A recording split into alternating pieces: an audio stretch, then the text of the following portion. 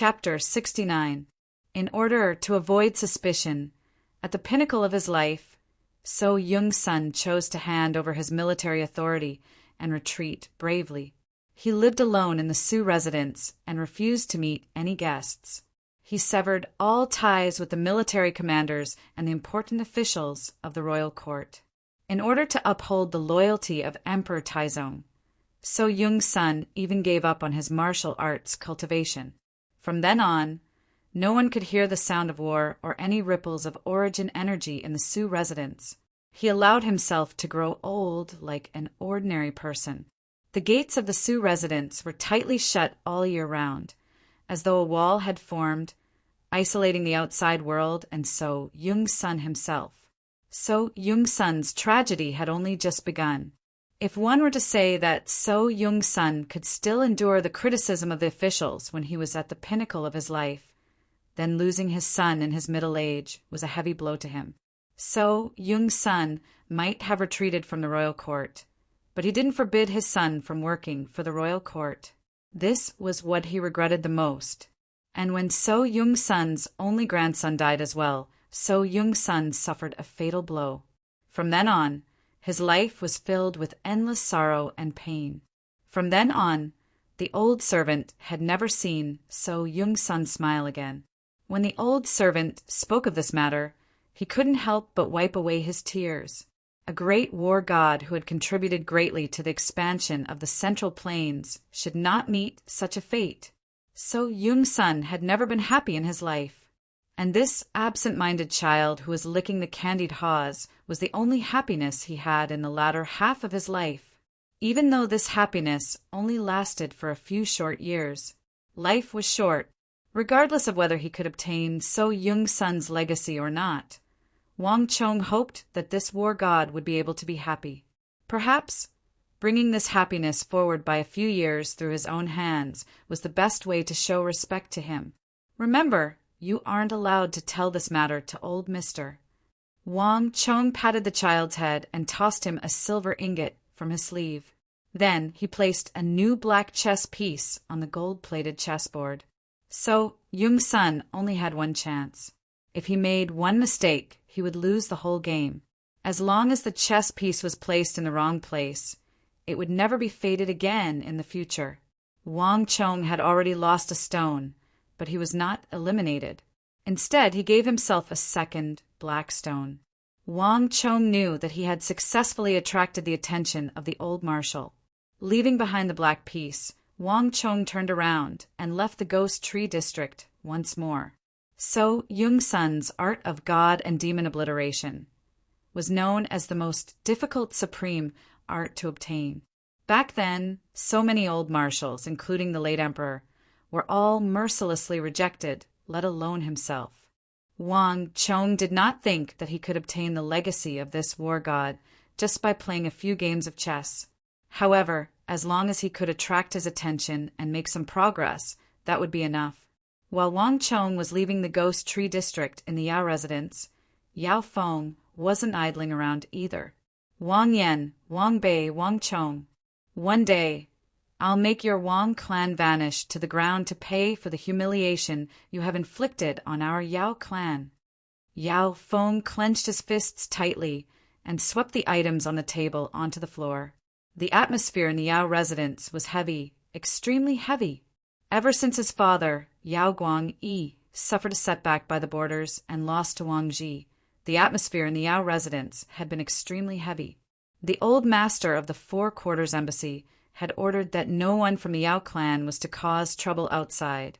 The old master of the Four Quarters Embassy had ordered that no one from the Yao clan was to cause trouble outside. Ever since that day, the gates of the Yao clan had been tightly shut. Even Yao Feng's movements were restricted, and he was forbidden from leaving. This was the first time in his life that something like this had happened. To the prideful Yao Feng, this was a heavy blow. Yao Feng knew the reason behind this. It was because the old master didn't wish to attract the attention of that clan after coming to a truce with the Wang clan. Right now, Yao Feng didn't need to leave to know that he had become a laughingstock among the other scions. Yao Feng had always been proud of his demeanor, and this matter was a huge humiliation. No matter what, our Yao clan can't take this lying down. Yao Feng thought hatefully. In the vast crane pavilion, Yao Feng had suffered a huge loss in the hands of the Wang clan siblings. However, Yao Feng didn't make a move, nor did he try to exact revenge. This wasn't because Yao Feng was magnanimous. Rather, Yao Feng was instructed by his father not to cause unnecessary trouble. The scheme of his father and King Qi wasn't a secret to Yao Feng. As long as his father succeeded, the entire Wang clan would vanish in an instant. This was also the reason why Yao Feng had been tolerating the matter. For the sake of the bigger picture, he would try his best not to make a move. However, Yao Feng didn't expect that after waiting for so long, instead of receiving news of his father's victory at the border and the discord between the Wang clan and the King of Song, he received news of his father making a fool of himself at the border and becoming a laughingstock in the capital. Even his grandfather, whom he had always respected since young, had to lower his head to the Wang clan old master in order to appease the repercussions of this matter. When he received the news, Yao Feng's heart was bleeding. The Yao clan was like the sun in the sky, and they had the protection of King Qi. When had they ever experienced such humiliation? However, this wasn't the end. Soon, his father passed down the order for the Yao clan to close their doors to avoid the storm. After enduring for 10 days, Yao Feng couldn't take it any longer. No, I have to speak to my father. Our Yao clan can't tolerate such humiliation. Yao Feng left the study and headed straight for his father, Yao Guangyi's study. In order to deal with the Wang clan, Yao Feng felt that he had to have a good talk with his father. Lord, I've just received news that the Wang clan's Wang Chong has appeared at the Blue Bottle Pavilion. Just as he arrived at his father's study, Yao Feng heard a familiar voice from afar. It's Guard Zhou. Yao Feng stopped in his tracks. Guard Zhou was his father's trusted aide, and he was in charge of gathering all news in the capital. Yao Feng didn't expect to hear news of the youngest son of the Wang clan, Wang Chong, from his mouth. Yao Feng stopped in his tracks and was about to listen carefully when he heard a long sigh. There's no need to speak. Father has ordered that our Yao clan shouldn't offend the Wang clan for the time being. In the future, don't report any news regarding the Wang clan to me. His father's heavy voice sounded from the door, and it was filled with deep fatigue. Yes, Guard Zhou fell silent for a moment before keeping his mouth shut. Yao Feng stood at the door, and his face suddenly turned pale. If he hadn't seen it with his own eyes, Yao Feng wouldn't have believed that this was the confident, steady, and intelligent father in his mind. Yao Feng knew the reason. His father had lost the war by the borders. His father had always looked down on Wang Chong's father. However, this time, his father had suffered a crushing defeat. Furthermore, it was in the scheme that he was most proficient in. His father didn't reveal the slightest hint of this matter to keep it a secret. It was impossible for the Wang clan to obtain news from him. However, this was precisely the reason why his father suffered such a huge blow. If he couldn't find out who was helping the Wang clan from the shadows, if he couldn't understand how he lost, it would be hard for his father to stand up again. Wang Yan, I can't deal with you. I can't deal with your 2 sons either. However, I can deal with your younger one. Recalling how he was beaten up by Wang Chong in the vast crane pavilion, Yao Feng's face turned red and his hatred for the Wang clan intensified. Grandfather told them to restrain themselves, and his father ordered him not to offend the Wang clan for the time being. Yao Feng knew that it wasn't a wise move to deal with Wang Chong now. However, to Yao Feng, there was no need for him to deal with the Wang clan personally. Thinking so, Yao Feng sneered coldly. He turned around and left the Yao clan secretly. He knew of a place where there was a formidable assassin who could help him accomplish all of this without anyone noticing. That afternoon, Zhao Fengchen's 35,000 gold taels was sent to Wang Chong. When it was sent over, Wang Chong's uncle Li Lin was delighted. He praised Wang Chong several times. He had complete trust in Wang Chong. Wang Chong didn't take all of the 35,000 gold taels with him. Instead, he left half of it for his uncle. He asked his uncle to keep it for him. Other than that, Wang Chong had some ideas. He wanted his uncle to help him deal with this matter. This way, he would be spared from a lot of trouble. Naturally, Uncle Li Lin nodded his head in agreement. Through this matter, the relationship between uncle and nephew grew closer. Chong-er, you have so much money now. To the Wang clan, this is an unimaginably huge sum of money. Have you thought about how you are going to spend it in the future? Furthermore, it's inconvenient for you to stay in the Wang clan. You might accidentally bring trouble upon yourself. Have you thought about finding a place to live in? While they were chatting in the carriage, Uncle Li Lin suddenly mentioned this matter. He wasn't blind. There were many things that Wang Chong was hiding from him. However, these matters were a blessing to the Wang clan. Moreover, Li Lin could also sense that although his nephew was young, his ambition was not small. The things he was doing were getting bigger and bigger. Based on his experience, Li Lin felt that there were many problems within. Wang Chong didn't notice these problems himself, but Li Lin could. For example, Duke Jiao's lineage had always been incorruptible. Would Wang Chong suddenly obtain such a huge sum of money raise unnecessary suspicions? Even though Wang Chong's wealth came from a legitimate source, it might cause unnecessary trouble for the Wang clan. These were all things that needed to be considered. Uncle, I'll leave this matter to you.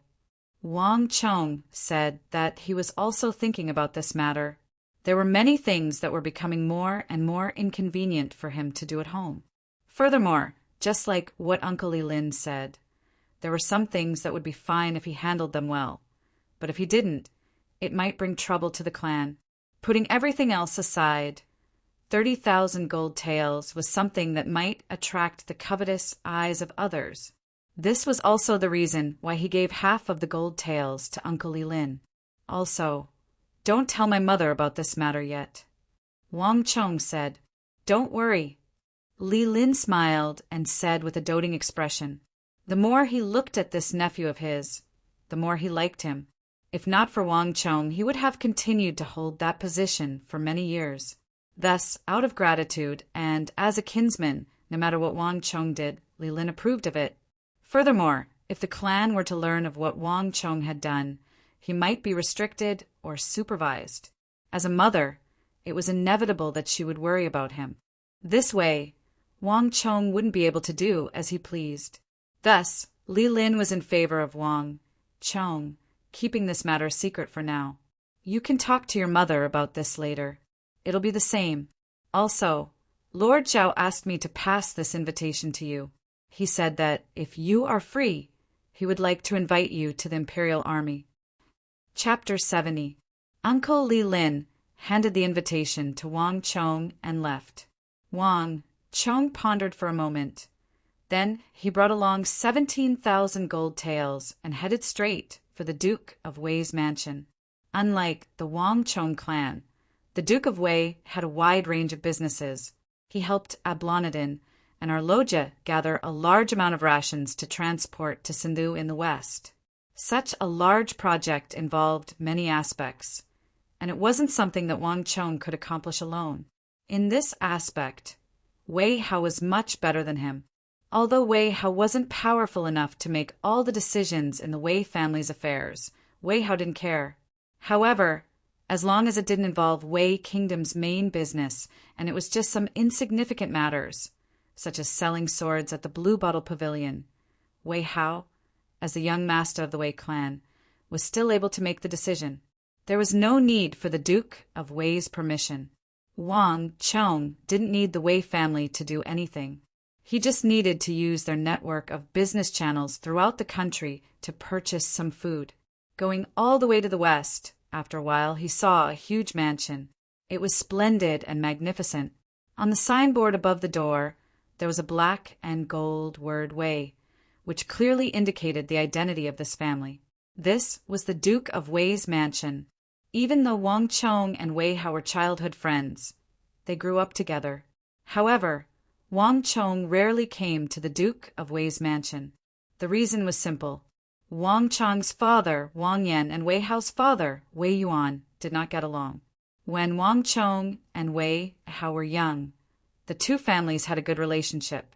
However, after Wei Hao's father was conferred the title of Duke of Wei, everything changed. The Duke of Wei and his father were both very stubborn, and they often clashed with Wang Chong's big uncle, Wang Zhen, in the royal court. As a result, the relationship between the two clans grew increasingly strained. On the other hand, the relationship between Wang Chong and Wei Hao was not affected. Adults play with adults, and children play with children. It was just that he couldn't go to the Duke of Wei's mansion. Duke of Wei's personality was different from his father's. Although his father didn't have a good relationship with Duke of Wei, Wei Hao was always welcome to the Wang family. Wang Chong's mother would also smile and affectionately call him Xiaonian and prepare a plate of pastries for him. In the Wang clan, the matters of the adults would never involve the children. However, the Duke of Wei was different. He loved the house and its crow, and hated the house and its crow.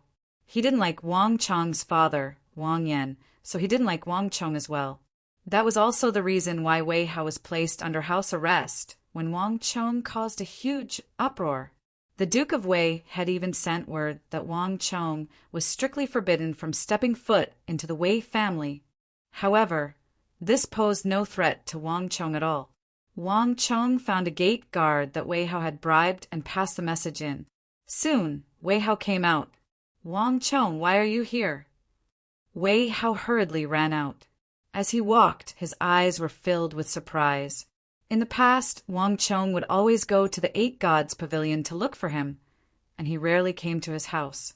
After so long, this was the first time Wang Chong came to the Duke of Wei's mansion. "Stop wasting time and get on the carriage. I have something to talk to you about." Wang Chong beckoned him over and chided jokingly. "Hee, you came at the right time. I have something to talk to you about as well." Wei Hao said, "Oh." Wang Chong was surprised. The two childhood friends, who had grown up together, boarded the carriage, closed the door, and the carriage moved forward. "Wang Chong, you asked me to look for a fellow named Zhang Manian. Tell me, why are you looking for him?" Upon entering the carriage, before Wang Chong could say anything, Wei Hao had already spoken up with a grim expression. "You found him." Wang Chong's body jolted, and his face warped. When Wang Chong was looking for Wei Hao, he had been smiling all along. However, at this moment, he retracted his smile, and a grim expression appeared on his face. Zhang Manian was an important part of his plan. To him, he was even more important than the Hyderabad ores and the art of god and demon obliteration. It wasn't an exaggeration to say that even though Wang Chong didn't put much effort into Zhang Manian, he was the one whom Wang Chong was most concerned about. I found him." Wei Hao nodded his head. He had grown up together with Wang Chong, so he couldn't be any more familiar with the latter. He immediately sensed the change in Wang Chong's body, and his entire person turned solemn. But even if he were to die, he couldn't understand why Wang Chong would place so much importance on an insignificant figure like Zhang Manian. "But let me tell you this first. I didn't find him in the list of officials, but in the death prison." Wei Hao said grimly. "Death prison?" Wang Chong was taken aback. If that wasn't the case, I wouldn't have spent so much time looking for him. If I wasn't meticulous enough to flip through his name book, I might not have noticed him at all. This is the dossier I had someone make on him. Take a look." Wei Hao carefully took out a dossier from his bosom and tossed it over. The dossier was wrapped tightly in a yellow leather pouch. Clearly, Wang Chong had put in a lot of effort into it. Initially, Wei Hao didn't care much about such things. What he was interested in was martial arts. But as long as this matter was entrusted to him by Wang Chong, he would definitely do his best to carry it out. "Wang Chong, it's not that I want to criticize you, but this person's situation is extremely unique. An insignificant official like him actually embezzled more than 20,000 gold taels. Isn't this a joke? Aren't you being too brazen?" I believe you should know how the royal court deals with such corrupt officials. This person has been marked by the Bureau of Punishments, and he will be executed soon. Once his name is on the list, even if my father is the current Duke of the royal court, he won't be able to get out. Even though I don't know why you're looking for him, Wang Chong, listen to my words of advice. Don't pursue this matter any further. A person won't be sent to the death prison for no reason. There must be a reason behind the royal court's betrayal. Getting too close to such a person isn't a good thing for you, or the Wang clan. Wei Hao didn't expect that the person Wang Chong was looking for would be a death convict. He wasn't worried about him, but the Wang clan had always been incorruptible, and Duke Jiao was highly respected.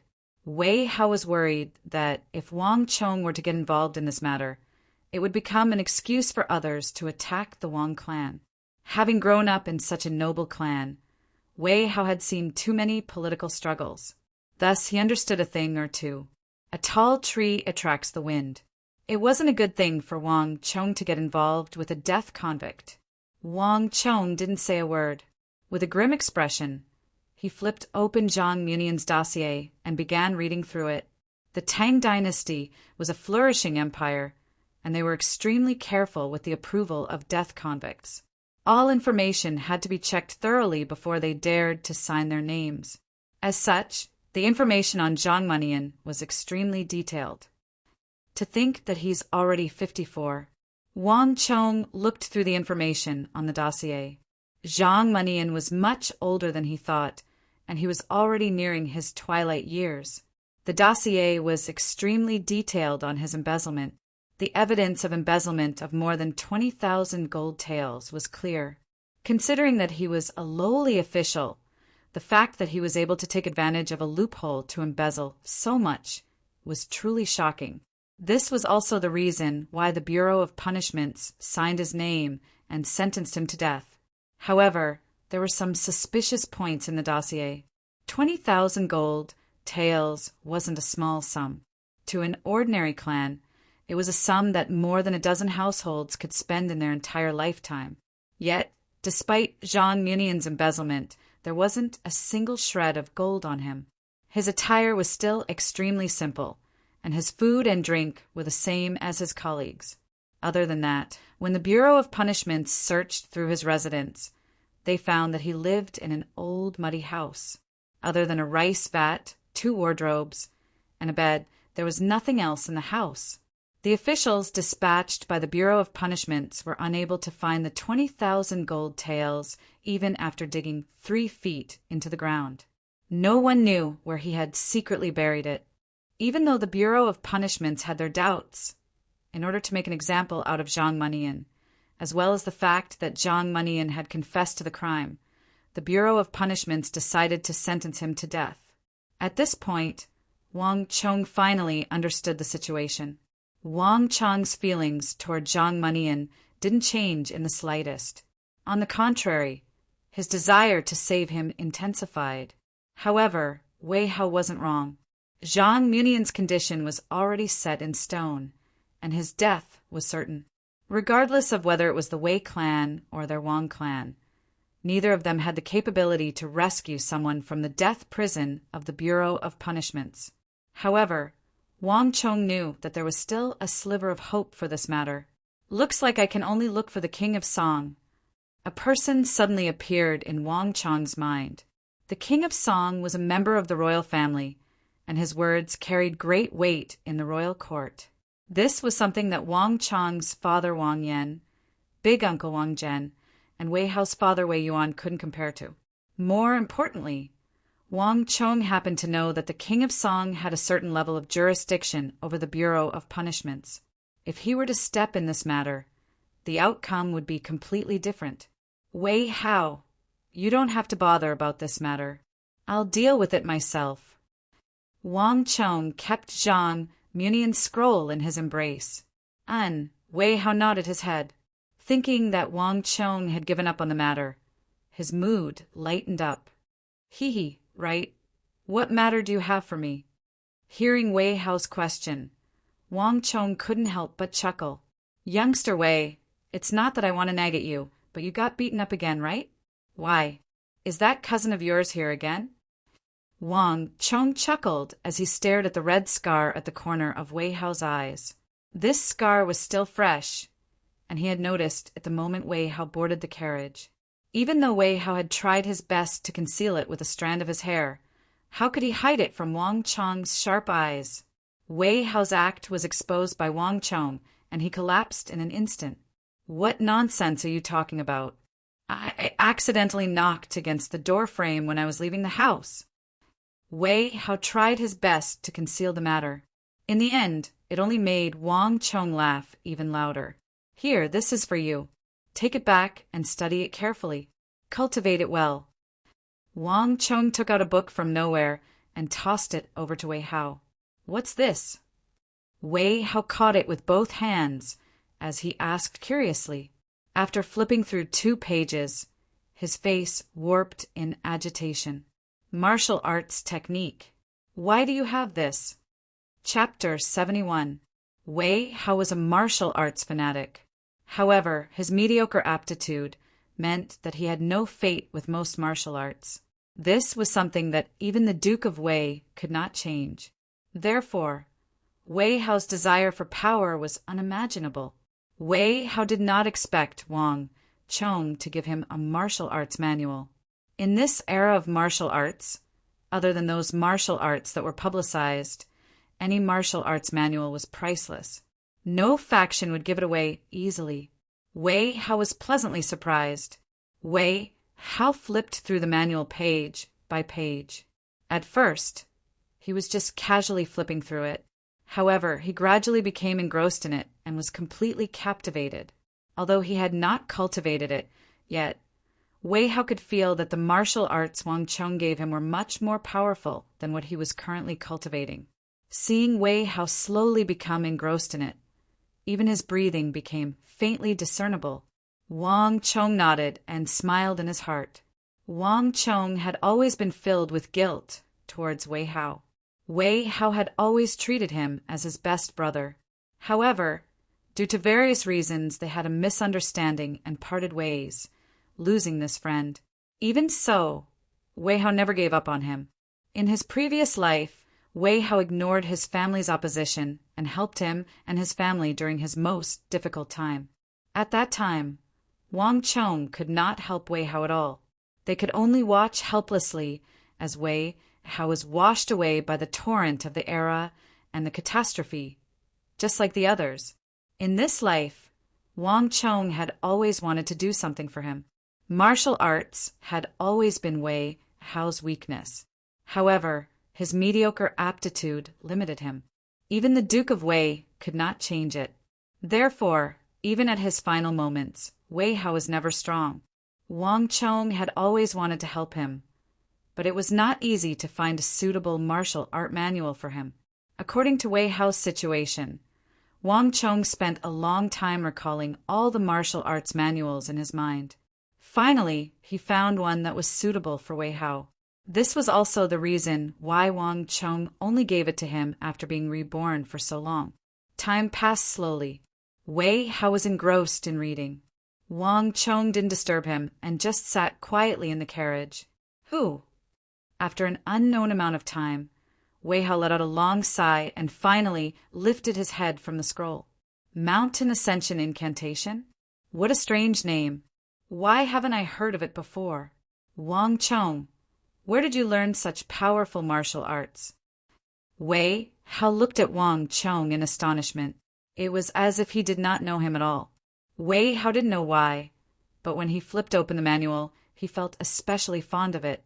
It was as if there was a strange force pulling him in, causing him to keep reading. Wei Hao only let out a long sigh of relief when he was done. Wei Hao didn't know where Wang Chong got his martial arts from, but it was obvious that this wasn't the style of the Wang family. It was completely unorthodox. But for some reason, Wei Hao liked it very much. When he flipped through it, he had a feeling that it was tailor-made for him, which made him feel very excited. What, you don't like it? Give it back. Wang Chong stretched out his hand with a straight face. Scram! What you gave to me is mine. Brat, don't even think of taking it back. Wei Hao hugged the mountain ascension incantation tightly in his embrace, as though Wang Chong was trying to dig out his heart. Ha ha ha. Wang Chong retracted his right hand and laughed heartily.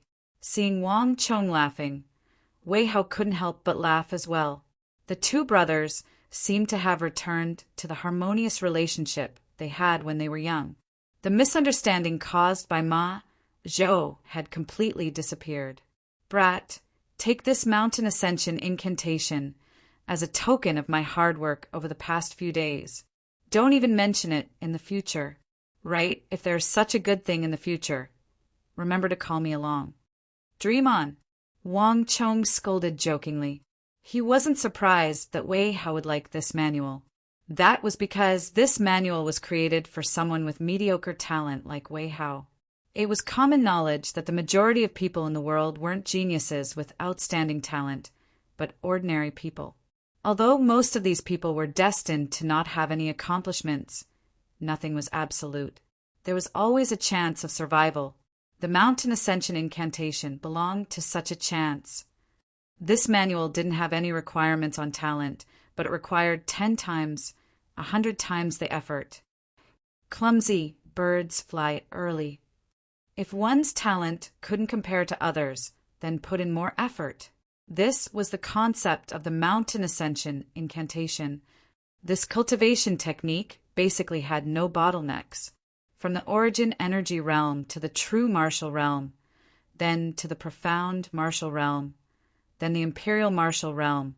This cultivation technique could be cultivated endlessly. The only thing one had to put in was more effort 100 times or even 1,000 times. The further one progressed, the more effort one had to put in. For this cultivation technique, hard work was its bottleneck. However, even so, Wang Chong didn't have much of an impression of this cultivation technique. In fact, he almost couldn't remember it at all. The reason was simple. Although this cultivation technique was mystical, it wasn't suitable for Wang Chong. Everyone had their own cultivation technique.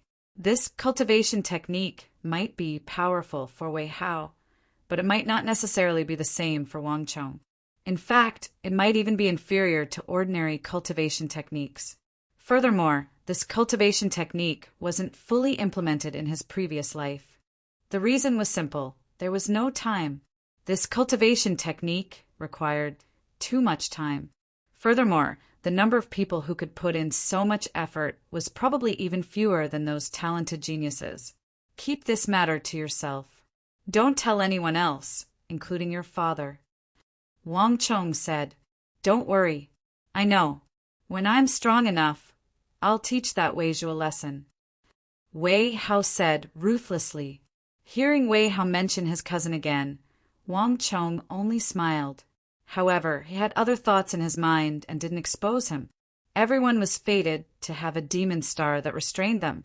Wei Hao's demon star was his cousin, Wei Zhe.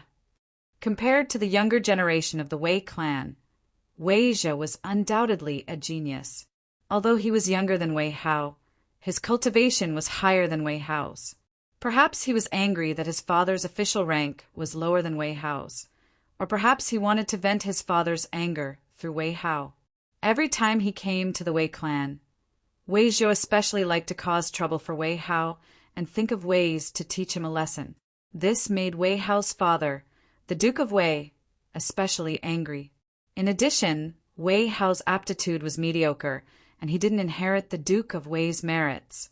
Therefore, Wei Hao's situation at home wasn't as easy as it seemed. This was also the reason why Wang Chong gave Wei Hao the mountain ascension incantation. Let's not talk about this. There's something I need to trouble you with. Wang Chong stretched out his right hand and went straight to the point. He opened the lid of the wooden chest in the carriage. More than 17,000 gold taels immediately came into view. Here are 17,000 gold taels. Take it all and help me gather all kinds of food.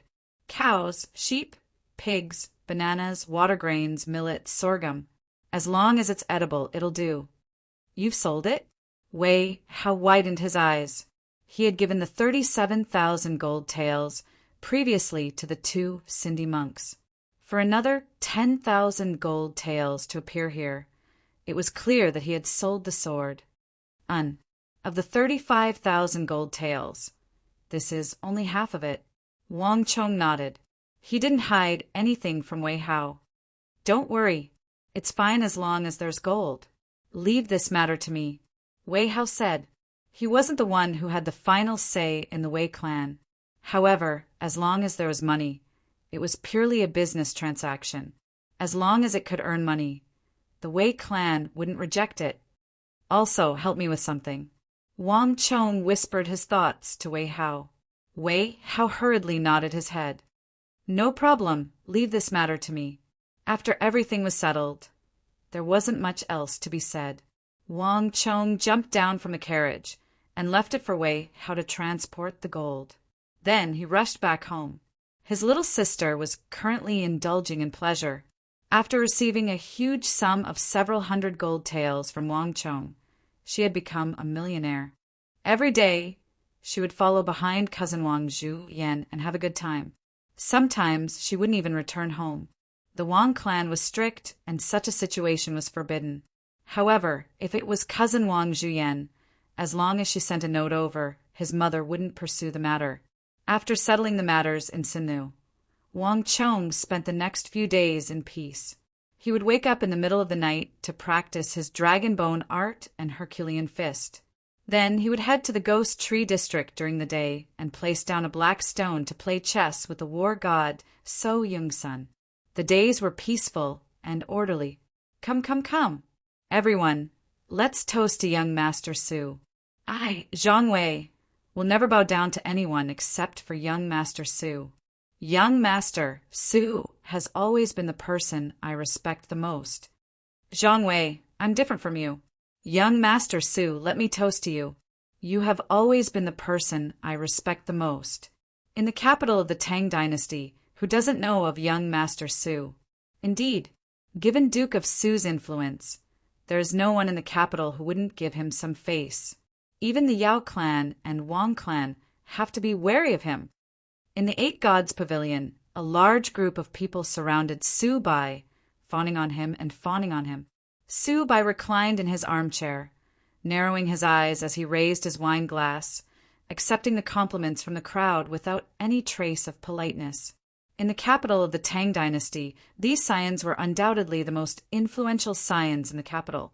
But honestly speaking, Su Bai didn't think much of them. Su Bai knew that they were fawning on him. But there was one thing that they were right about. His father, Duke of Su, Su Fuwei, was definitely one of the most influential figures in the capital of the Tang dynasty. Even the Yao clan and Wang clan couldn't disregard his father's existence. All right, young Master Su, why did you suddenly decide to treat everyone today and call everyone over? A scion put down his wine cup and asked curiously. Even though Su Bai Gongzi wasn't a petty person, he wasn't a generous person either. In the Eight Gods Pavilion, it was rare for them to meet him for a meal even once every 3 months. They weren't related to each other, and they weren't close to each other. It was rare for them to meet even once every 3 years. Chapter 72. Humph. Hearing those words, Su Bai harumphed, and his expression suddenly turned cold. In an instant, the atmosphere changed. No one could have imagined that Su Bai's expression would change just like the weather in April. Everyone's heart turned cold, and they immediately shut their mouth. Duke of Su was like the sun in the sky. Even though they came from wealthy backgrounds, how could they compare to Su Bai? Now that Su Bai was displeased, no one dared to speak. Humph. To think that all of you would have forgotten about it. Looks like I have to remind all of you. Have you forgotten that we still have 1,000 gold taels with Wang Chong? How can you all forget about such an important matter? Su Bai's face was cold. Everyone immediately came to a realization. They finally understood why Su Bai would treat them at the Eight Gods Pavilion for the first time. Those who weren't close to Su Bai immediately regretted their actions. They shouldn't have come to the Eight Gods Pavilion for Su Bai's sake. Clearly, Su Bai wanted to make use of them to deal with the Wang clan. This was a political battle between the Wang clan, Su clan, and Yao clan. Su Bai didn't care about it. He could play in it, but they couldn't afford to. If they were to get embroiled in a battle between the top clans of the empire, they would be reduced to ashes. They probably wouldn't even know what was going on when a calamity suddenly befell their clan. Young Master Su, my stomach is a little. Let me say this first, it's only right for one to repay one's debt. Back then, we borrowed it together at the 8 Gods Pavilion, and today we shall return it together. If anyone dares to refuse, it means that they aren't giving me face. In the future, if any elder, relative, or father were to be demoted, don't say that I didn't warn you. Before those scions could find an excuse to leave, Su Bai had already taken the initiative to beat them into a retreat. His cold gaze swept across the crowd impolitely, and a threatening aura emanated from it. Upon hearing those words, the scions who were about to retreat felt their hearts tremble, and they immediately stopped in their tracks. Given Duke of Su's capability, it was entirely possible for him to do such a thing. Young Master Su, there's a matter regarding Wang Chong that I wonder if you know of. There's a swordsmith in the Blue Bottle Pavilion who sells swords for 40,000 gold taels. I heard that his name is Wang Chong. In the crowd, a noble child suddenly said hesitantly, 40,000 taels? Su Bai was taken aback. Yes, young Master Su, do you think, have you lost your minds? It was just someone with the same name. Do you think that the swordsmith is Wang Chong? How is that possible? Su Bai sneered. Even if he was beaten to death, he would not believe that Wang Chong had this kind of ability. What kind of joke was this? If Wang Chong had this kind of ability, how could he be toyed with by a small hooligan like Ma Zhou? If Wang Chong had such a thing, he would still need to borrow money from them for 40,000 taels of silver. How could these guys have such a ridiculous idea? Hearing Su Bai's words, the crowd also felt that it was ridiculous. Indeed, if Wang Chong was so rich, why would he borrow money from them? Nowadays, who wasn't begging their families for money? Not to mention earning 40,000 taels of gold. There weren't many people who could earn 100 taels of gold. If Wang Chong had such ability, he was truly a god. Right, I suddenly recalled something. I heard that Wang Chong of the Blue Bottle Pavilion looks to be 17 or 18, much older than Wang Chong. Young Master Su is right. The two of them must have the same name. Another tall and skinny noble suddenly recalled a detail and said, Right, I remember it too. That swordsmith is indeed 17 or 18, much older than Wang Chong. Right, that's what I heard from my family as well. Me too. Me too. Upon his reminder, the others also recalled the matter, and they began to speak up. At this moment, everyone relaxed. Even the noble scion who brought up the matter previously felt embarrassed. The difference in age was too great. It was clear that they weren't the same person. He was too preoccupied with the name that he forgot about this point.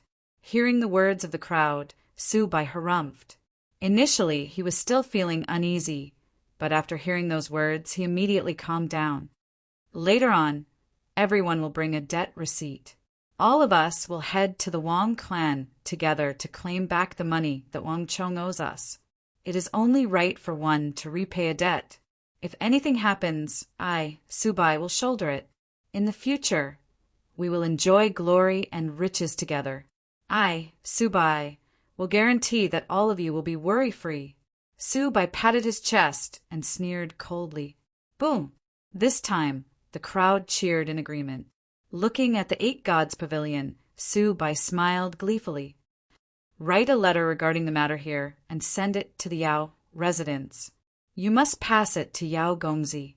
Su Bai beckoned Gao Fei over and whispered into his ears. Yes, Gongzi. Gao Fei knelt on the floor, and after hearing Su Bai's words, he immediately turned around and left. Seeing Gao Fei leave, the corners of Su Bai's lips curled up. He heard that Yao Feng was grounded and the entire Yao clan was in seclusion. At this moment, this was the best gift he could give him. He wondered what expression the Wang clan would have if they knew that Wang Chong owed them such a huge sum of money. At this point, Su Bai couldn't help but smile. A good show was about to begin. Who? In the courtyard, Wang Chong exhaled deeply and slowly retracted his cultivation. A ball of warm energy flowed slowly from his bones. After a few days of cultivation, Wang Chong could feel his strength increasing significantly. His dragon bone art had also improved, and his root bone was slowly advancing from Panther Bone Tier 1 to Panther Bone Tier 2. Even though it didn't seem like much of a change to Wang Chong, this meant that he would be able to practice more formidable martial arts. In a few more days, it should be enough, Wang Chong thought. Currently, he was focusing on his martial arts, and he wasn't just cultivating at night. He had extended his cultivation time in the day as well. As a result, his cultivation had improved significantly. After finishing his cultivation, Wang Chong bade farewell to his mother and left the house as per usual. However, this time, Wang Chong felt that something was different. "Wang Chong is here! Wang Chong is here!" Suddenly a loud shout sounded. Before Wang Chong could react, he saw a figure leaping down from a tree in the distance. Then, a commotion broke out on the seemingly ordinary street. From all directions, carriages appeared out of nowhere and charged in the direction of the Wang residence. "Stop him! Don't let him get away!" "Wang Chong, where do you think you're going?" "Wang Chong, it's only right for one to repay a debt.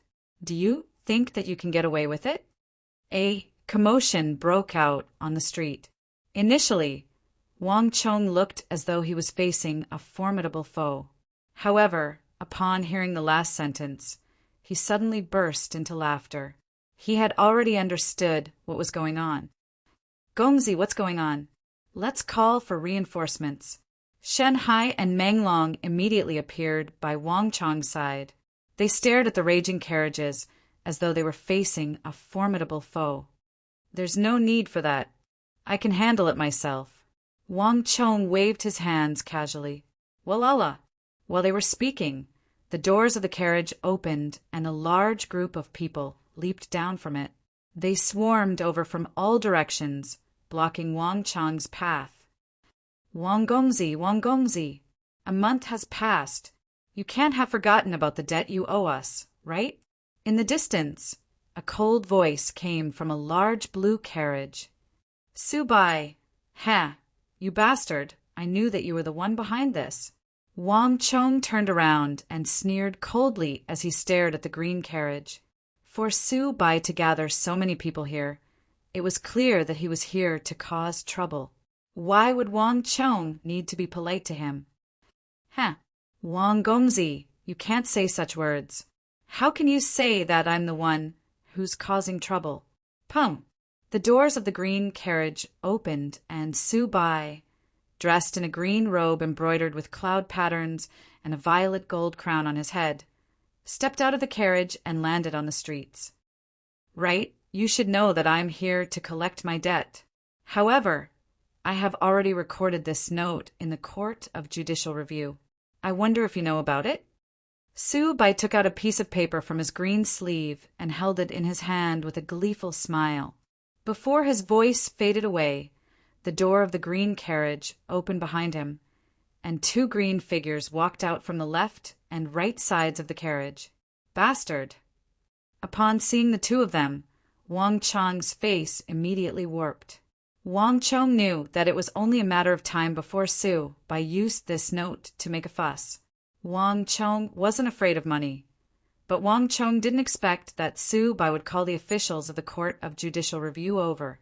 These two serious and old-fashioned officials were none other than the temple officials of the Supreme Court. Furthermore, Subai had chosen the two most inflexible, strict, and unlikable among the officials of the Court of Judicial Review. These two would only appear when others went back on their word. The moment they appeared, it wouldn't be a good thing. Clearly, Subai didn't invite them here to collect his debt. Instead, he wanted to blow the matter up. Seeing the awful expression on Wang Chong's face, Subai chuckled gleefully. If Wang Chong thought that the Eight Gods Pavilion would only ask for his debt when it was due, he would be underestimating him. How could the son of the Duke of Su residence be so useless. This time he had specially invited the two most impartial officials of the Court of Judicial Review over. Right now, he was going to teach Wang Chong a lesson in politics. What was the meaning of means? Wang Gongzi, these notes were written by you, right? Su Gongzi said that you owe them 1,700 gold taels. Is that true? The official on Su Bai's left asked. This was a stern-looking old man. He wasn't tall and his hair was white. His face was as rigid as a rock, and when he spoke, other than the movement of his wrinkled lips, his entire body didn't move at all. It was as though he was a dried corpse, and just the sight of him was frightening. You should know the laws of the royal court. Even if you are the grandson of Duke Jiu, the same goes for the emperor. The other old man said impassively. He was also as thin as a dried corpse. The moment those words were spoken, countless eyes turned to look at Wang Chong, who was standing at the entrance of the Wang family residence, as though they were waiting for a good show to unfold. Lords, this doesn't seem to be in line with the rules. Wang Chong ignored Su Bai. Instead, he turned to the two officials of the Court of Judicial Review. The Court of Judicial Review will only appear when the other party is unable to fulfill the contract. Since the contract hasn't been fulfilled yet, aren't the two of you a little too early? Chapter 73. Even though it's against the rules, Su Bai's words aren't without reason. 1,700 gold taels isn't a small matter. Given your capabilities, there's a high chance that you won't be able to repay it. As long as the Court of Judicial Review feels that there's a high chance that you're going against the contract, they can interfere. This isn't unprecedented. The lips of the two corpse-like officials of the Court of Judicial Review trembled. However, don't worry. As long as you fulfill the contract with Su Gongzi, the Court of Judicial Review won't be a threat to you. The reason why the Tang dynasty was able to prosper was due to its honesty and trustworthiness. It was precisely because of this that society was able to flourish. It was precisely because of this that the Tang dynasty was able to attract guests from all over the world. Merchants from Karak Spazinu, Abbasid Caliphate, Silla, and Turkic Khaganate came to visit. Due to this, the Court of Judicial Review was extremely strict with those who went against the contract. Even though the two of them were invited by Su Bai, as long as Wang Chong fulfilled the contract, they would leave immediately. Wang Chong, why are you so afraid? Are you intending to go against the contract? The 8 Gods Pavilion is written in black and white. I'm afraid that you won't be able to escape from it, right? Su Bai stepped forward and sneered coldly. Wang Chong thought that he was here to beg for money, but how could that be? Today he was determined to embarrass the Wang clan. Su Bai, I'll give you another chance. You better think it through. Business is business. Are you sure that you want to help the Yao clan to deal with our Wang clan? Wang Chong said coldly. Wang Chong knew that Su Bai and Yao Feng were close, but it was one thing for them to go up to the stage personally. That was a different matter altogether. Su Bai was clearly intending to blow the matter up. This was no longer the matter of the two of them having a grudge in the 8 Gods Pavilion. Su Bai sneered coldly. He couldn't be bothered to say anything else. With a single glance, the crowd by his side immediately shouted, Wang Chong! Return the money! Return the money! Return the money! The voices grew louder and louder. Humph! Seeing the situation, Wang Chong sneered coldly. If he really took the money to indulge in debauchery, today's matter would be really difficult. However, Su Bai probably wouldn't have guessed that he had used their money to buy the Hyderabad ores. The current Wang Chong was truly rich and overbearing. 1,700 taels of gold, plus the interest of 1,000 taels of gold, was nothing to him right now. Shanghai, come here. Wang Chong beckoned Shanghai over. There's a box under my bed. Bring that box over here. There were 5,000 taels of gold in the chest. Uncle had specially sent it over after he found out that Wang Chong had given all the money to Wei Hao. If it was packed in a wooden box, no one would know. If Su Bai thought that 2,700 gold taels would be able to stop him, he was truly underestimating him. Yes. Shall I go now? Shinhai nodded and left. Before he left, he glanced at Su Bai and sneered disdainfully. Even though there was a huge commotion outside, in Shinhai's eyes it was just a clown. After spending time with young Master Chong, Shinhai and Menglong had learned many of his secrets. On Wang Chong's carriage, he had seen gold taels worth more than 10,000 taels a few times. For Su Bai to cause trouble at the Wang family for a few thousand gold taels was nothing more than a small squabble. Young Master Chong, there's no need to stand on ceremony with these people, Shinhai said. Wang Chong chuckled and waved his hands. Shinhai immediately understood and left. What's going on? Who is that? A few breaths after Shinhai left, a doubtful voice sounded from behind. Before the voice could finish, a beautiful lady dressed in green walked out from the door with a doubtful expression. Behind her was a group of old nannies and maids. Mother! Upon seeing the figure, Wang Chong's face changed. He had tried his best to minimize the impact of this matter, but his mother was still alarmed. Madame Wang was resting in the residence when she heard a huge commotion. Not knowing what was going on, she came out to take a look. Su Gongzi. Upon seeing Su Bai in the crowd, Madame Wang was taken aback. She recognized Su Bai.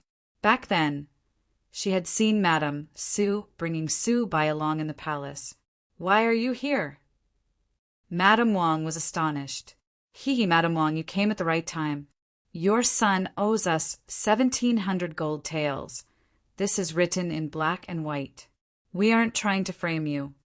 Su Bai shook the note in his hand and smiled sinisterly. Right, by the way, this is a 2% interest. What? Upon hearing Su Bai's words, Madame Wang's vision darkened. As though she was struck by lightning, her body swayed and she nearly fell to the ground. Madame Wang didn't expect that Wang Chong would owe someone 1,000 gold taels behind her back. Furthermore, it was a 2% interest. To Madame Wang, this was something she didn't even dare to imagine. The Wang family couldn't bear such a huge debt. Upon seeing this sight, Su Bai chuckled gleefully. What he had been anticipating had finally happened. He was certain that the Wang clan didn't know that Wang Chong had borrowed money from the Eight Gods Pavilion. He had gathered so many people, waving flags and shouting battle cries precisely because he wanted to blow this matter up, to let the Wang family, to let everyone know of this matter. The Wang clan was a huge clan, and their monthly expenses weren't small at all. Wang Yan's stipend was only sufficient to provide for this large group of guards, nannies, and maids. He wanted to see if he had 100 gold taels left in his savings every month. 1,000 gold taels, including the interest, would be close to 3,000 gold taels. Let's see how the Wang clan is going to repay such a huge sum. This is bad. Seeing his mother looking at him, Wang Chong's heart sank. He had been trying to resolve this matter without alarming his mother, but to think that it would still happen. Chonga, is what Su Gongzi said true? Madame Wang clenched her teeth and her face steeled. From the looks of it, Wang Chong didn't just owe Su Bai money. With a single glance, it was hard to tell how many scions of prestigious clans had gathered here and how much money he owed. This was simply audacious. It was just a moment ago that she had a good impression of Wang Chong, but to think that he would revert back to his old ways. Mother, listen to me. This matter isn't as you think it to be. Wang Chong braced himself and said, You just have to tell me whether what Su Gongzi said is true or not. Madame Wang stared at Wang Chong and said sternly, Yes. Wang Chong lowered his head and said, You. Madame Wang's body trembled in anger. She pointed a finger at Wang Chong, but she couldn't say a single word. Madam, calm down. Madam, calm down. Seeing that Madam was infuriated, the group of nannies and maids hurried forward to support her, massaging her and soothing her chest. Then they hurriedly persuaded Wang Chong. "Young master, you shouldn't speak any more." Wang Chong also cursed inwardly. He hadn't told his mother about the matter regarding the 8 Gods Pavilion and Hyderabad. The reason was simple. Wang Chong didn't want his mother to worry too much. If he were to know too many things, his mother would surely overthink things. Furthermore, he had already grown up, and there were some matters that he could resolve on his own. At the same time, this would lessen the pressure on his mother. Furthermore, Wang Chong didn't intend to hide the matter regarding the 8 Gods Pavilion and Hyderabad from his mother forever. Just that it seemed like he had chosen the worst timing to do so. Not too far away, Subai sneered coldly. Wasn't this scene exactly what he had hoped for? Wang Chong glared at him before turning around to look at his mother. Even though the matter regarding the 8 Gods Pavilion had been exposed, Wang Chong didn't panic in the slightest. "Mother, this matter isn't as you think it to be. Even though 1,700 gold taels isn't a small sum, it isn't a problem at all. I can resolve it. Stop bragging. How are you going to resolve it?" The crowd burst into laughter. Their family was considered wealthy, but their monthly allowance was at most a few taels of gold. At most, it was 12 or 20 taels of gold. Even so, they didn't dare to borrow so much money casually like Wang Chong. The Wang clan didn't do business, so they were even worse off than them. It would be a miracle if Wang Chong could afford it. Wang Chong couldn't be bothered with them at all. 1,700 gold taels wasn't a problem to him at all. "Mother, listen to me. I didn't squander this sum of money. I used it to start a business." Wang Chong said, "Start a business? What business?" Madame Wang finally caught her breath. Upon hearing those words, she immediately asked, "Ha ha ha, even at this moment, Wang Chong, are you still going to lie to your mother?" Subai burst into laughter. He had heard Wang Chong's words clearly. What business? In his view, it was complete nonsense. What lie? When has our young master ever lied? Isn't it just 1,000 gold taels? Take it. At this moment, a loud voice sounded from within the gates. Deep disdain could be heard in the voice. Pung! Before the figure could be seen, a black shadow flew out. Subai dodged to the side, dodging the attack in an instant. Turning his body, he saw the object falling to the ground. Ding ding, it was a pure gold ingot. In an instant, Subai's face warped. "Ha ha ha, Shanhai, you came at the right time." Seeing Shanhai walking over, Wang Chong's eyebrows relaxed and he laughed heartily. Facts speak louder than words. This kind of thing could not be explained clearly. Only real money was the most convincing. "Young master, to deal with these fellows, you should smash their faces with gold. Why are you wasting your breath on them? You only earn a few taels of gold a month. How can you be compared to our young master?" Shen Hai looked at the crowd outside disdainfully, carrying a wooden chest in his hands. The several hundred gene item seemed as light as a feather in his hands. "You are just a lackey, stop boasting. How many taels of gold do you want? Take it out." The arrogant scions in the surroundings immediately felt indignant. Subai scolded them, but they didn't dare to retaliate. Wang Chong wasn't someone they could afford to offend. But what was a mere lackey to dare to look at them with such disdain? The pampered scions here were the first to lose their temper. "Humph!" Shanhai harumphed in disdain. Then he did a single thing. Pung! His hands loosened, and the wooden chest in his hands was smashed to the ground. The wooden frame of the chest was smashed into smithereens, and from the tightly sealed chest, a huge pile of golden objects gushed out. It was all gold. Shwa! In an instant, everyone's breathing stopped. Even Madame Wang, Zhao Shuhua, was stunned. Standing up from the maid's embrace, she stared at the pile of gold on the ground, speechless. In front of the Wang family residence, time seemed to have stopped. Impossible. Chapter 74. The Wang clan was extremely strict, and Wang Chong's monthly allowance was only a few silver taels.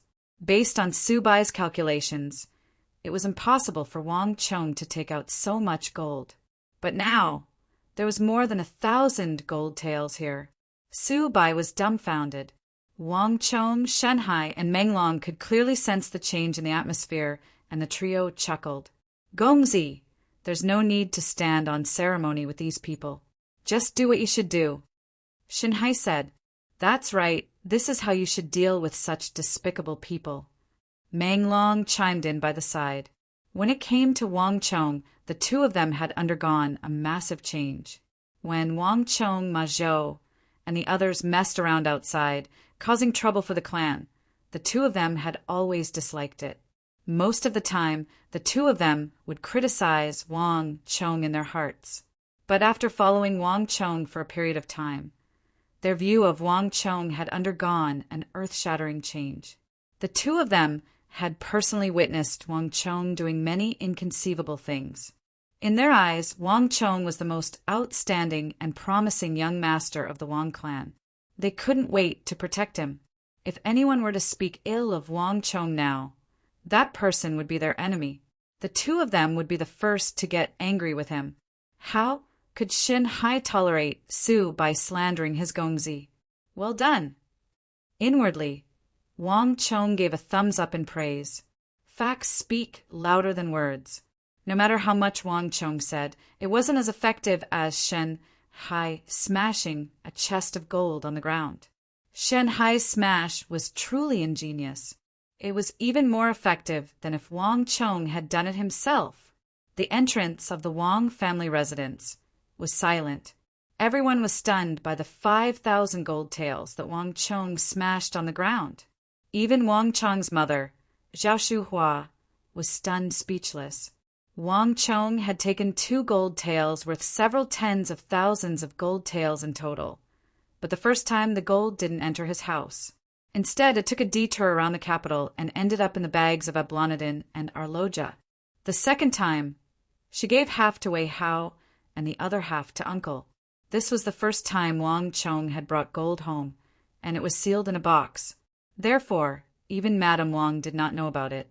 So much gold, even to the Wang family, was an unimaginably large sum of money. Mrs. Wang wanted to ask Wang Chong where he got so much money, but she held it back. It wasn't the right time to ask about this. You, where did you get so much money? A foppish young master muttered to himself as he stared at the gold that had leaked out of the chest on the ground. He was deeply shocked. In the 8 gods' pavilion, they could be considered as wealthy individuals. Otherwise, they wouldn't have the money to lend to Wang Chong. But compared to Wang Chong, he was still far behind. There was at least 4,000 to 5,000 gold taels in the chest.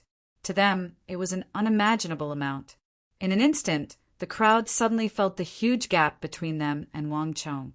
For some reason, a huge ravine had appeared between them and Wang Chong. They were on this side of the ravine, but on the other side, Wang Chong had already surpassed their level. He had become an existence that they couldn't even look up to. Wang Chong was still the same Wang Chong, but in the eyes of the crowd, there was something intimidating about him. There's no need for you to bother about that. Wang Chong swept his gaze across the crowd and sneered coldly. Isn't it just 1,700 gold taels? You can claim it with the note. Let me tell you something. I was intending to give each of you an extra 100 gold taels. But since you helped Su Bai to deal with me, there's no need for that anymore.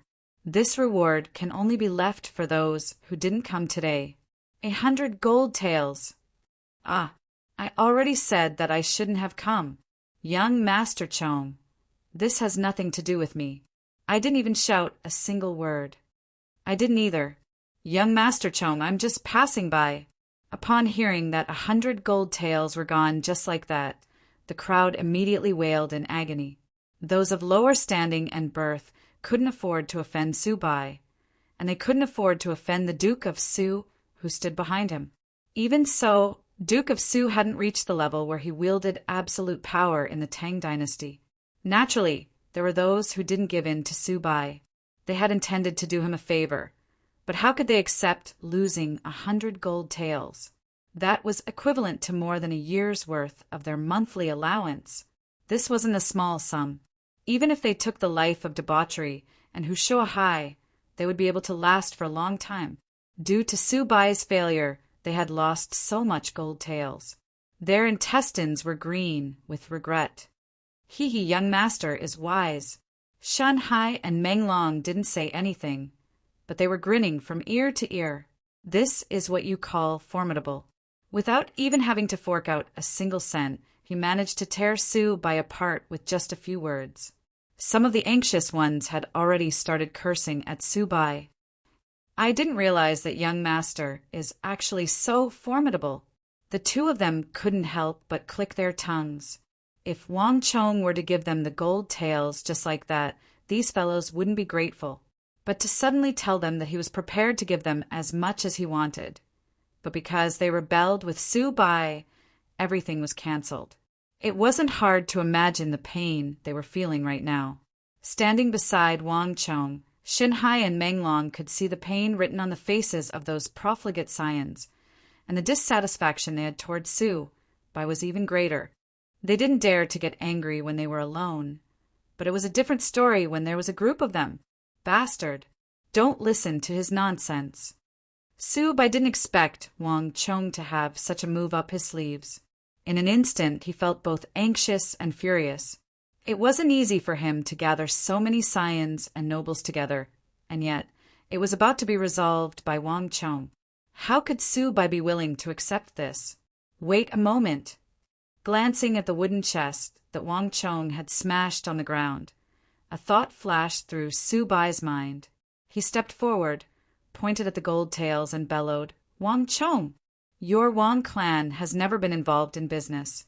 With just you, Wang Chong, how can you possibly get so much gold? Humph. I'm suspecting that your Wang clan has accepted bribes from others." Su Bai stared at Wang Chong with a menacing gaze, as though he was trying to peer into the depths of the latter's heart. He had almost been thrown into disarray by Wang Chong's counterattack. However, Su Bai finally understood the situation. The Wang clan had always been struggling to make ends meet, so how could they possibly have so much gold? Su Bai didn't believe that the Wang clan would be able to save so much money. There must be a problem here. Censor Fu, it is your duty to supervise the officials and enforce discipline. To think that the Wang clan has always been upright, yet they have secretly embezzled so much gold. Can you just ignore this matter? Su Bai abruptly turned around to look at the other carriage behind him. The carriage door opened, and a purple-robed, white-haired elder walked out with a dark expression. This elder had been eavesdropping in the carriage for a long time, and upon hearing Su Bai's call, he walked out. Wang Chong didn't recognize this elder, but upon seeing the fish talisman on the other party's waist, his face immediately warped in shock. This was an imperial censor of the Tang dynasty, and a vice minister of the imperial censor at that. In order to deal with him, Su Bai not only summoned the vice minister of the Court of Judicial Review, he even summoned an imperial censor of the Tang dynasty. Su Bai! Wang Chong glared at Su Bai with an incomparably dark expression. If he summoned the vice minister of the Court of Judicial Review, it was likely that he, Wang Chong, would be the only one locked up in the prison of the Court of Judicial Review. However, Su Bai's target wasn't just him, but the imperial censors of the royal court. Instead, it was the entire Wang clan. This was a grave offense against the Wang clan, leaving no room for Wang Chong to salvage the situation. Furthermore, for an imperial censor of the royal court to be hiding in a carriage instead of discussing the affairs of the country in the royal court, listening to the arguments of his children, it was impossible for Wang Chong to believe that Su Bai hadn't been plotting this for a long time. Su Bai, you asked for it. A vicious glint flashed across Wang Chong's eyes. Madam Wang, Wang Gongzi, I saw everything in the carriage. I believe you have heard Su Gongzi's words as well. The Wang clan isn't a wealthy clan, and Duke Jiu's incorruptibility has always been respected by the entire royal court. I don't want to doubt the Wang clan, but this chest of gold isn't something that the Wang clan can accumulate through their salary. As an imperial censor, I am responsible for supervising the officials and upholding discipline. I will have to report this matter to the nobles of the royal court and His Majesty." Censor Fu spoke very slowly, almost spitting out each word one at a time. But every single word he spat out seemed to carry the weight of 1,000 caddies. Around the Wang clan gate, the anger of the crowd was originally focused on Su Bai. But after this censor Fu appeared, all of them fell silent, not daring to utter a single word. Their eyes were filled with fear. In the Tang dynasty, there was no one more fearsome than the imperial censors. If a single wrong word were to fall into the ears of the imperial censors, they could be impeached.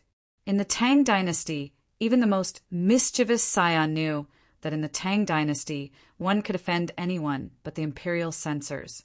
The area within 10 kilometers of any imperial censor was a forbidden zone, and no scion would dare to mess around them lest they brought trouble to their family. No one could have imagined that Su Bai would hide a censor in the carriage and accompany them to the Wang family residence. Su Bai, that bastard, is he mad? To bring the imperial censor here, doesn't he know that this is a huge taboo? Everyone was filled with fear and hatred. It was fine for Su Bai to deal with Wang Chong, but for him to bring the imperial censor here, he was throwing everyone into the fire. In order to deal with the Wang clan and side with the Yao clan and King Qi, he was willing to go to any lengths. Everyone wanted nothing more than to distance themselves from Su Bai and that censor Fu, but no one dared to make a move at this moment. If they were to be targeted by the imperial censor, they would be in deep trouble. Su Bai could clearly sense the change in the atmosphere, but he paid it no heed. Instead, he was gleeful, and his eyes were fixed on Wang Chong alone. Wang Chong, do you think that this is all I'm capable of? Since I'm going to use your head to offer to the Yao clan, do you think that I would come without any preparations? Su Bai sneered coldly. Before coming, he had already made ample preparations. If Wang Chong was unable to repay the 1,700 gold taels, the 2 officials of the Court of Judicial Review would be his gift to the Wang clan. With them, he would be able to blow the matter up, and if something were to happen, Wang Chong would be able to repay the debt. Even though he didn't believe that such a thing would happen, the imperial censor in the other carriage would be of use as well. No matter what, the Wang clan would be doomed. Chong ah! Madame Wang grabbed Wang Chong's hand tightly, and her face was ghastly pale. It wasn't a small matter for a censor to appear at the entrance of the Wang clan. The Wang clan would probably be criticized in the royal court tomorrow. Madame Wang was an opinionated person, but those were just family matters. Chapter 75. Mother, don't worry. I'll deal with this matter. Wang Chong grasped his mother's hands tightly. What censor Fu? Others might be afraid of him, but he was fearful. After experiencing so many storms, how could he be afraid of a censor's impeachment? Wang Chong knew a little about this Fu He. He didn't get along with big Uncle Wang Zhenjiang, and his grandfather, Duke Jiao, was highly respected in the Tang dynasty. However, Fu He seemed to dislike it and often tried to find fault with him. On top of that, of all the censors, he was the closest to Duke of Su. Otherwise, Su Bai wouldn't have been so bold as to invite him over. Censor Fu, you sure have nothing better to do. Censors supervise the officials and maintain order. When did it become a business to supervise ordinary people? Our Wang clan's salary isn't enough to accumulate a few thousand gold taels. But even if the Wang clan can't, can I? Wang Chong knew of his background, so he didn't bother to be polite with him. Hearing Wang Chong's words, everyone was shocked. Before the censor, everyone had to tread carefully. If they could avoid speaking, they would do so. The more they spoke, the more mistakes they would make. And the less they spoke, the less mistakes they would make. Yet, Wang Chong actually dared to talk back to the censor. Gongzi, don't speak too much. Censors aren't joking. Shen Hai and Meng Long lowered their heads and tugged on Wang Chong's sleeves. The two of them were uncouth men in the military, but after living in the capital for a few years, they understood that there were some people they couldn't afford to offend. Wang Gongzi, you're saying that you earned all this money? Censor Fu's eyes narrowed, and for the first time, He assessed Wang Chong seriously. That's right, Wang Chong replied without any hesitation. It seemed like Su Bai was really looking at the wrong place to try and grasp his confidence through censor fu. Through the Hyderabad ore, Wang Chong slowly forged swords and sabers to earn money. These were all well documented, and even if the censor were to investigate him, he wouldn't be able to do anything. Ha ha ha, what a joke! Wang Chong, you think you can do that?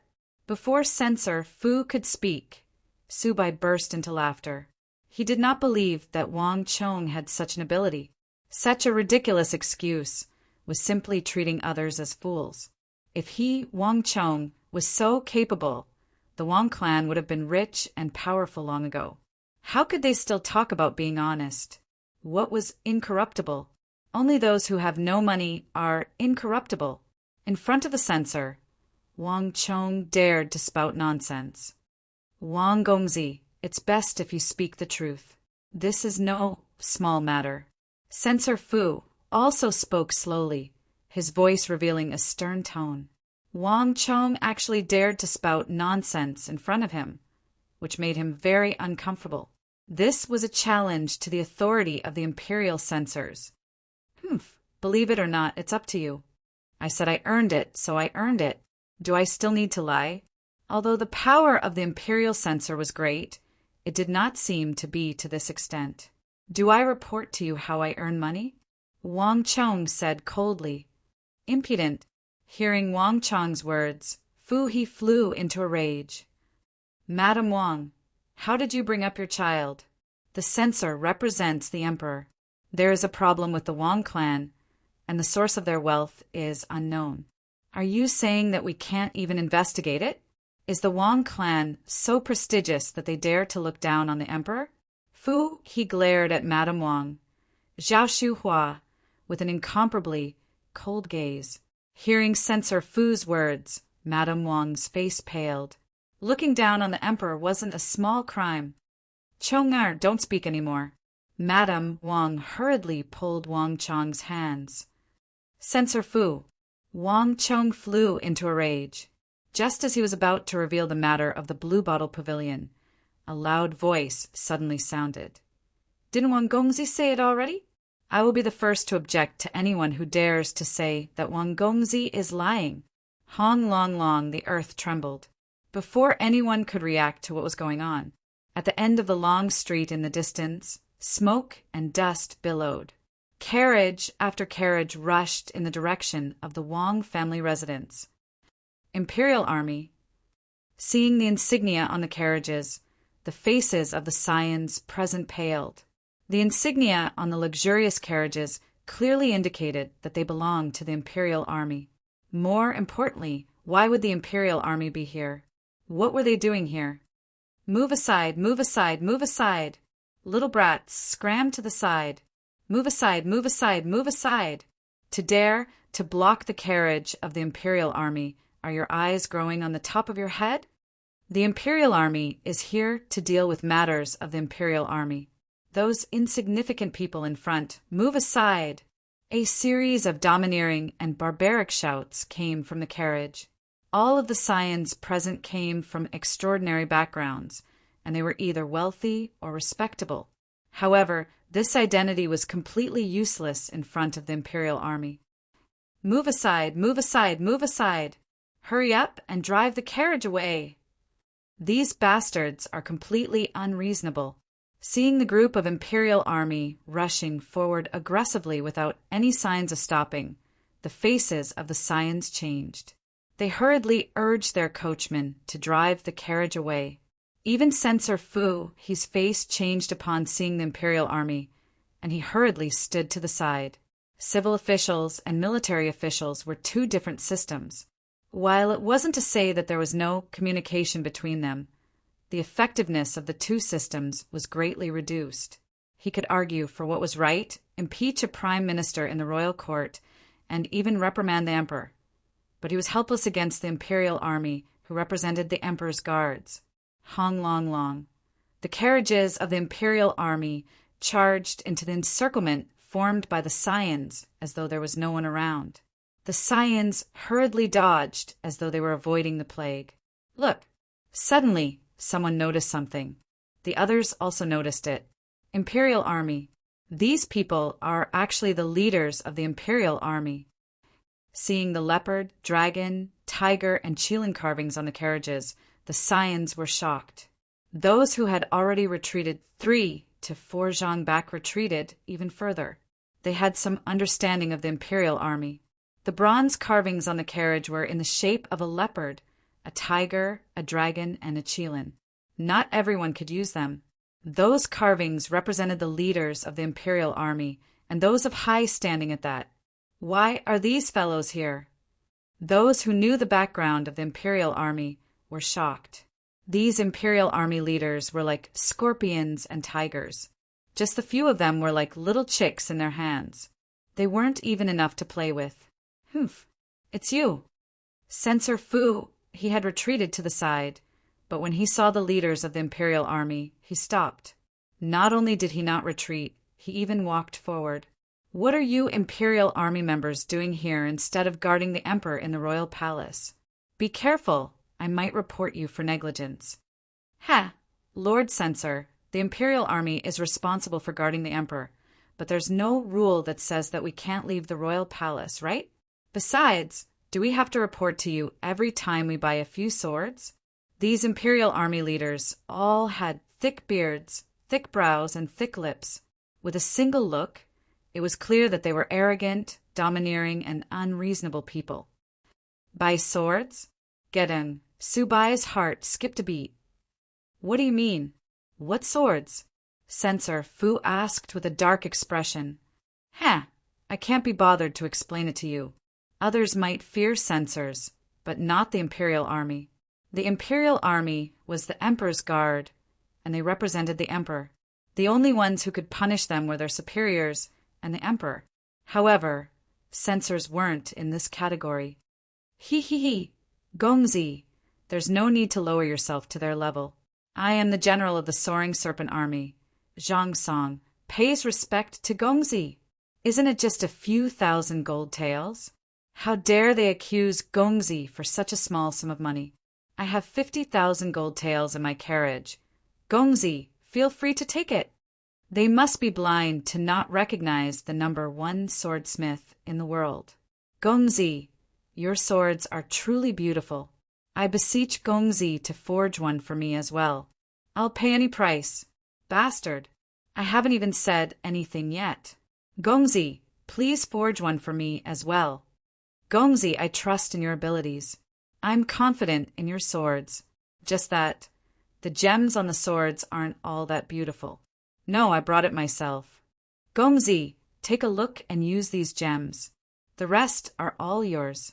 I only have one request, and that is for you to forge a more beautiful sword for me.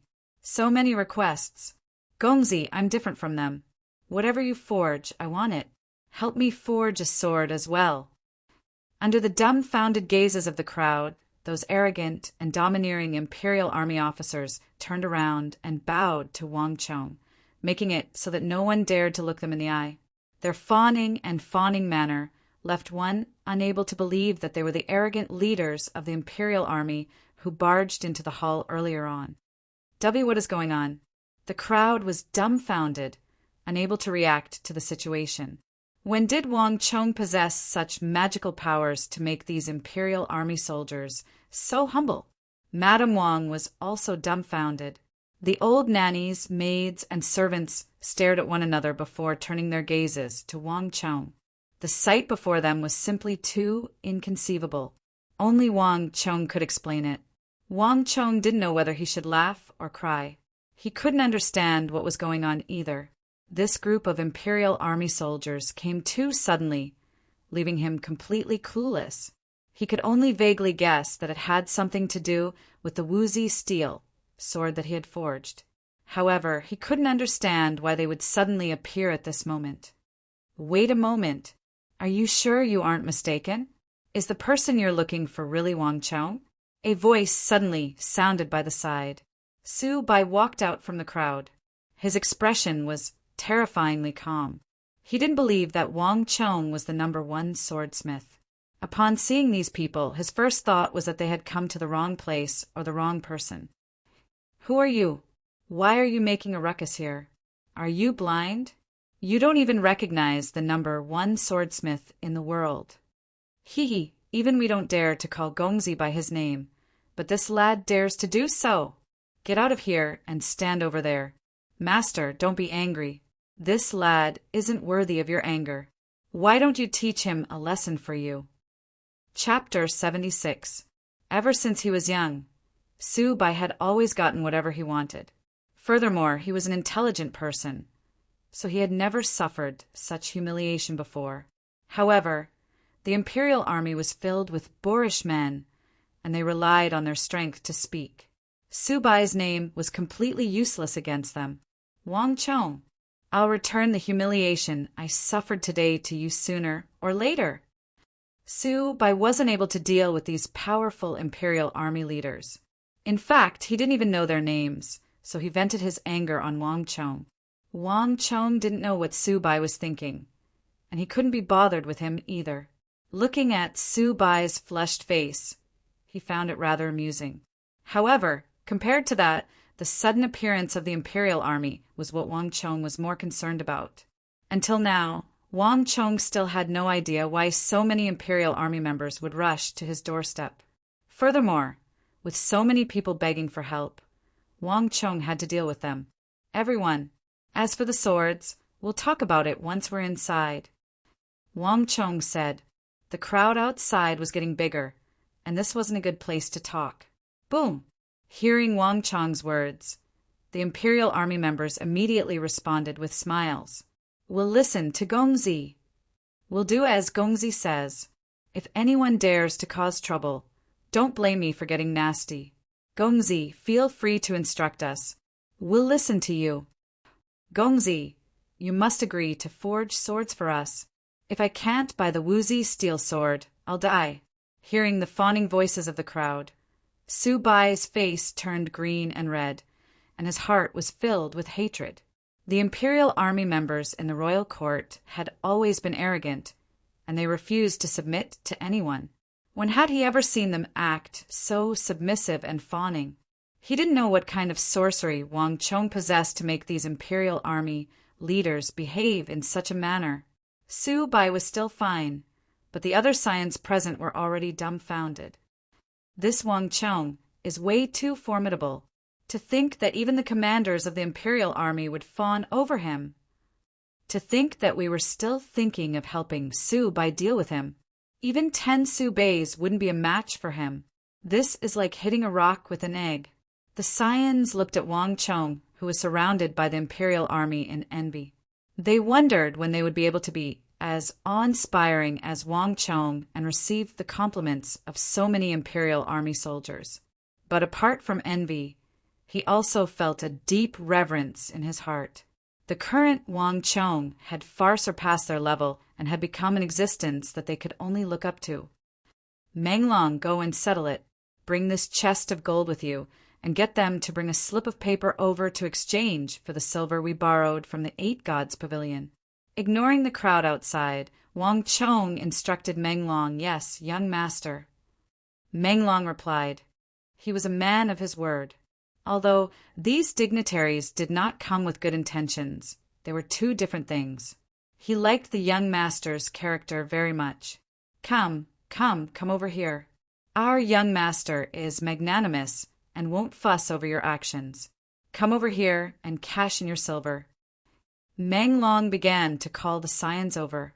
Upon hearing that they could receive money, the crowd cheered and rushed over. Their impression of Wang Chong immediately grew. "This lord, can you still honor the 100 gold taels each?" A scion asked carefully. "Scram!" Meng Long berated. The crowd burst into laughter, and their relationship with the Wang clan improved significantly. Upon seeing this sight, Wang Chong smiled. Just as he was about to turn around and leave, his gaze suddenly fell on a figure outside. His eyes turned cold, and he bellowed, "Su Bai, where are you going?" His voice sounded like rumbling thunder.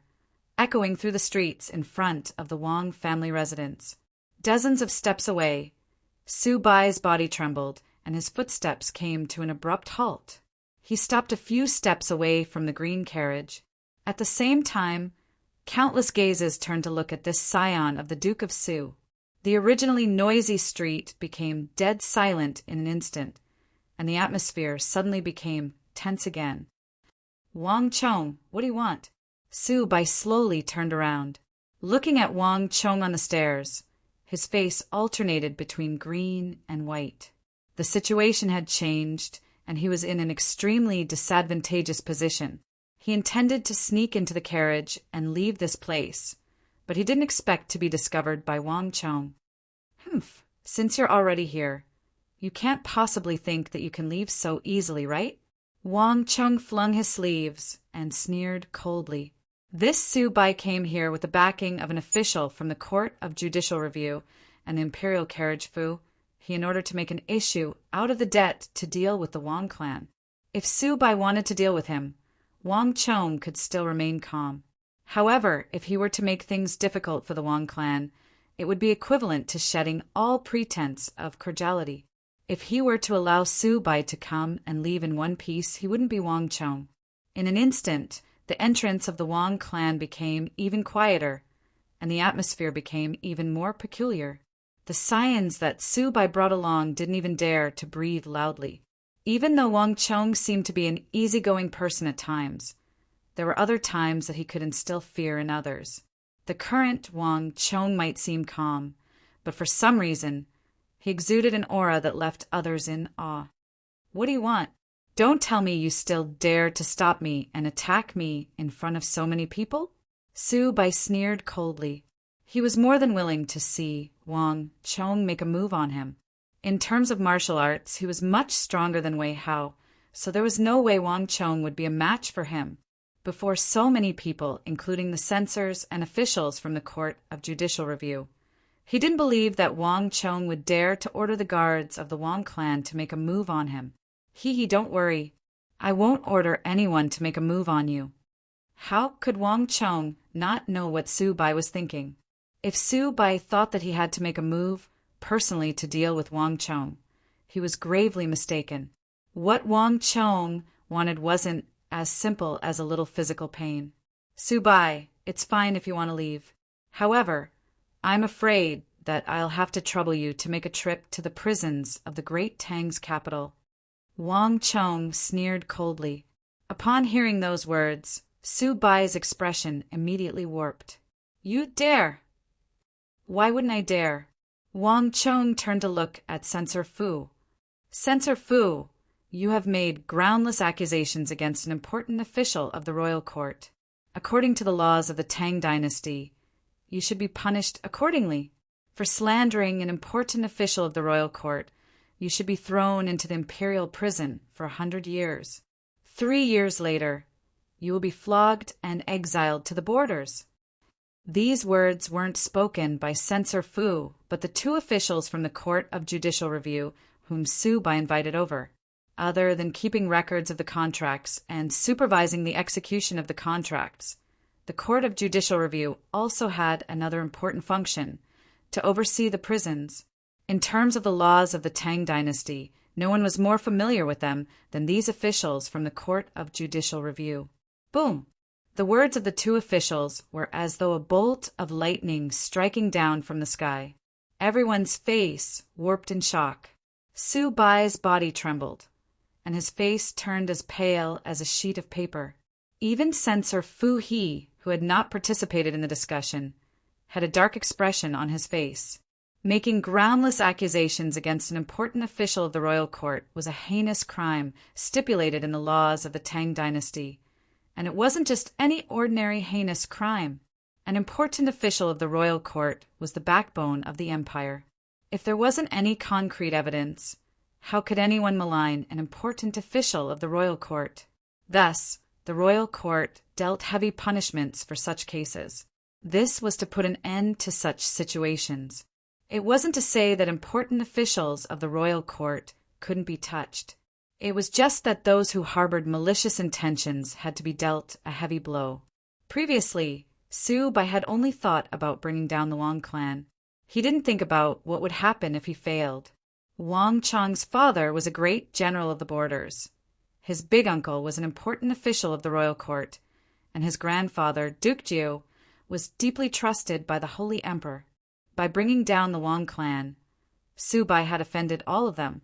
When Wang Chong said that he was maligning an important official of the royal court, he wasn't wrong in the slightest. This time, Wang Chong was determined to teach Su Bai a harsh lesson. Lord Censor, did you hear that?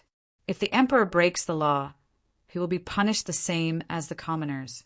Lord Censor, you won't treat Su Bai specially just because of his relationship with Duke of Su, right? The fact that the two officials from the Court of Judicial Review would speak up for him was out of Wang Chong's expectations. However, this was even better. He wanted to see if Su Bai had the ability to extricate himself today. Wang Gongzi, one should be lenient wherever possible.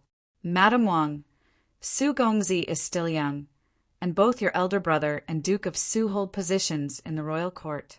It would be detrimental to the country if they were to fall out over a child's matter. What do you think, Madam Wang? Fu, he turned to Madam Wang and asked. He had a slight relationship with Duke of Su, Su Fuwei, otherwise he wouldn't have agreed to Su Bai's request and come with him.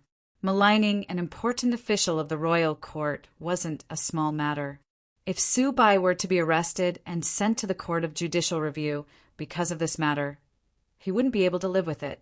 It was even harder to say what would happen to Duke of Su. However, he also knew that it was useless to look for Wang Chong for this matter. Thus, his gaze turned to Madame Wang, Zhao Shuhua. In this aspect, Madame Wang was much easier to deal with than Wang Chong. As long as Madame Wang spoke up, this matter could be reduced to a small one. Lord Fu, I'm just a woman, and I don't understand the affairs of the royal court. The royal court has its own laws, so let's do as we should. Don't you agree, Lord Fu? Zhao Shuhua was also determined. This Su Bai clearly didn't come with good intentions, and he seemed to be making use of this opportunity to blow things up. If not for his third son, Wang Chong's wits, as well as the fact that he somehow managed to attract this group of imperial army soldiers, things would have been much more difficult today. The Wang clan had a clean reputation for generations, and her father-in-law had always been strict with himself.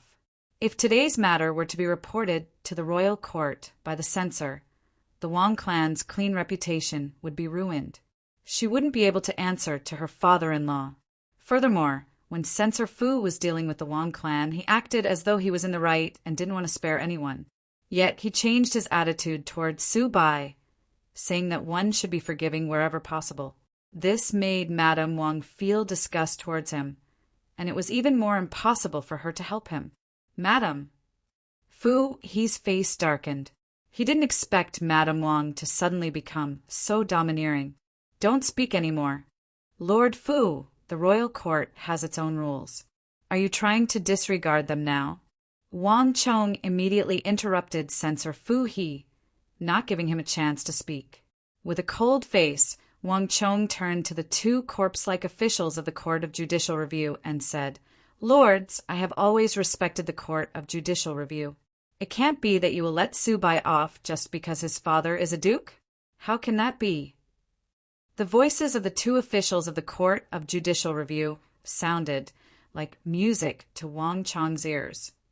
Men, bring Su Bai back to me. If he escapes, you can carry your heads back to the Court of Judicial Review. Yes, Lord. Two men had already walked over and grabbed Su Bai by his sides, dragging him into the carriage. Bastard, Wang Chong, I won't let you off. Just you wait. Chapter 77. Su Bai was quickly dragged away. Even though his father, the Duke of Su, wielded immense authority, it would still take some time for him to settle the matter. This period of time was sufficient for Su Bai to stay in the prison for a period of time and remember this lesson for the rest of his life. Let's go. We'll talk in the residence. After leaving the matters outside to Meng Long and Shanhai to handle, Wang Chong beckoned the imperial army commanders to head into the residence. Wang Gongzi is truly capable. The group of Imperial Army generals saw it clearly and raised their thumbs up in praise. In the eyes of the Imperial Army commanders, not only did Wang Chong's actions mean nothing, they even approved of it. Chuckling, Wang Chong led them into the lounge without a word. After a brief conversation, even though the king wasn't sure of the exact details, he was certain that the reason why so many Imperial Army commanders were gathered at the entrance was related to Zhao Fengchen. Their intentions were simple as well. They were here to buy swords. Some of them even brought a carriage full of gold over. As for the others, they felt that the agates, pearls, and gems that Wang Chong had embedded on the Wuzi steel sword were too cheap. Thus, they personally brought a huge box of top-notch agates, pearls, and gems over for Wang Chong to choose from. In other words, as long as they could get their hands on a Wuzi steel sword, they were willing to pay any price. As Wang Chong listened to their words, he fell into deep thought. The Wuzi steel sword had already made a name for itself through the sale of the Blue Bottle Pavilion.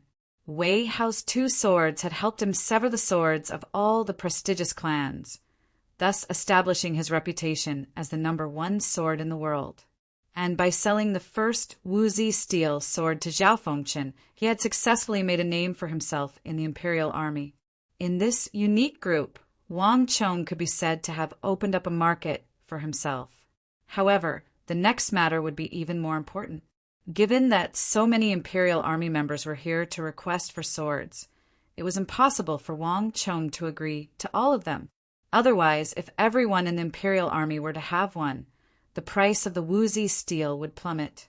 This was definitely not in line with Wang Chong's plan to strike it rich. However, with so many Imperial guards around, it was impossible for him to reject them. I'm sure you already know how sharp Wuzi steel is. Just as the Imperial Army members were discussing their requests, Wang Chong suddenly spoke up. The moment he opened his mouth, he immediately attracted everyone's attention. The more powerful the sword, the more time it takes. An ordinary iron sword might take half a day, but a top-notch one definitely wouldn't be as fast. Wang Chong said, That's right. Young master is right. I heard that those swordsmithing clans take more than a month to forge an ordinary sword. Since young master is forging the world's #1 sword, it's only natural that you'll have to spend more effort and time on it. If young master is worried about time, there's no rush. We can afford to wait. The group of people chimed in one after another. This was not flattery, but sincere admiration. Although Wang Chong was only 15 years old, in the eyes of the crowd, his title as the world's #1 swordsmith was well-deserved. He had earned it with his own strength. Regardless of how old he was, such a figure would be recognized by everyone. More importantly, they had witnessed the prowess of the Wuzi steel sword with their own eyes, and it had left them deeply shocked. If not for that, they wouldn't have rushed to the Wang family residence. Since everyone understands that's for the best, Wang Chong faintly smiled from his chair. He was not very old, but amongst this group of Imperial Army officers of extraordinary status, he naturally exuded a mature, magnanimous, and steady aura that did not seem to be at a disadvantage. I'm not opposed to everyone wanting to buy a sword. However, I have my own rules. At this point, Wang Chong paused. His voice was calm and confident, and it felt convincing. All of the Imperial Army commanders listened attentively to Wang Chong's words. Every swordsmith had their own unique habits and rules, and the crowd was no exception to Wang Chong's rules. Thus, they listened attentively. Firstly, the swords I forge are all top-notch. Thus, every single one of them takes a huge amount of time and effort. As such, I will need a month to forge them. No problem at all. The crowd nodded in agreement. The reason why they wanted to buy Wang Chong's swords was because of the uniqueness of his swords, which far surpassed the quality of other swords. Otherwise, there would be no need for them to go through so much trouble with the many sword shops and smiths in the capital. Everyone was impressed by Wang Chong's seriousness and focus. Secondly, I only know how to forge every single sword. Thus, Every single sword will be unique in terms of design, and style. Furthermore, there won't be a second one. Wang Chong raised a finger and said. These thoughts had just formed in Wang Chong's mind. The rarer something was, the greater its value. These imperial army commanders were just the beginning. If everyone in the world were to view him as the number one swordsmith in the world, he would never forge the same weapon. Only then would he be able to establish his image and maximize his profits. To forge a single weapon every month, and every single weapon would have a different design, and style. Such a requirement would definitely place a huge pressure on other swordsmiths. However, to Wang Chong, who had accumulated a huge amount of knowledge, this wasn't a problem at all. Don't. Can you forge 2, 3, or 4 swords every month? Initially, the crowd nodded in agreement. However, when they heard that Wang Chong was only forging a single sword every month, they couldn't help but wail. There are so many of us here. How can that be enough? There were at least 30 to 40 Imperial Army commanders here. If Wang Chong were to forge a single sword every month, how long would it take for him to gather enough swords? That's even simpler. Upon hearing those words, Wang Chong chuckled. I'll hold an auction every month, and every single sword will be of higher quality than the previous one. If anyone is interested, you can participate. Whoever offers the highest price will be able to buy it. However, I'll have to warn you first. The slots for the auction are limited, so not everyone can participate. Only those who have left a deposit for the sword will be allowed to participate in the auction. As for those who are here today, I can give you a discount. In the future, you'll be able to get a 10% discount when buying a sword. As for those who come later, the discount won't be the same. Boom! Initially, the crowd thought that Wang Chong was forging too few swords, so they wanted to argue with Wang Chong. However, when they heard that the slots for the auction were limited, they immediately charged forward. Wang Gongzi, no problem. I'm willing to pay as much as you want. Wang Gongzi, how much is the deposit? I'll bring it over right now. Wang Gongzi, you must sell it to me. I'm your loyal buyer. Wang Gongzi, reserve a spot for me. Everyone scrambled to be the first to rush over. They weren't the only commanders in the Imperial Army. They were the first batch to arrive. If they were any later, things wouldn't have turned out this way. In a while, when those people all arrived, it was unknown what would happen to them. As for the matter of only forging a single sword every month, that was nothing. Which of those famous swordsmiths wasn't the same? More importantly, Wang Chong had already said that every single sword was unique. Their design, style, and appearance would be different from one another. Furthermore, given the reputation of the number one sword in the world, even if they didn't use it themselves, they could still sell it off in the future to earn a huge profit. Of course, the prerequisite was that they had witnessed the prowess of the weapon and were willing to sell it. As for the matter of only forging a single sword every month, wasn't it just a matter of money? As long as it could be solved with money, everything would be fine. Seeing a large group of people swarming over, Wang Chong was overjoyed. In the other world, selling swords for a deposit was a common method to sell real estate. Without doing anything, one could gather a huge sum of money. Wang Chong was applying what he had learned on the spot. At this moment, what Wang Chong needed the most was a huge sum of gold. If he were to give each of the Imperial Army commanders a set of gold each, it would be a huge sum. It didn't take long for him to cash in the promissory note at the front door. It was just a few gold taels for each of them. Wang Chong called Shenhai and Menglong back and began writing the promissory note. The price of the Wuzi steel sword at the Blue Bottle Pavilion had already reached 40,000 gold taels. Thus, Wang Chong's entry fee for the auction was 20,000 gold taels. This wasn't a low price, but it wasn't too high either. It was a good way to determine those who were interested in buying the sword. As for the deposit, Wang Chong explained, every deposit would correspond to one entry fee for the auction. Those who held the entry fee issued by Wang Chong would have the right to bid for the sword. If one was unable to buy the sword, the deposit could be refunded. Of course, if one didn't wish to refund the deposit, the entry fee could be sold to others as well. Wang Chong acknowledged this as well. Furthermore, as the first batch of participants, regardless of who it was, they would be able to enjoy a 10% discount from Wang Chong. This way, the entry fee would become a hot commodity and no one would be willing to refund their money. Wang Chong possessed the knowledge and memories of an entire world. In this aspect, there was no one in the world who could compare to him. With the help of Shen Hai and Meng Long, all 30 Imperial Army commanders were able to write down a total of 30 notes. The deposit of 20,000 gold taels for each of them added up to more than 600,000 gold taels. This was a huge sum of money. Wang Chong's ability to earn money left Meng Long and Shen Hai in awe. Not only the two of them, the guards, maids, servants, and nannies of the Wang clan who had rushed over upon hearing the news were also dumbfounded. Their young master was too inconceivable. To be able to earn more than 600,000 gold taels just by writing a few notes. How was this impressive? This was simply a heaven-defying skill. Compared to the young master, even the most formidable merchant in the capital, the one who knew how to make money, became insignificant, unworthy of a mention. Am I dreaming? Young master, is this really the young master of our clan? Our Wang clan will become a wealthy clan in the future.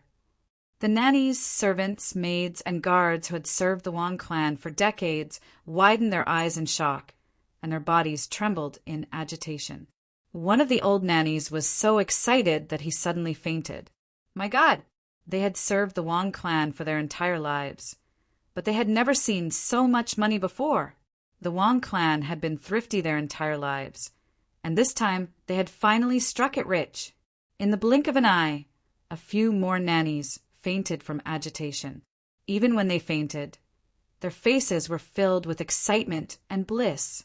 Chapter 78. All of the commanders of the Imperial Army came in high spirits and left in high spirits. Even though they didn't manage to obtain Wang Chong's Wuzi steel sword, it was sufficient for them to obtain priority in the auction of the world's #1 swordsmith, not to mention a 10% discount. There were many commanders in the Imperial Army, and there were many who held higher positions than them. But before the small note in their hands, they had no choice but to back down. As for the 20,000 gold taels, it wasn't a problem at all. To be able to become a commander in the elite Imperial Army of the Tang Dynasty, which of them didn't have a background? Even though 20,000 gold taels wasn't a small sum, it wasn't much to them. After sending off the Imperial Army commanders and making the necessary arrangements, Wang Chong stepped into his mother, Zhao Shuhua's room. His mother had always been served by nannies and maids, but this time, other than Wang Chong and Madame Wang, there was no one else in the room. The 600,000 gold taels piled up like a small mountain, and it was a huge shock to Madame Wang. The Wang clan was a clan of ministers and generals, and Madame Wang was a knowledgeable person. Yet Wang Chong was able to earn 600,000 gold taels in the blink of an eye. This was a huge shock to Zhao Shuhua and the Wang clan, who had always insisted on being honest. A gentleman loves money, but he acquires it in a proper way. If Wang Chong had colluded with some shady people to obtain the gold taels, Zhao Shuhua wouldn't have tolerated it. But in that moment, she witnessed all of the commanders of the Imperial Army happily sending gold and gems to the Wang clan. In fact, some of them even hated themselves for not sending enough. It was clear that Wang Chong's money had come from a legitimate source. Chong-er, what is going on? The room was silent. Madame Wang sat on the chair and looked at Wang Chong. She finally asked the question that had been bothering her in her heart. She still hadn't recovered from the shock of the 600,000 gold taels. There were simply too many things that Wang Chong was hiding from her. It's time for me to come clean. Wang Chong stood in front of his mother with his head lowered. A thought flashed through his mind. Although it wasn't the best time, it was better than not saying anything. This incident had taught Wang Chong a huge lesson. Sometimes, What you think is good doesn't necessarily mean it's good. After sorting out his thoughts, Wang Chong told him everything that had happened in Hyderabad. So, you borrowed money from the rich and powerful to raise the money to forge the sword? Madame Wang said. Wang Chong gave a nod of acknowledgement. Madame Wang stared at Wang Chong, sizing him up carefully. There was an indescribable feeling in her heart. For a moment, Zhao Shuhua had a strange feeling in her heart. But in the next moment, she felt gratified as a mother. Chong-er, you've truly grown up. Madame Wang stared at Wang Chong said, which mother didn't wish for their son to succeed in life? The current Wang Chong had already achieved her expectations. Money had always been the weakness of the Wang clan. In the entire Wang clan, including Big Uncle Wang Zhen, Big Aunt Wang Rushuang, Little Uncle, and Wang Chong himself, there wasn't a single person who possessed talent in business. Wang Chong's Big Uncle Wang Zhen could be considered as someone who knew how to manage a business. Among the few clans, he was the one who had the best financial situation and managed to manage a few businesses. But that was all there was to it.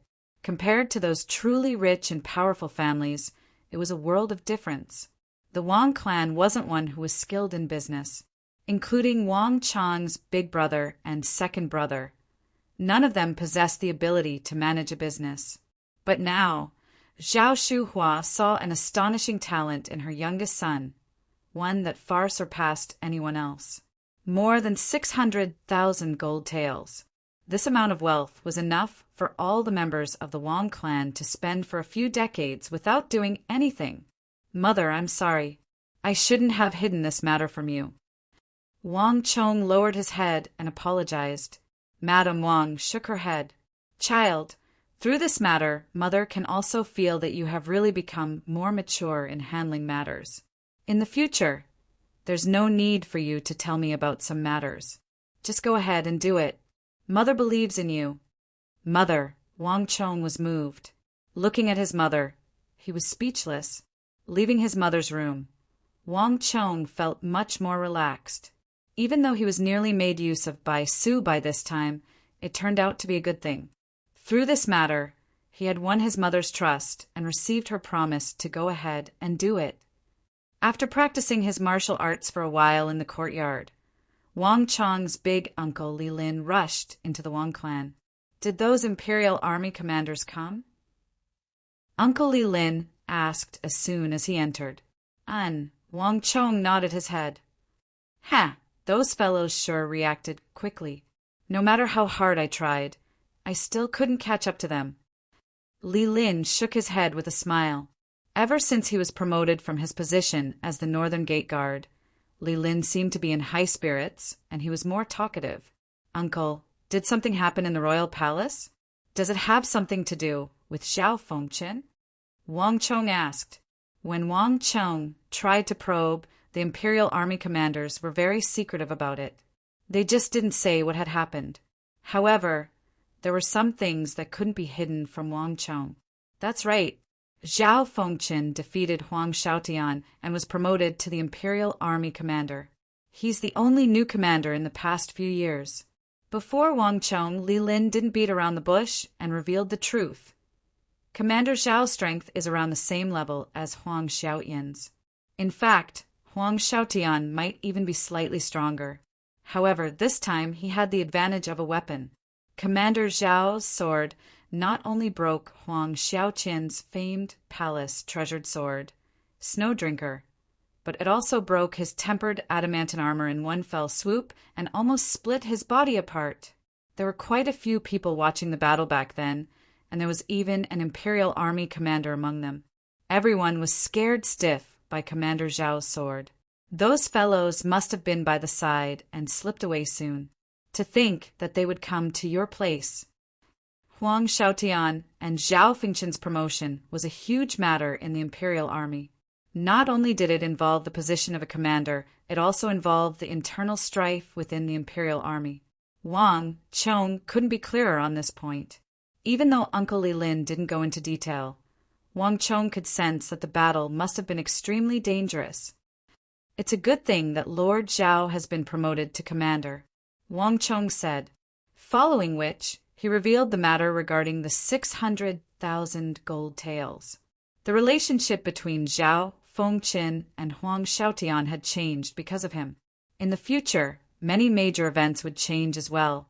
Wang Chong was well aware that after being promoted to commander and receiving the resources of the palace, Zhao Fengqin's path of promotion would be even smoother, and he would probably reach the position of Grand Commander even faster. On the other hand, Uncle Li Lin had contributed greatly by presenting the sword to Zhao Fengqin. In the future, he would have a bright future in the imperial army. With this relationship, it would be much easier for Wang Chong to sell his sword in the imperial army in the future. Furthermore, Uncle Li Lin had always been the weakest link in the Wang clan. If he could follow Zhao Fengqin and rise through the ranks in the imperial army, the strength of the entire Wang clan would rise along with him. Today's matter won't be the first wave. Most likely, more people will come looking for us in the future. Thus, I would like to leave this matter to Uncle. With Lord Zhao's backing in the royal palace, it will be much easier for Uncle to deal with this matter, Wang Chong said. Wang Chong was prepared to let Uncle Li Lin handle all matters regarding the Wuzi steel sword in the imperial army, including the auction priority as well as the auction. This wasn't just a matter of convenience or his identity as an imperial army member. Rather, through this matter, Uncle Li Lin's standing in the imperial army would be raised significantly. When most of the imperial army commanders, and even the Grand Marshal would need Uncle Li Lin's help, his standing in the imperial army could be imagined. His future path of promotion would probably be much faster than his uncle had imagined. Furthermore, with the protection of Zhao Fengqin and the Zhao clan, no one would dare to cause trouble for him. What was even more incredible was that the commanders of the imperial army who wanted the Wuzi steel sword came from all factions. This would, in turn, boost the standing of Uncle Li Lin and Zhao Fengqin in the imperial army, making it much easier for them to get promoted in the future. That is, if these people still wanted to buy the Wuzi steel sword in the future. All in all, only in the hands of Uncle Li Lin would the Wuzi steel sword be able to bring out the greatest effect. Don't worry, I know what to do. Right? Your aunt asked you when you are free. If you are free, you should visit Uncle's residence and chat with your cousin so that you can offer him some pointers. That fellow is arrogant, but he's too arrogant. Your aunt, and I hope that you can teach him a lesson on our behalf. Li Lin said. Wang Chong smiled. His aunt and uncle had a son, Wang Liang. Even though Uncle's surname was Li, he followed Big Aunt's surname. In the prestigious clans, it was common for one's maternal clan to be powerful and one's paternal side to be weak. His aunt and uncle had high hopes for cousin Wang Liang, but it was a pity that cousin seemed to be getting further and further away from their expectations. All right, I'll go when I'm free. Wang Chong said. It would be grandfather's birthday soon, and according to the rules, cousin would have to attend as well. It would be the same if they met again. As for now, with more than 600,000 gold taels, there were many things that Wang Chong could do. He could truly display his prowess. After sending Uncle off without any hesitation, Wang Chong brought Shenhai, Menglong, and a chest of gold to the white agate jewelry shop. There he found the 2 Sindhi monks, Ablonidin and Arloja. Masters, I have brought the money for the 300 June of Hyderabad ores. Wang Chong pointed and gestured. Pum! Shinhai and Menglong carried a chest and placed it heavily before Ablonidin and Arloja. There's 80,000 gold taels in here. Take it. Wang Chong confidently said, his voice resonating. Even with Ablonidin and Arloja's composure, their hearts couldn't help but tremble upon hearing Wang Chong's words. But amidst their shock, they were also doubtful. But Gongzi, didn't you give us more than 30,000 gold taels previously? Furthermore, didn't you exchange the rest for rations? Why are you giving us so much gold? This has already far exceeded 90,000 gold taels. 80,000 gold taels, along with the 30,000 gold taels that Wang Chong had given them previously, amounted to more than 110,000 gold taels, far exceeding the agreed-upon amount. Chapter 79. Ha ha ha! I won't hide it from the two of you. Due to your Hyderabad ores, I have earned quite a sum of money this time. Thus, I made a sudden decision to raise the value of our transaction from 300 gold taels per June to 400 gold taels per June. Wang Chong chuckled. Ah! The two were astonished. I know that Sinu is in urgent need of this money, so feel free to take it. Take the extra money as my advance payment for the next batch. Of course, this is only the first batch. In the future, as we work together, this price can be raised further. Wang Chong said, Gongzi. The two were even more astonished. However, they were even more moved. Many people said that business was business, so other than business, there was no relationship between them. Needless to say, friendship. Sinu's situation was extremely dire, and no amount of money could save it. The two wanted to ask for help, but who would lend them money? Wang Chong had earned a sum of money, so there was no need for him to give them more money. This was no longer just a simple business deal. Young master, we will definitely engrave this kindness into our hearts. We thank you on behalf of Sinu. Gongzi, don't worry, we will repay you generously in the future.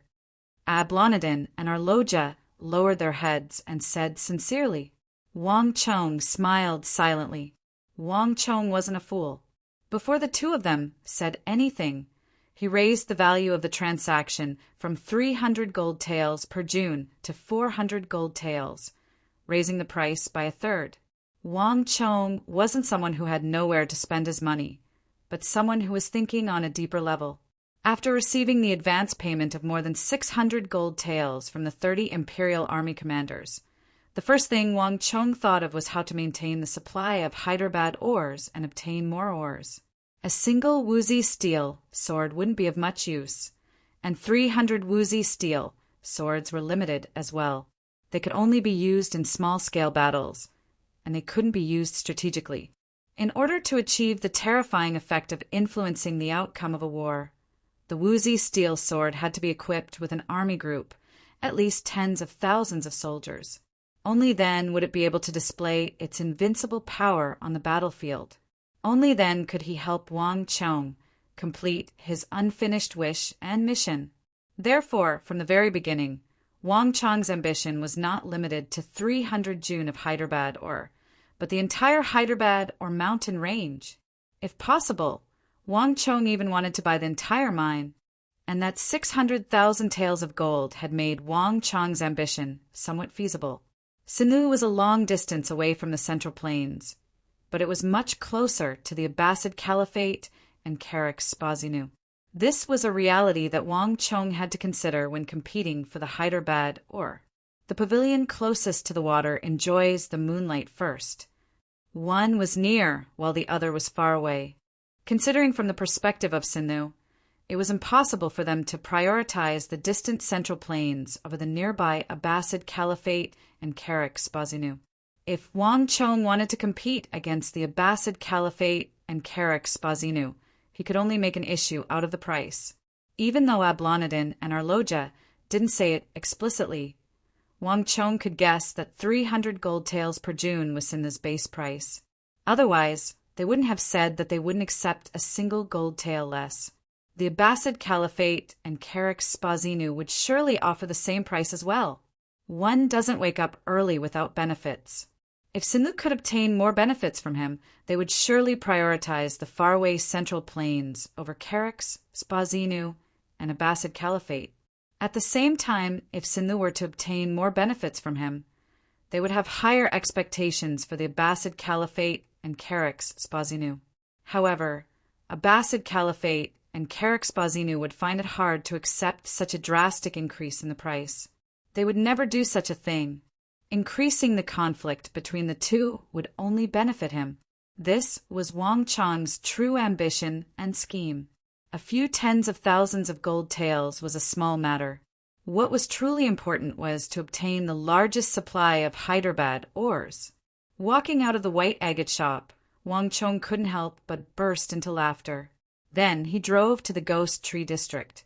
Following Subai's arrest and imprisonment in the Court of Judicial Review, News of what had happened at the Wang family residence spread like wildfire to all of the nobles in the capital. What? Su Bai was arrested. The person who sold the swords at the Blue Bottle Pavilion is Wang Chong. When the news reached the Yao family residence, Yao Feng slammed his hand on the table with shock in his eyes.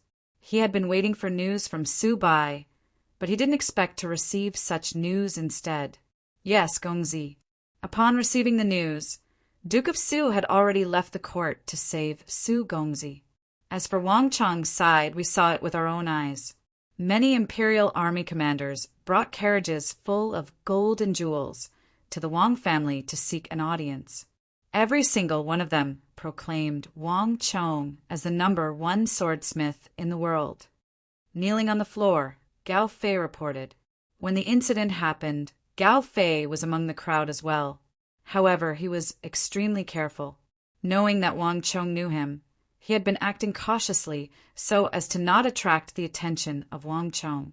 Su Bai was arrested, and Wang Chong was the #1 swordsmith in the Blue Bottle Pavilion. Even now, he was still shocked by the news and found it hard to believe. 40,000 taels for a sword. What kind of sword is worth so much? He's just a kid who's still wet behind the ears. How could he have such an ability? Yao Feng gritted his teeth. Not too long ago, Wang Chong was just a profligate scion in the capital, a target for him to exact vengeance on the Wang clan. In fact, Wang Chong was able to play him in the palms of his hands with just the lowly Mazhou. But in an instant, Wang Chong became the #1 swordsmith in the world. The reversal was too shocking, such that Yao Feng found it hard to believe and accept it. We don't know either. However, it's impossible for the imperial army to be mistaken. Furthermore, Su Gongzi asked them if they were mistaken, but in the end he only received mockery from the imperial army. Kneeling on the floor, Gao Fei said, the shock brought about by Wang Chong's hidden identity wasn't limited to just the few people in the room. In fact, all of the profligate scions present had received a huge shock. When he arrived, a large number of scions had gathered in the 8 Gods Pavilion to discuss this matter. Through this matter, Wang Chong standing among the scions had risen to a level that ordinary people couldn't reach. The Wang clan was a clan of generals and ministers, and it didn't pale in comparison to the Yao clan. The Yao clan's old master Yao had students all over the world, and the Wang clan's Duke Jiu also had students all over the continent. The Yao clan had King Qi as their backing, and the Wang clan had the King of Song as their backing. Just that the Wang clan wasn't good at business, and this had always been their weakness. But if the Wang clan could make up for this weakness and become wealthy as well, then the Wang clan wouldn't pale in comparison to the Yao clan. Now, when people talked about Wang Chong in private, they would say that he wasn't inferior to Yao Feng at all, and that he was one of the most powerful scions in the capital. However, Gao Fei didn't dare to say all of this to Yao Feng. The room was silent. Yao Feng stood silently in the room, and his face was dark. I wasted so much of my time for Su Bai. Looks like it's time to carry out that plan. Yao Feng's mind was in turmoil. You can leave now. Tell Duke of Su that I'll find a way to get my father's cooperation to save Su Bai. Yao Feng said, Thank you, Gongzi. Delighted, Gao Fei took his leave. Looking at Gao Fei's back, Yao Feng sneered coldly. Even though Gao Fei didn't say it explicitly, how could he not guess that Duke of Su had sent him here? Slandering an important official of the royal court, Wang Chong, you sure are ruthless. Yao Feng sneered. Wang Chong and Su Bai were 15 and 17 years old respectively, and they were both children. Normally, such a matter wouldn't reach the court of judicial review. However, Su Bai was useless, and Wang Chong managed to grab hold of his sore spot. Even though slandering an important official of the royal court wasn't enough to kill him, it was more than enough for him to suffer. Duke of Su might be influential, but he didn't have any connections in the Bureau of Punishments. Thus, he could only rely on the Yao clan for this matter. Leaving the room, Yao Feng headed into the inner residence. At the same time, a messenger pigeon flew out from his robes and flew out of the Yao clan's residence. The messenger pigeon soared into the sky and flew through the air toward a tavern in the east of the city. Shwa!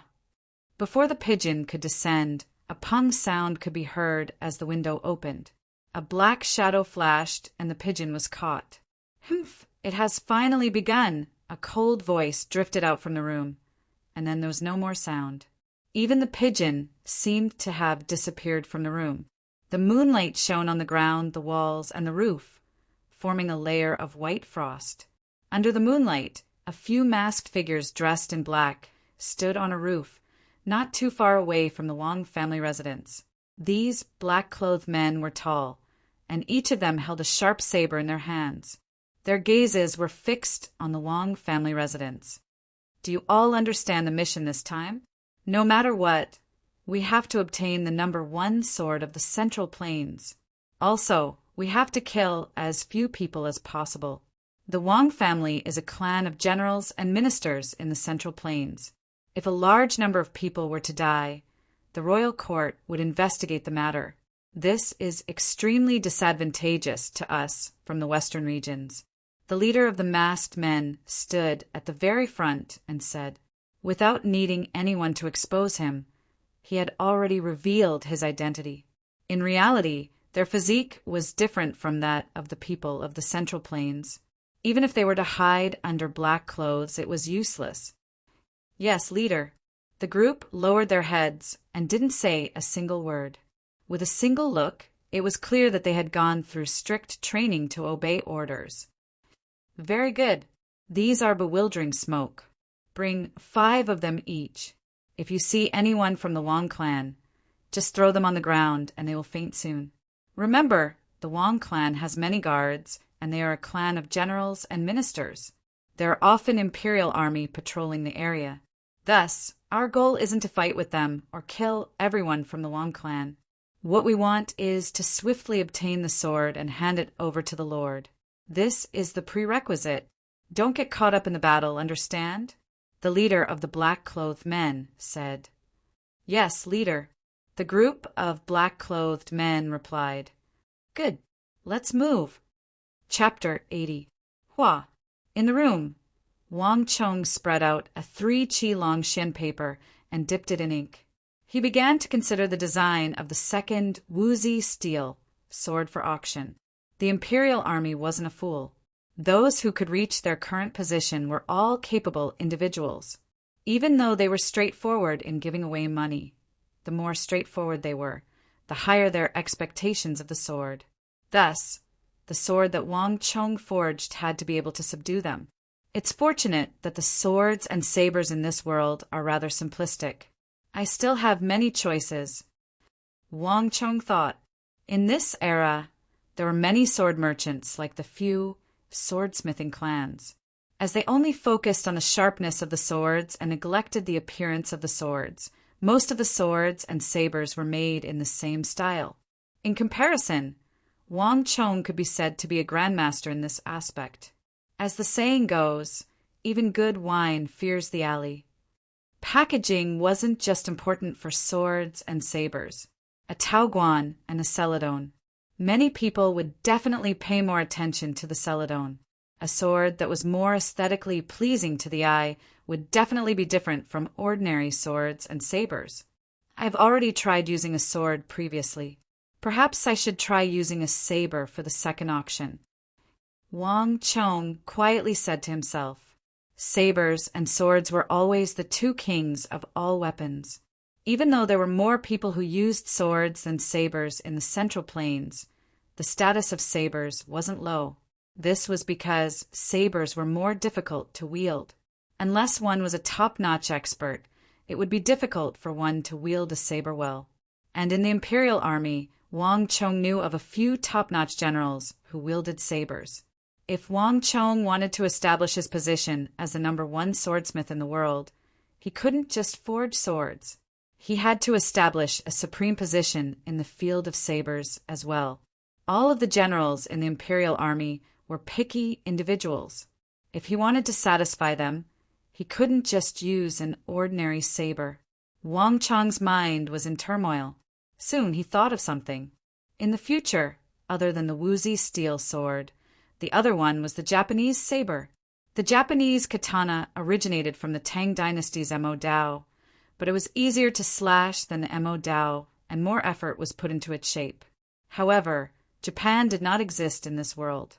Wang Chong did not plan to simply imitate the Japanese sword. Instead, he planned to use the Japanese sword as a foundation to design a new sword. Dipping the brush in ink, Wang Chong pondered for a moment before drawing on the Xian paper.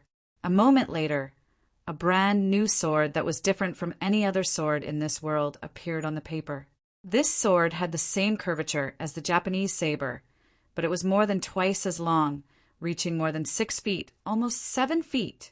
The blade was long and narrow, and the sword was relatively narrow as well. Such a saber was completely unusable by ordinary people. It was basically the same as their height. But Wang Chong didn't care. This kind of 6 feet long sword was wide and thick, and weighed more than 60 kilograms.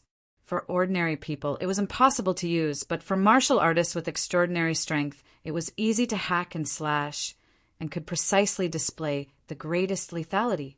Wang Chong was certain that such a saber would be a fatal attraction to those top-notch saber commanders in the Imperial Army. However, the materials required will increase significantly. I'll need at least 2 June. Wang Chong thought. Wang Chong only spent a June of ores to forge the woozy steel sword, but the forging of such a sword would require at least 2 June. Even though the cost would increase, the price would also increase correspondingly. His profits would only be greater. Just as he was contemplating, he suddenly heard a slight sound of wind. Hearing this, Wang Chong frowned and immediately stopped. Someone's here. Wang Chong's eyebrows twitched as he immediately realized what was going on. Even though he had lost all of his martial arts and had to start from scratch, he still had his foresight and experience. This was definitely the sound of clothes fluttering in the wind. Someone had snuck into the Wang family residence. If you think that you can enter and leave the Wang family residence as you please, you are gravely mistaken. Wang Chong sneered coldly. Regardless of whether it was the 600,000 gold taels or the woozy steel sword, they were more than enough to attract the covetous eyes of many. A man's wealth is his own ruin. If Wang Chong didn't even have this bit of wariness in his heart, he would have been a fool to be the Grand Marshal of the Central Plains in his previous life. Blowing out the candle on the table, Wang Chong grabbed a woozy steel sword from the wall, pushed open the window, and sneaked out. Back then, at the Wei clan smithy, Wang Chong forged a total of 4 swords. Only one of them was decorated with agate and gems, and the hilt and scabbard were gold-plated, making it look beautiful and elegant. As for the other swords, they weren't decorated. Furthermore, Wang Chong didn't intend to sell them either, so he kept them in the residence. The moonlight was like frost. Under the moonlight, one could clearly see black figures leaping from the roofs, the ground, and the walls, heading in the direction of the Wang clan storeroom. Very familiar. They must have scouted the place clearly during the day. Wang Chong thought. Every clan had their own storehouse to store gold, silver, and other important items. These people had sneaked into the Wang family residence, but their goal was clear. They had clearly scouted the area during the day and understood the layout and structure of the Wang family residence from the nearby highlands. The Wang family residence was silent. These black-clothed men seemed to have entered the Wang family residence without alarming any maids, guards, or nannies. Wang Chong stood in the darkness and quietly watched, inwardly sneering, but he said nothing. General clans had strict restrictions on the number of guards and private soldiers they kept, but it was more than enough to deal with these people. It's about time. Just as the black-clothed men were about to reach the entrance of the Wang family residence's storehouse, a thought flashed across Wang Chong's mind. Roar! Just as the black-clothed men were about to enter the Wang family residence's storehouse, a furious roar suddenly broke the silence. Like a clap of thunder, It reverberated throughout the entire Wang family residence. "Who goes there?" Along with the furious roar, the air trembled, and a black shockwave burst forth from the Wang family residence's storehouse. The black-clothed men paled in fright, and as though a broken kite, they were sent flying. "Who dares to barge into Wang Gongzi's residence?" With a furious roar like that of a lion, two thin but powerful figures rushed out of the Wang family residence, their sleeves fluttering in the wind. These words weren't spoken in the language of the Central Plains, but in Sanskrit. It was a pity that no one could understand them. "They're finally out." Seeing Ablonidin and Arloja charge out, Wang Chong finally smiled. This was what it meant to return a favor with aplomb. The 80,000 gold taels from yesterday wasn't spent in vain. Wang Chong only told them that he hoped that the two of them would help protect the Wang family residence and prevent anyone from coveting the Hyderabad ore and the several 100,000 gold taels, and the two of them agreed without any hesitation. Wang Chong was currently a major customer of Sanu. If someone wanted to steal the money he used to buy the Hyderabad ore, they would be in deep trouble. There was no need for Wang Chong to explain this matter to the two of them. Boom! From afar, Ablonidin and Arloja charged into the crowd of black-clothed men like two lions, sweeping through everything in their path. With just the two of them, they managed to block the attacks of more than 10 black-clothed men. The roiling black shock waves sent the black-clothed men flying like paper, crashing into the walls and the ground. "Come out! Enemy attack!" At the same time, the voices of the two Sindhi monks alarmed the guards of the Wang family residence.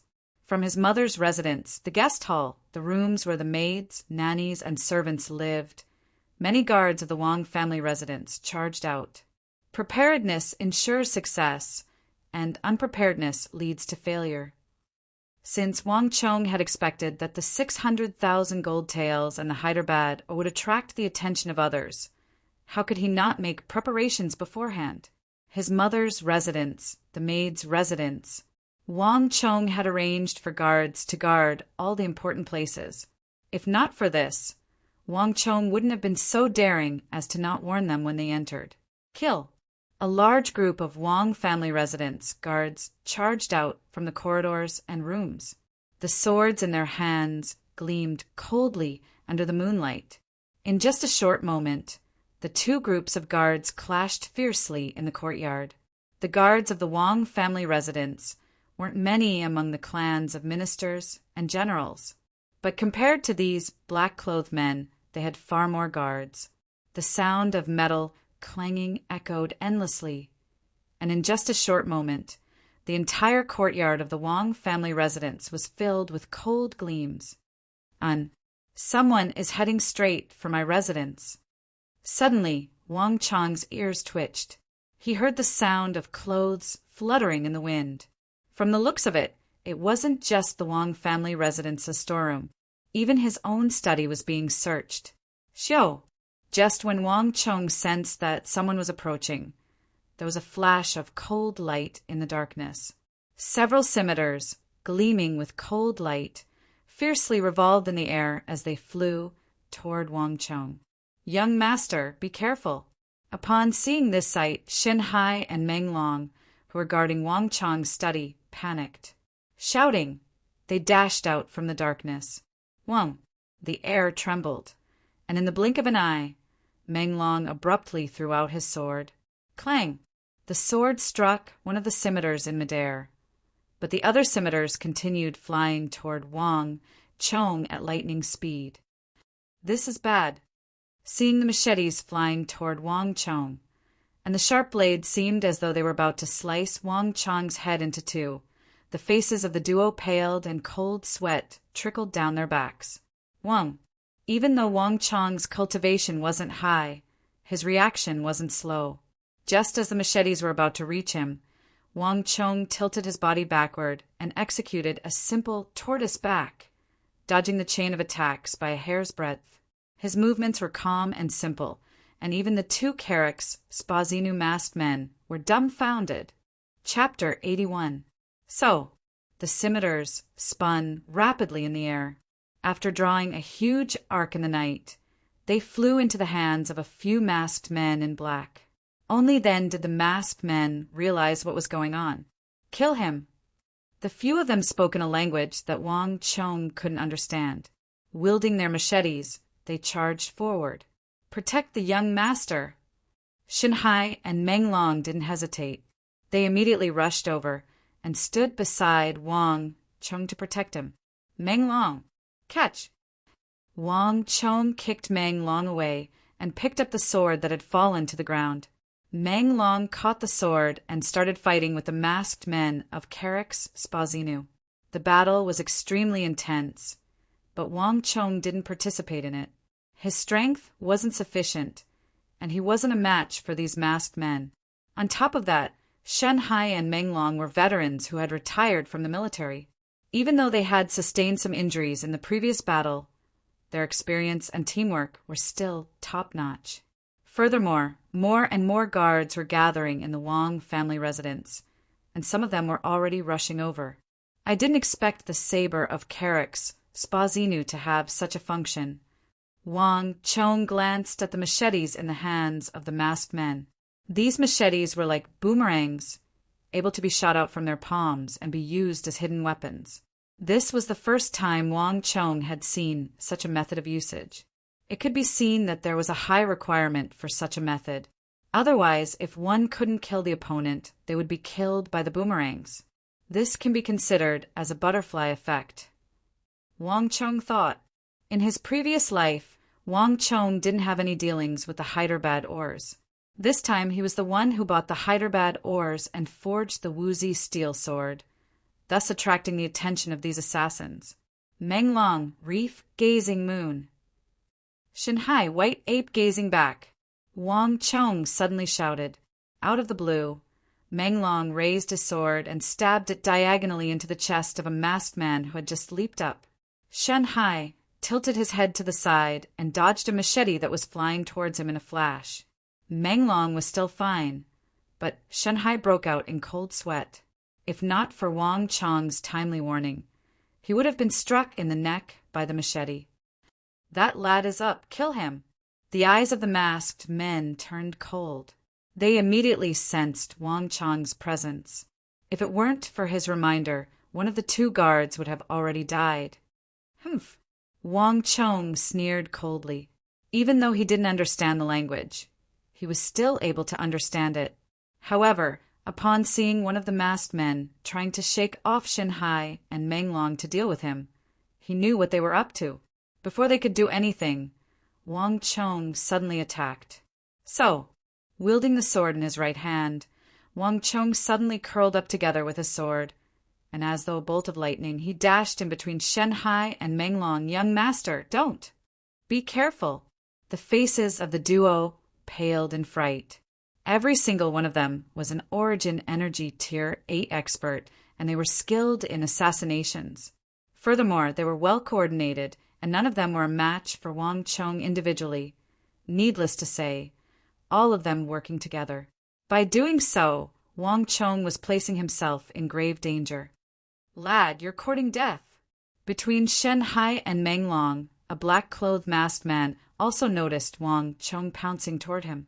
Sneering savagely, the scimitar in his hands glowed brilliantly as he slashed it toward Wang Chong with the speed of a thunderbolt.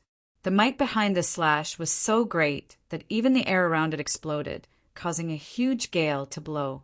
Wang Chong thrust his right foot into the ground, moving from extreme movement to extreme stillness, dodging the saber in a flash. But in an instant, Wang Chong abruptly dashed forward, and under the astonished gaze of the masked man, he sliced him into two. It's that sword.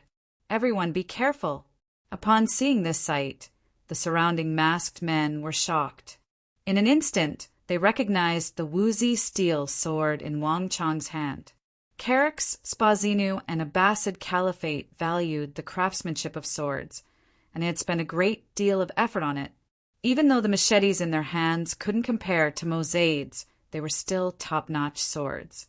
Only the sword on the Blue Bottle Pavilion was capable of severing them with a single slash as though they were weightless. The masked men in black immediately panicked.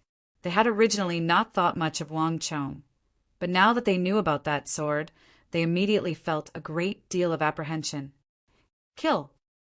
Wang Chong's reaction was extremely sharp. He immediately sensed the panic of his opponents, and this was the best opportunity for him to attack. At this moment, Shen Hai and Meng Long had already developed great trust in Wang Chong. Without a word, the two of them worked together to attack the masked men. The masked men immediately panicked. In the blink of an eye, two of them had already been injured by Shen Hai and Meng Long. However, just as the two of them were about to slaughter the masked men, a sudden change occurred. Pung Pung, the masked man on the other side, suddenly threw out a few black balls.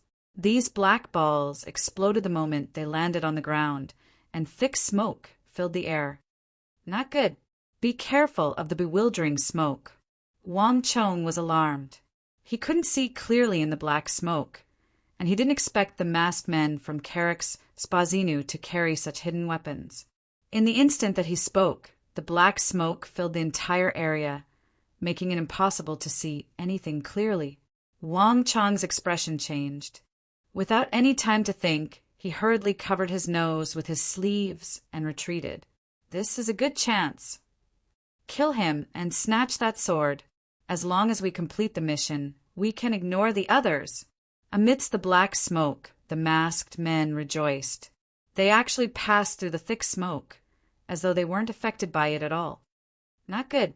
Wang Chong was astonished. His wings hadn't grown yet, and it was still possible for him to cooperate with Shen Hai and Meng Long to find a few openings. However, facing 3 powerful Origin Energy Tier 8 experts at the very least, he didn't even need to think about it. Pung! Without any hesitation, Wang Chong immediately tried to flee. Can I make it in time? Little bastard! You dare to leave after killing our men. The 3 Carrick's Spazinu masked men had savage expressions on their faces. Wielding sabers in their hands, they followed behind Wang Chong and charged forward. One of the Carrick's Spazinu experts flicked his wrist, and without any hesitation, a saber flew toward the back of Wang Chong's neck. Gongzi, hurry up and leave. Beasts of Carrick's Spazinu, with me around, it won't be your turn to act so audaciously. In the blink of an eye, a domineering and deep roar sounded. Just as the masked man flicked his saber, 100 zhang away from Wang Chong, the window opened, and with a loud boom, a thick metal arrow shot out from the window like a burning flame. In an instant, it traversed through the air and struck the saber on Wang Chong's back. Dang! The saber was struck by the thick metal arrow, and with a loud clang, it shattered into pieces. The 3 masked men were horrified, but before they could react, Pung, yet another thick metal arrow shot through the air, striking one of the masked men. The thick metal arrow pierced through the side of the masked man's heart. The accuracy of the arrow was frightening. The masked man's body flew into the air before collapsing to the ground like a wooden pillar. Before he could even say a word, he had already breathed his last. Not good. It's an expert archer. The faces of the remaining 2 masked men warped, as though they had met with something terrifying. Before they could say anything, the 2 of them suddenly turned around and dashed in 2 different directions. One of them dashed along the wall, while the other climbed up the roof. Pung! Pung! The room 1,000 feet away was like the most terrifying black hole. Before the Carrick's Spazinu masked man could take more than a few steps, he was pinned to the wall by a thick black metal head that came out of nowhere. As for the other Carrick's Spazinu masked man, he was already more than 10 feet away. He was about to use the tall roof of the house to block the enemy's line of sight. However, the moment he leapt into the air towards another house, a thick iron arrow suddenly shot out from within, piercing through his neck in one shot.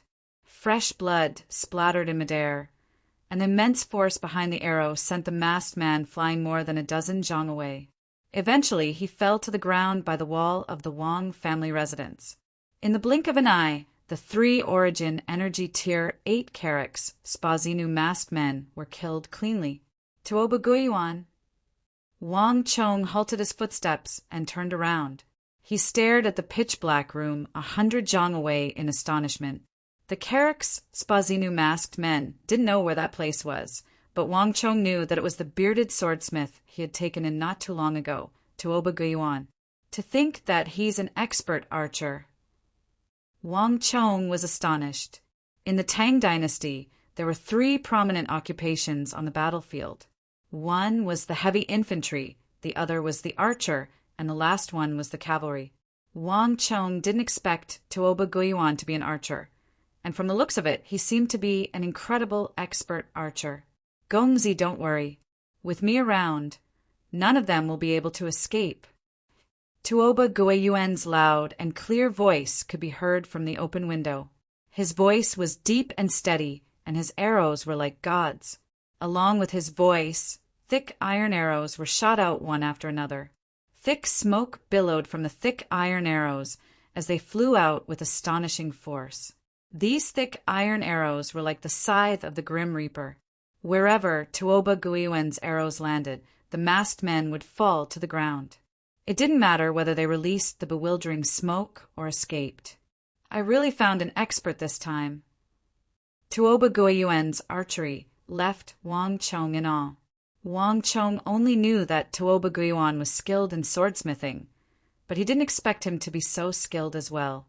With such a person around, as well as Ablonidin and Arloja, the 2 experts from Sindhu, the Wang family residence was practically impregnable. It didn't matter how many people came. This is truly an unintentional harvest.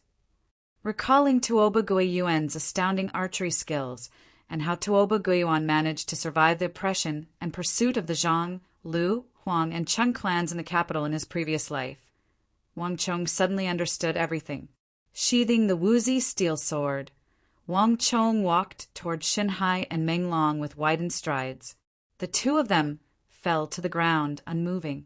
Chapter 82. Wang Chong dragged the 2 of them to a ventilated area before walking into the room. Retrieving a teapot, he poured some water on their faces and sprinkled some on their noses and mouths. A moment later, the 2 of them slowly regained consciousness. Young master, are you all right? Wee fainted. The 2 of them were still in a daze. Recalling what happened at the very last moment, their faces were filled with shame. They were all elite soldiers in the army, but in the end, they were defeated by these inferior sleeping gas bombs. If not for the thick smoke and the fact that the 2 of them were lying on the ground, as well as the fact that their attention was on Wang Chong, their heads would have been separated from their bodies by now. There's no need to blame yourselves. Those people came prepared. Putting aside you, even I didn't expect them to bring such a thing. Wang Chong consoled them. You 2 should rest here for a while. The sleeping gas shouldn't be poisonous, so you should be fine after resting for a while. The effects of the sleeping gas bombs were far more formidable than they had imagined. Basically, Shanhai and Menglong wouldn't be able to fight for the time being. Wang Chong lifted his head to look into the distance. The battle was nearing its end. With Arloja Ablonidin and Tuoba Guyuan Pincer attacking them, the masked men of Carrack Spazinu were defeated much faster than expected. Gongzi, are you all right? The moment the battle ended, Arloja and Ablonidin rushed over anxiously. While the 2 of them were fighting, the one they were most concerned about was Wang Chong. Wang Chong was the savior of Sindhu. If anything were to happen to him, the 2 of them wouldn't know how they were going to answer to the high priest. I'm fine. Did you manage to find anything? Wang Chong waved his hands casually. There's nothing else. They have all committed suicide. The 2 of them replied. The masked men who charged into the Wang family residence died horribly. Some of them knew that they couldn't escape, but they didn't want to be captured alive. Thus, they stabbed the curved blades in their hands into their hearts. Hurry up and clean up the courtyard. Don't let Mother see it. Wang Chong wasn't surprised. Upon seeing a few guards walking over, he instructed them and left. Is this the sleeping gas bomb? On the chest of one of the Carrick's Spazinu masked men, Wang Chong fished out a purplish-brown, bewildering smoke, grenade the size of a metal ball.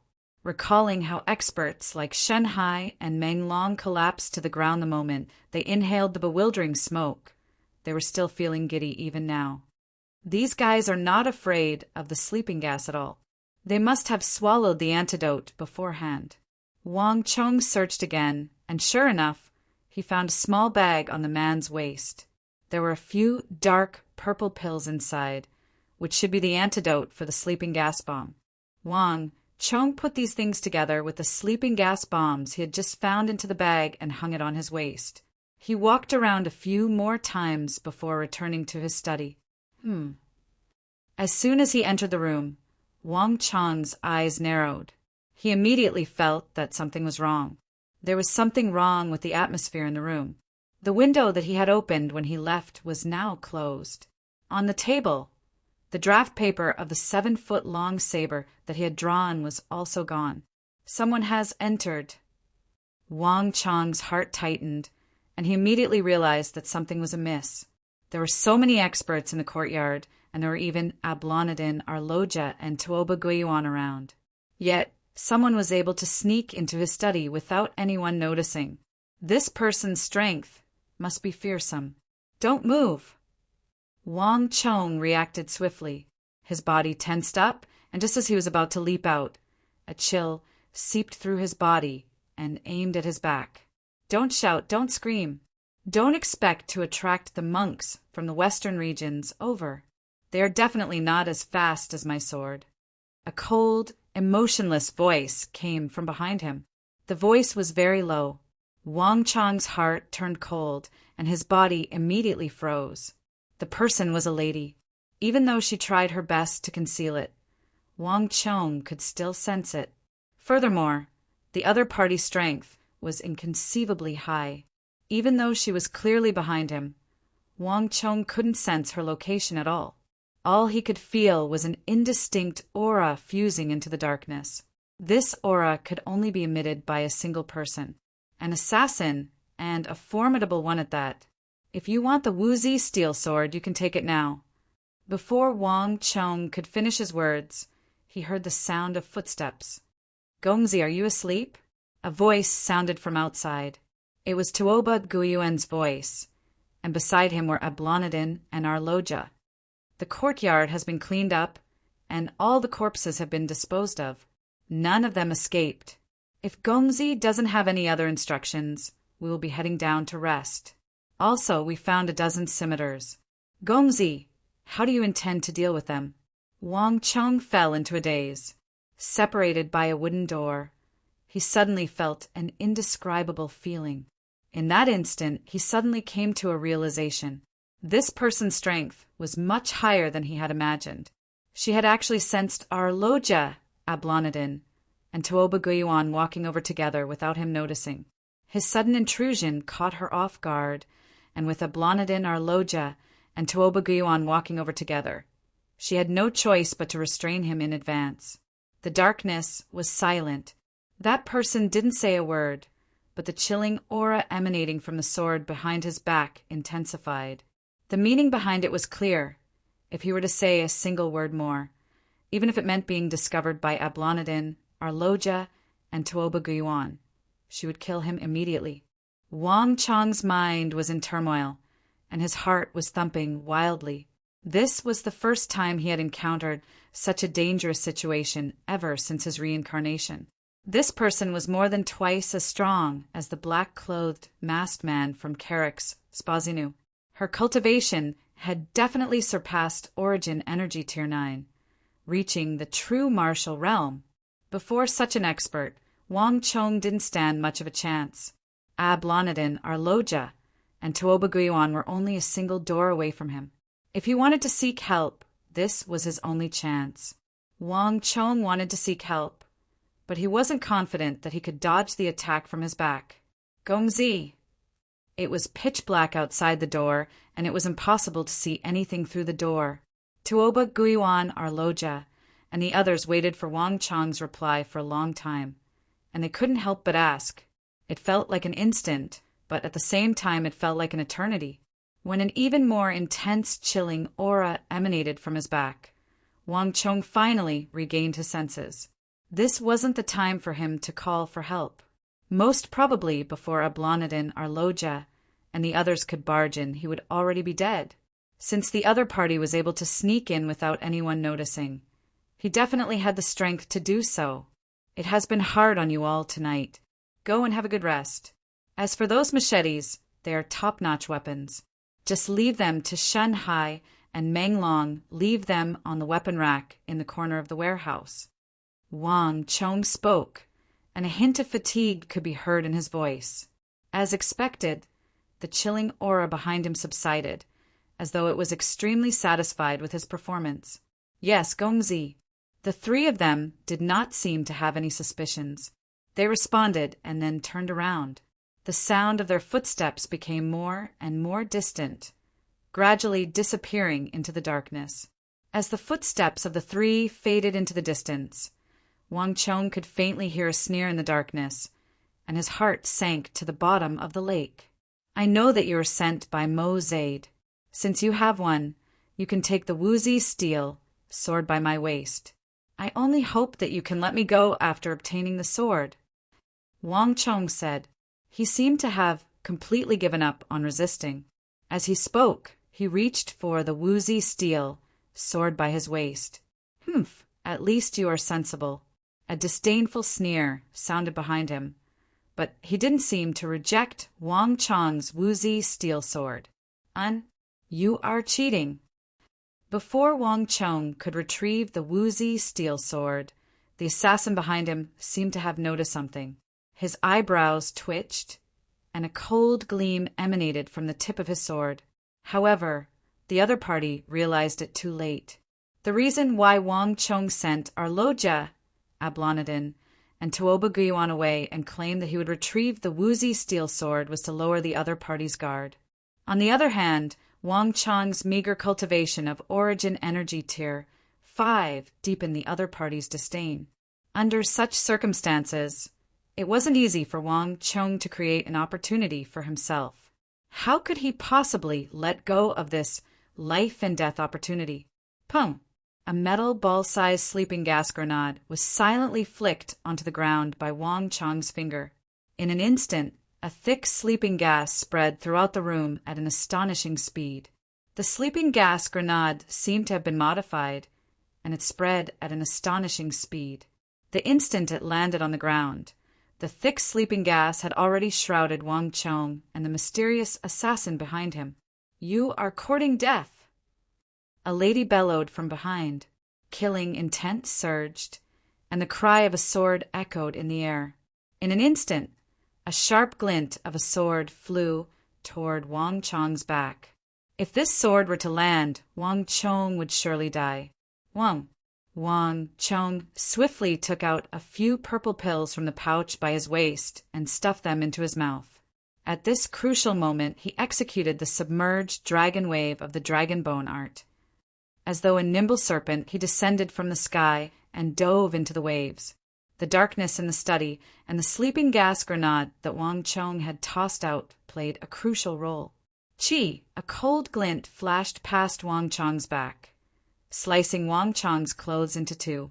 At the same time, Wang Chong rolled under the table and pulled open the distance between him and his opponent. Do you think you can escape? A trembling hum echoed in the air. The table filled with teapots, cups, brushes, inkstones, and papers was smashed by a single palm. Wood shavings flew everywhere. The assassin, hidden in the darkness, followed closely behind Wang Chong like a phantom, trying to play tricks in front of me. Are you tired of living? The assassin flipped his right hand, and the sharp sword in his hand shone with a dazzling cold glint in the darkness. Following the assassin's hand gesture, the sword slashed toward Wang Chong. Before the sword could even strike down, the surging shock waves had already surged over with an earth-shattering momentum. Eat my hidden weapon. Chapter 83. This is bad. After seeing Wang Chong's sleeping gas grenades and seeing him tossing out some hidden weapons, even the courageous assassin in the darkness subconsciously retreated. At the same time, she struck out with her palm, and an explosive shockwave burst forth, deflecting the hidden weapons in the air. I've been fooled by him again. Realizing that nothing had happened to the hidden weapons in the air after being struck, the female assassin flew into a rage. Previously, when Wang Chong presented her with the woozy steel sword, he had already fooled her once. This time, she was fooled by Wang Chong with the antidote to the sleeping gas grenades. How could the black-clothed female assassin possibly accept this?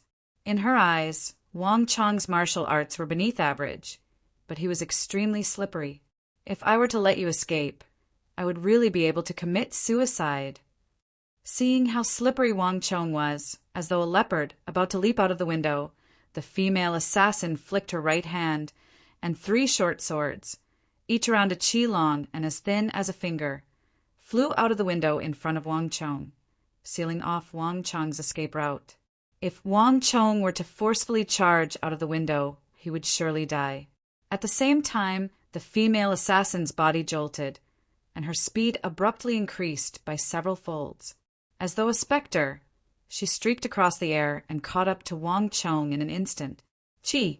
A cold gleam flashed across the darkness, and with a clean slash, it flew toward Wang Chong's neck. Spectre steps! Wang Chong was astonished. He suddenly understood how this person managed to get past the heavy guards of the Wang residence and sneak in together with Ablonidin and Arloja. Since he couldn't leap out of the window, Wang Chong immediately used Dragon Coil to stop his momentum. At the same time, he executed the stellar steps and slashed with the woozy steel sword. Clang! The crisp sound of metal echoed in the darkness. In an instant, the sword in the hands of the female assassin was severed by Wang Chong's sword. The sharp edge of the sword tore off a piece of her sleeves and left a sharp wound on her fair arm. However, before Wang Chong could chop off the other party's armband, an arm struck Wang Chong's chest, and a huge force gushed out like a flood. In an instant, Wang Chong was sent flying like a kite with a broken string, as if he had suffered a heavy injury. He smashed heavily into the wall with a bang, spitting out a mouthful of blood, and his face was as pale as paper. What a sharp sword! In the darkness, the female assassin raised her hand. There was a faint wound on her arm, and it was incomparably sharp. Glancing at the woozy steel sword in Wang Chong's hands, a hint of fear flashed across the female assassin's eyes. I heard that the #1 swordsmith in the world appeared in the Tang dynasty, but I didn't believe it. It seems like it's you. Let me ask you something. Are you able to forge this sword? The female assassin flicked her wrist, and a piece of Xian paper appeared in her hands. On it was the 7 chi long narrow saber drawn by Wang Chong. After an intense battle, the female assassin didn't continue pursuing Wang Chong. Instead, she asked about an unimportant drawing. If it was anyone else, they would surely find it bizarre. However, Wang Chong wasn't surprised at all. As Wang Chong glanced at the 3 conical daggers stuck on the windowsill, a thought flashed through his mind. This is fate. Wang Chong sighed. There was no such bizarre weapon in the Central Plains. In fact, in the entire continent, including Carrick, Spazinu, and Abbasid Caliphate, no one knew how to use such a weapon. In Wang Chong's memories, there was only one place that knew how to use such a weapon. In another time-space continuum, that place was known as Japan. In this world, it was known as the 10 Islands of Japan. They were 10 islands in the eastern seas, a place ruled by female supremacy, a place where martial arts were mainly focused on hacking and slashing.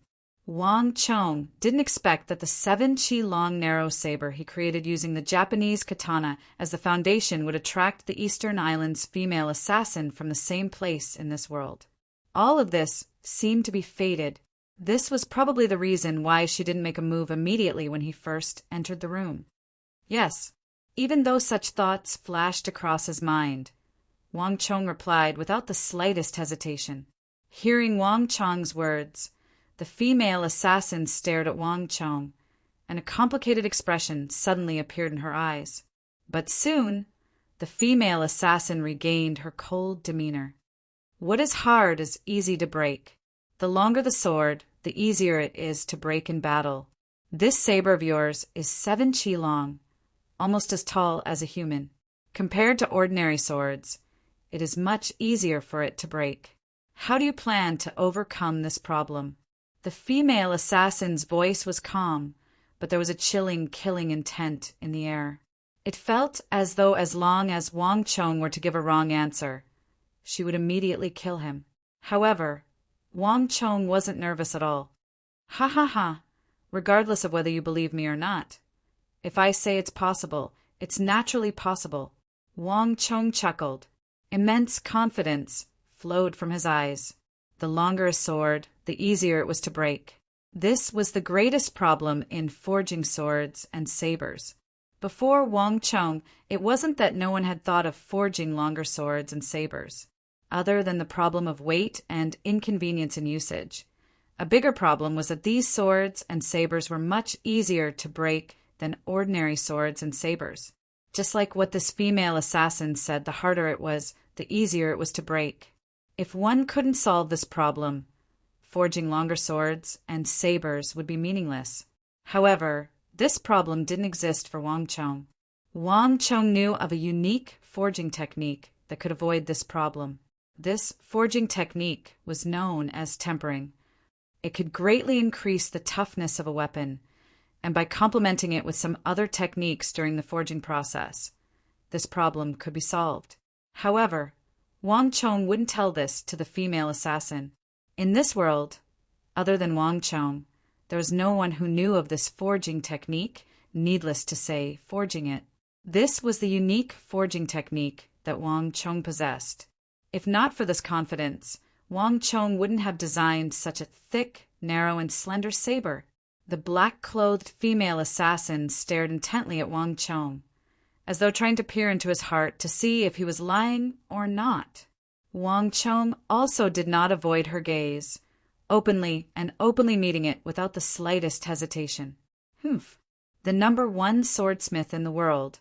I'll have to trouble you to make a trip with me.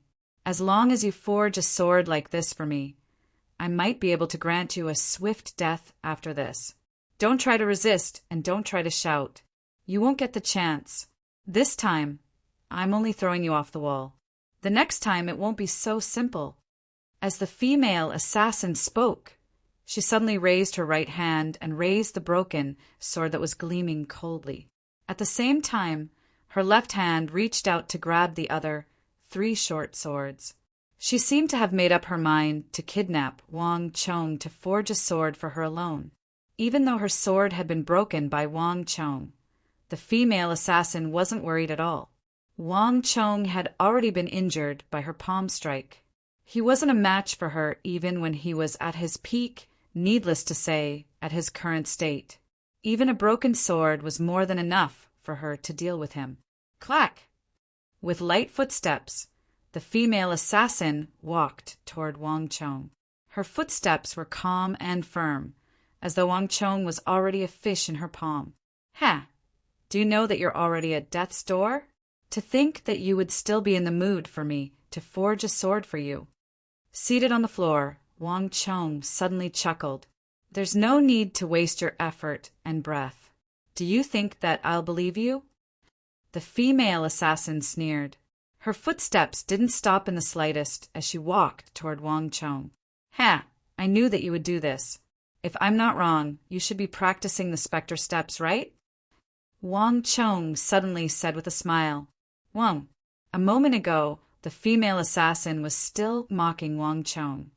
But upon hearing the words specter steps, her body trembled and she abruptly came to a halt. The specter steps allows one to traverse through the darkness as though a specter. You must have relied on this to sneak in, right? I don't know where you learned the specter steps from. But do you know that the specter steps is actually in conflict with most cultivation techniques? The more you cultivate this cultivation technique, the closer you are to death. You're already at death's door, and yet you still have the mood to work for others. You even have the mood to kidnap me to forge a sword for you. What a joke! Wang Chong didn't conceal the disdain in his eyes. He looked at the Eastern Islands' female assassin as though he was looking at a dead person. The powerful and wealthy Tang dynasty was like a magnet, attracting all the powers and tribes in the world. Beneath the peaceful surface of the Tang dynasty, there were countless powers lurking in the shadows. This Eastern Islands female assassin was clearly one of them. In order to conceal her identity and not arouse suspicion, she had no idea which faction she had joined to learn this assassination technique. Even though the Spectre Steps was powerful, its flaws were equally huge. Regardless of which power she was recruited by, the other party didn't intend to let her live for too long. You're spouting nonsense. The Eastern Islands' female assassin's face turned cold. The killing intent in the air suddenly intensified by more than tenfold, and the temperature in the room fell abruptly. At this moment, the aura exuded by the Eastern Islands' female assassin was completely different from before. Not only was it much stronger, it was as sharp as the edge of a blade. Wang Chong's conjecture wasn't wrong. This female assassin had concealed her true cultivation. Her true strength should be that of the saber. Am I spouting nonsense? Try to circulate your qi according to the Spectre Steps. Circulate your qi through your Zifu and Shanzhong acupoints to see if you feel any pain. Leaning against the wall, Wang Chong sneered coldly. Wang, even though the female assassin said that she didn't believe him, her body subconsciously began to circulate according to Wang Chong's instructions. Wang, a dense black aura gushed out from her body. In an instant, the female assassin's silhouette blurred as though a phantom, as though fusing with the darkness. But the next moment, with a dull grunt, the black aura dissipated, and the female assassin appeared in the room once more. Her face was incomparably pale, and cold sweat was dripping down her forehead. Her cold, emotionless, and composed eyes swiftly glanced at Wang Chong. For the first time, panic appeared on her face. Wang Chong was right. When her Jinqi flowed through her Zifu and Shanzhong acupoints, she really felt a sharp pain in her Juk and Fengze acupoints. The Jinqi in her body nearly dissipated. This is a good chance. Just as the female assassin was panicking, Wang Chong slapped the ground with his palm and leaped into the air. Executing dragon ascending the clouds, his body was as agile as a serpent as he leaped out of the window without any hesitation. Chapter 84. Where do you think you're going? The female assassin's heart turned cold. Her target this time was Wang Chong. Regardless of whether it was to kill him or to have him forge a sword for her, she couldn't allow him to escape. Pung! Enduring the pain in her body, the female assassin hurriedly chased after Wang Chong. Outside the window, the moonlight shone brightly. She could see a figure as agile as a serpent dashing toward the Wang family residence's warehouse. The female assassin's face turned cold. Without any hesitation, she immediately chased after Wang Chong. But just as she was several zhang away from the female assassin, a black gleam flashed, and a massive steel arrow carrying a powerful might flew toward the female assassin's face at the speed of lightning. Boom! In an instant, the female assassin was only able to raise her broken sword before her body to block the attack. Then, she was struck by the thick metal arrow and was sent flying. Tuobo Masters, hurry up and stop her. Don't let her escape. As Wang Chong dashed along the grass, he bellowed loudly. The first half of his sentence was in Mandarin, but the second half was in Sanskrit. Roar!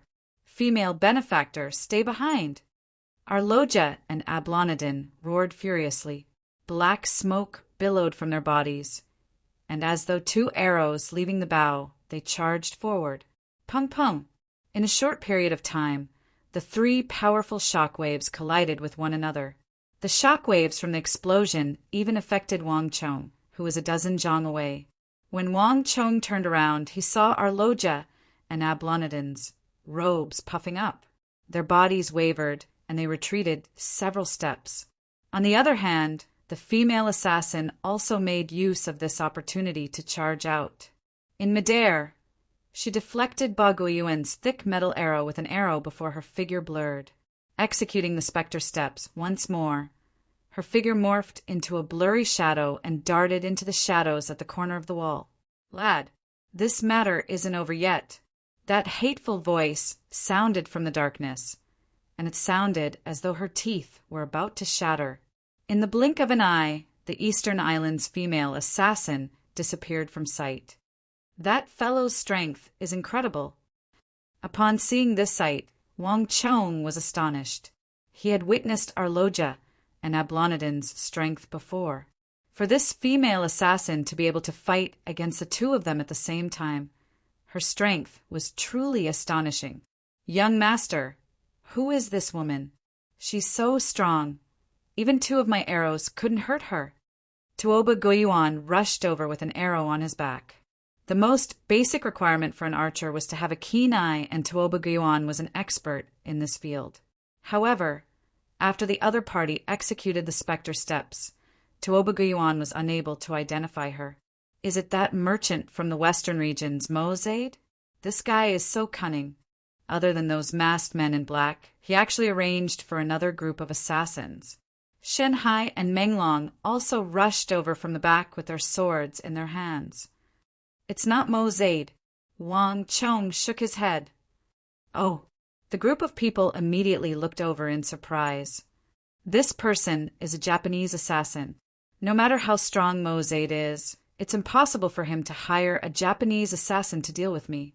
And she doesn't recognize the Wuzi steel sword in my hand," Wang Chong said as he lifted the Wuzi steel sword in his hand to take a look. There were simply too many flaws on the Japanese female assassin. Initially, Wang Chong thought that she was hired by Mo Zaid. However, what Mo Zaid wanted was his Wuzi steel sword, and this person wanted his life. If it weren't for the fact that she happened to discover the 7-foot-long, slender, and thick-backed sword on the table, and the fact that the Japanese were especially proficient in swordsmanship, she would have killed him long ago. Then who sent her? Shen Hai and Meng Long frowned. Wang Chong shook his head, silently.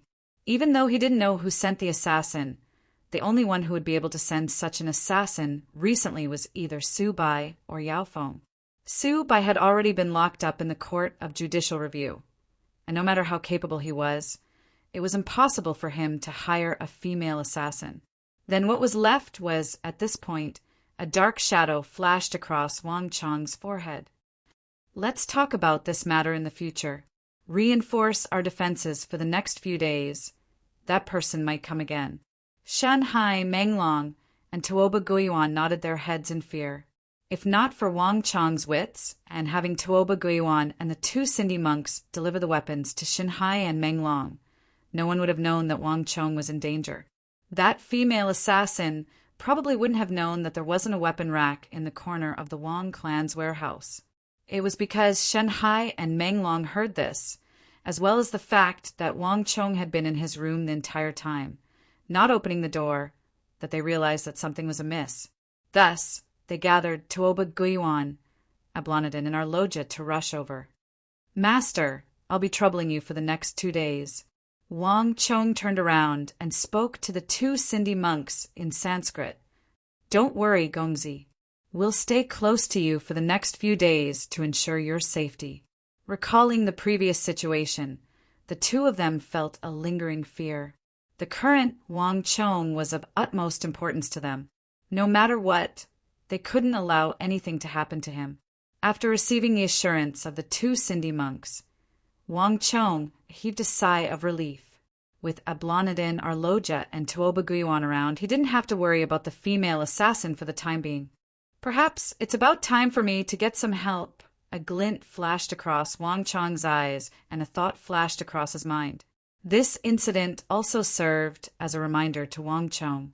Time and space had changed, and so had his identity and strength. If it was in the past, as the Grand Marshal of the Central Plains, Wang Chong wouldn't have paid any heed to such an assassin. However, everything was different now. Wang Chong had to remind himself repeatedly that he was no longer the Grand Marshal of the Central Plains. He was just a mere scion of an origin energy tier 5 clan. Before he succeeded in cultivating those cultivation techniques, he wouldn't be able to execute a single one of them. Ablonidin Arloja and the others couldn't possibly guard him all the time, and Tuoba Guiwan couldn't possibly stay by his side. Under the circumstances where he wasn't strong enough, in order to prevent such a thing from happening again, Wang Chong had to find some formidable bodyguards and subordinates to protect him. Even though this wasn't an easy task, Wang Chong was still able to find a few of them. There's no need to rush this matter. I'll think about it after Grandfather's birthday. Wang Chong thought. Grandfather's birthday was just a few days away. With Ablonidin and Arloja around, it shouldn't be a problem for him to endure for a few days. Furthermore, if that female assassin still remembered what he told her about the Spectre Steps, she probably wouldn't have the time to harass him for the time being. Masters, I'll have to trouble you to stay beside me for the next few days. Wang Chong turned to look at Shenhai and Menglong. Also, Shenhai and Menglong, call little sister over tomorrow. He also told his cousin to get a few experts from his uncle to come over and guard his mother's residence. I'm afraid that there might be others who would lay their hands on Mother. Also, inform the Imperial Army to increase the patrols in the vicinity. Right? It would be best to inform Uncle and have him deal with this matter personally. It didn't matter how many guards there were. It was safest for the Imperial Army to patrol the area frequently.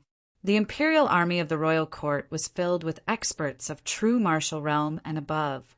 With these people patrolling the area frequently, even the female assassin would have to consider whether it was worth it to do so. Yes, I'll get it done now. Shenhai and Menglong replied before leaving. After making all these arrangements, Wang Chong heaved a sigh of relief. After making all these arrangements, the Wang clan was truly impregnable. At the very least, he wouldn't have to worry about an attack of this level in the future. After making arrangements for Ablonidin and Arloja's residence, Wang Chong headed back to his own residence. The Wang clan finally quieted down after a huge commotion in the middle of the night. Pung! Wang Chong pushed open the door, and just as he stepped over the threshold, the world suddenly shook. An intense bout of dizziness struck his head. Before Wang Chong could react, he felt the world around him changing. In an instant, it felt as though countless things were pressing down on him. That kind of heavy pressure was almost suffocating. Warning! Warning! The first world constraint has arrived. Before Wang Chong could even react, the world before him had already begun to churn. An endless torrent of energy surged toward him with the might of a thunderbolt. In the midst of this torrent of energy, Wang Chong seemed as insignificant as an ant. Pung! Wang Chong's right knee caved in, and he fell to the ground. At the same time, Wang Chong could vaguely hear a rumbling in his body. A bizarre but resilient energy burst forth from his body, forming a faint yellow barrier that shielded Wang Chong's body. Boom! The surging torrent of energy surged past Wang Chong's body like a tidal wave. The faint yellow barrier around Wang Chong's body shattered with a pop, taking away all of Wang Chong's stamina. Who? Wang Chong's face was pale and he sat on the ground. His entire body was drenched in sweat. Gongzi, what's wrong? A Sanskrit voice came from next door. It was Ablonidin. I'm fine. Wang Chong replied weakly. Everything before him returned to normal. The heavy pressure and the feeling of the world crashing down on him only lasted for an instant before disappearing. The room was dark and silent. The world shackles had passed. Masters, did you two see anything just now? Or did you discover anything? Wang Chong panted for breath and said after a moment of silence, No, I only heard that you fell. It was Ablonidin's voice, and there was a hint of doubt in his voice. For some reason, Wang Chong's voice had become exceptionally weak. However, recalling how Wang Chong had just survived the assault of a female assassin, he He felt relieved and didn't think too much about it. Oblivious to Ablonidin and Arloja in the other room, Wang Chong was taken aback upon hearing their reply. All of a sudden, he seemed to have come to a realization. So, I'm the only one who could see such a huge commotion? Wang Chong fell into deep thought. Regardless of whether it was the powerful torrent of energy or the faint yellow barrier around him. Other than him, Ablonidin, Arloja, and the others were unaware of such a huge commotion. Wang Chong suddenly realized that the power of the world was directed at him. The world constraint had already surpassed the capabilities of an ordinary cultivator. Even Ablonidin and Arloja weren't able to sense it. Chapter 85. This was the first time Wang Chong had experienced the world-binding force, or rather, the repulsive force. It felt as though he was not tolerated by the entire world. In front of that majestic power, Wang Chong could deeply feel how insignificant he was, and his heart palpitated. In reality, it was not just him.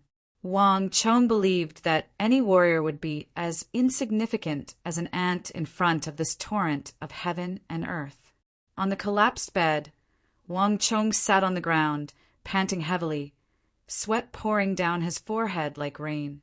So this is the price of reincarnating, to become the enemy of the entire world. If not for the Stone of Destiny, I would have been crushed into powder long ago. Wang Chong closed his eyes, thinking silently, and a bitter smile appeared on his face.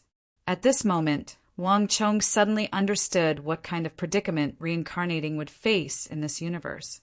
Right now, the Stone of Destiny was his only hope. The torrent of heaven and earth was endless, as though a flood was crashing down on him. However, the faint light emitted by the Stone of Destiny was like a shelter in the midst of a storm, helping him escape this crisis. The 20 Destiny energy should have been used up by now. This is only the first wave. This thought flashed through Wang Chong's mind, and the next moment, Wang Chong saw the Stone of Destiny in his mind. Warning: Destiny energy remaining, 5 points. Duration of the next world binding force, 3 months. Destiny energy required, 30 points. Looking at this string of information, Wang Chong laughed bitterly in his heart. It was exactly as he had expected. However, the next time, the amount of destiny energy required to resist the world-binding force was not 25 points, but 30 points. After sitting on the ground for a while, as his stamina recovered, a strange feeling slowly spread throughout his body. A power that he had never felt before was suddenly released from his hair follicles, skin, and muscles all over his body. Wang Chong felt that while his stamina was recovering, his strength was also increasing. Not only that, this energy seemed to have a very strong penetrative ability. It began to penetrate through his skin and muscles, seeping into his bones and marrow, and began to automatically strengthen Wang Chong's bones, meridians, and even muscles. This is... Wang Chong's heart skipped a beat as he suddenly came to a realization. Wasn't this what the Stone of Fate had mentioned before? Every time he resisted the world restriction, his body would be strengthened? Thinking of this, Wang Chong was overjoyed.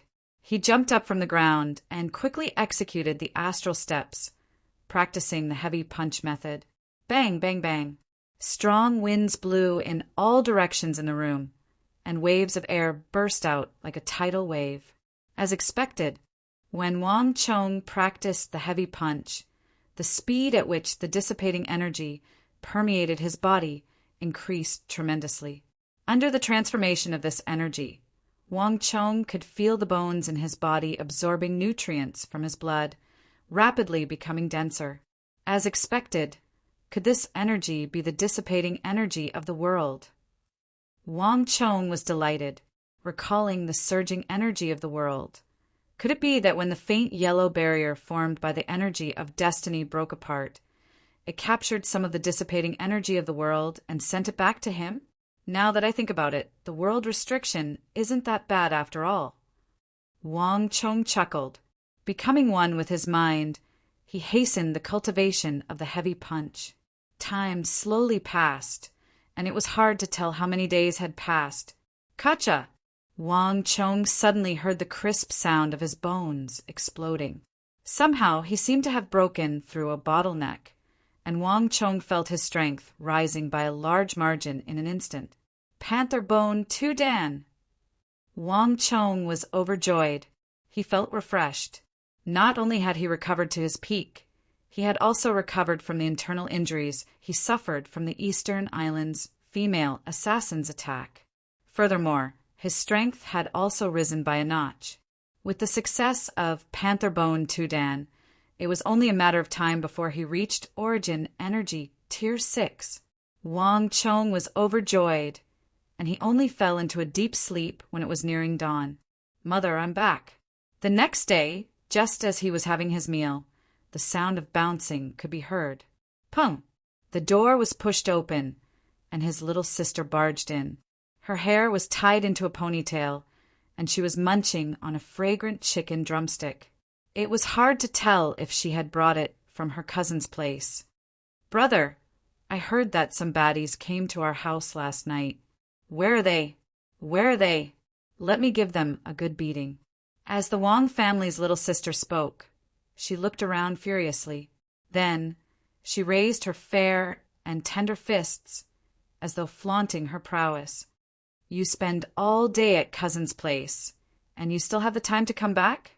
By the time you return, they would have already left. Wang Chong glanced at his little sister and said impatiently. After not seeing her for a few days, his little sister seemed to have changed completely. She had a rattle drum by her waist, a pair of embroidered shoes with silver bells on them, and a kite on her back. It seemed like his little sister hadn't been slacking off when he gave her the 100 gold taels. She had taken the money and spent it freely for a period of time. Hearing Wang Chong's words, Wang Xiaoyao stuck out her tongue and hurriedly ran to her mother's side. Her eyes darted around the room, and soon she picked up a pair of chopsticks, stabbed a roasted goose on the table, and began munching on it. Gluttonous and playful. You haven't changed at all.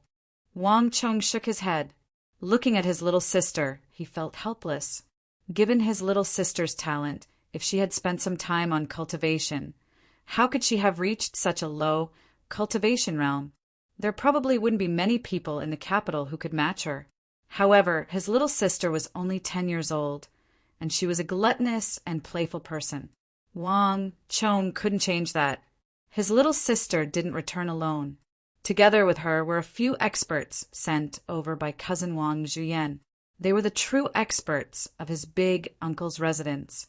Wang Chong arranged for them to stay near his mother's residence and guarded her day and night. Right, little brother? After the meal, his little sister suddenly beamed with joy. Tilting her head, she fawned. I heard from Shanhai and Menglong that you earned 600,000 gold taels. Let me take a look, let me take a look. As she spoke, she shook Wang Chong's arm with a pleading look on her face. I knew that you would do this. Wang Chong chuckled, but he didn't reject her. Instead, a doting look appeared on his face. Let's go, I'll bring you to take a look. In the Wang family storehouse, Wang Xiaoyao's eyes were filled with stars upon seeing the mountain of gold. Wah, little brother, we're rich. The Wang family's little sister pounced overexcitedly and started rolling on the pile of gold. As she rolled, she exclaimed excitedly, So much gold, so much gold! How much delicious food can we buy with this? Everything was fine at the start, but at the end it was all about food. Just as the matter of the Wang clan being assaulted was causing a huge commotion, a shocking matter occurred in the royal court. The consort Tai Zhen incident. The Son of Heaven, the Holy Emperor, was determined to bring consort Tai Zhen into the royal palace. In the royal court, the King of Song, King Qi, the Yao clan, the Wang clan, the Duke of Su, the Duke of Wei, the Duke of Zhao, all of the civil and military officials were embroiled in the matter. This included Wang Chong's big uncle, Wang General. The entire royal court was torn into two. Half supported the matter while the other half opposed it. This became the most sensational matter in the past few decades of the Tang dynasty. Regardless of whether they supported the matter or opposed it, their emotions were extremely intense. As a result, the atmosphere in the royal court became extremely tense. In fact, there were even 2 physicians who fought in the royal court, resulting in them bleeding profusely. In the end, both of them were imprisoned in the imperial prison of the Court of Judicial Review. At the same time, the entire Central Plains was in a state of turmoil. Everyone's gaze was drawn to the royal court. Wang Chong received the news while he was cultivating at home. Upon hearing the news from the royal court, Wang Chong fell silent for a very long time. To think that such a matter would still happen, Wang Chong raised his head. The sky was overcast, and there was an indescribable pressure in it. Looking at the gloomy sky, a hint of worry flashed across Wang Chong's eyes. There were many things in this world that were different from what he remembered. But regardless of which time-space continuum he was in, the death of Consort Wu in 740 and the wise and formidable holy emperor in the history of the Tang dynasty ordered Consort Shou to become a nun, as well as the Consort Taijin incident that brought her into the royal palace. All of this had a significant impact on the world. No one could understand why the wise and valiant sage emperor, who had spent the first half of his life forging ahead, the greatest person in Great Tang, even the Central Plains, would have such a drastic change in his personality, going against the principles of morality and bringing Consort Taijin into the palace. Thinking about it carefully, even now, Wang Chong still couldn't understand why. This was definitely not the actions of a holy emperor, but the impact and consequences of this incident were extremely far-reaching. The Wang clan's backer, His Highness the King of Song, who wielded immense authority and influence in the royal court, had displeased the holy emperor due to his vehement opposition to this matter. As a result, he fell out of favor and was expelled from the royal court. Losing the backing of the King of Song was a heavy blow to the Wang clan. What was even worse was that the Wang clan had also chosen the wrong side in this political storm. Everyone had underestimated the holy emperor's determination in this matter, and the price of the Wang clan's underestimation was that they had suffered a huge blow in this matter. Since then, they had never recovered, be it in terms of power, status, or influence. They had all been greatly weakened, and they had been completely eliminated from the first echelon of the Tang dynasty.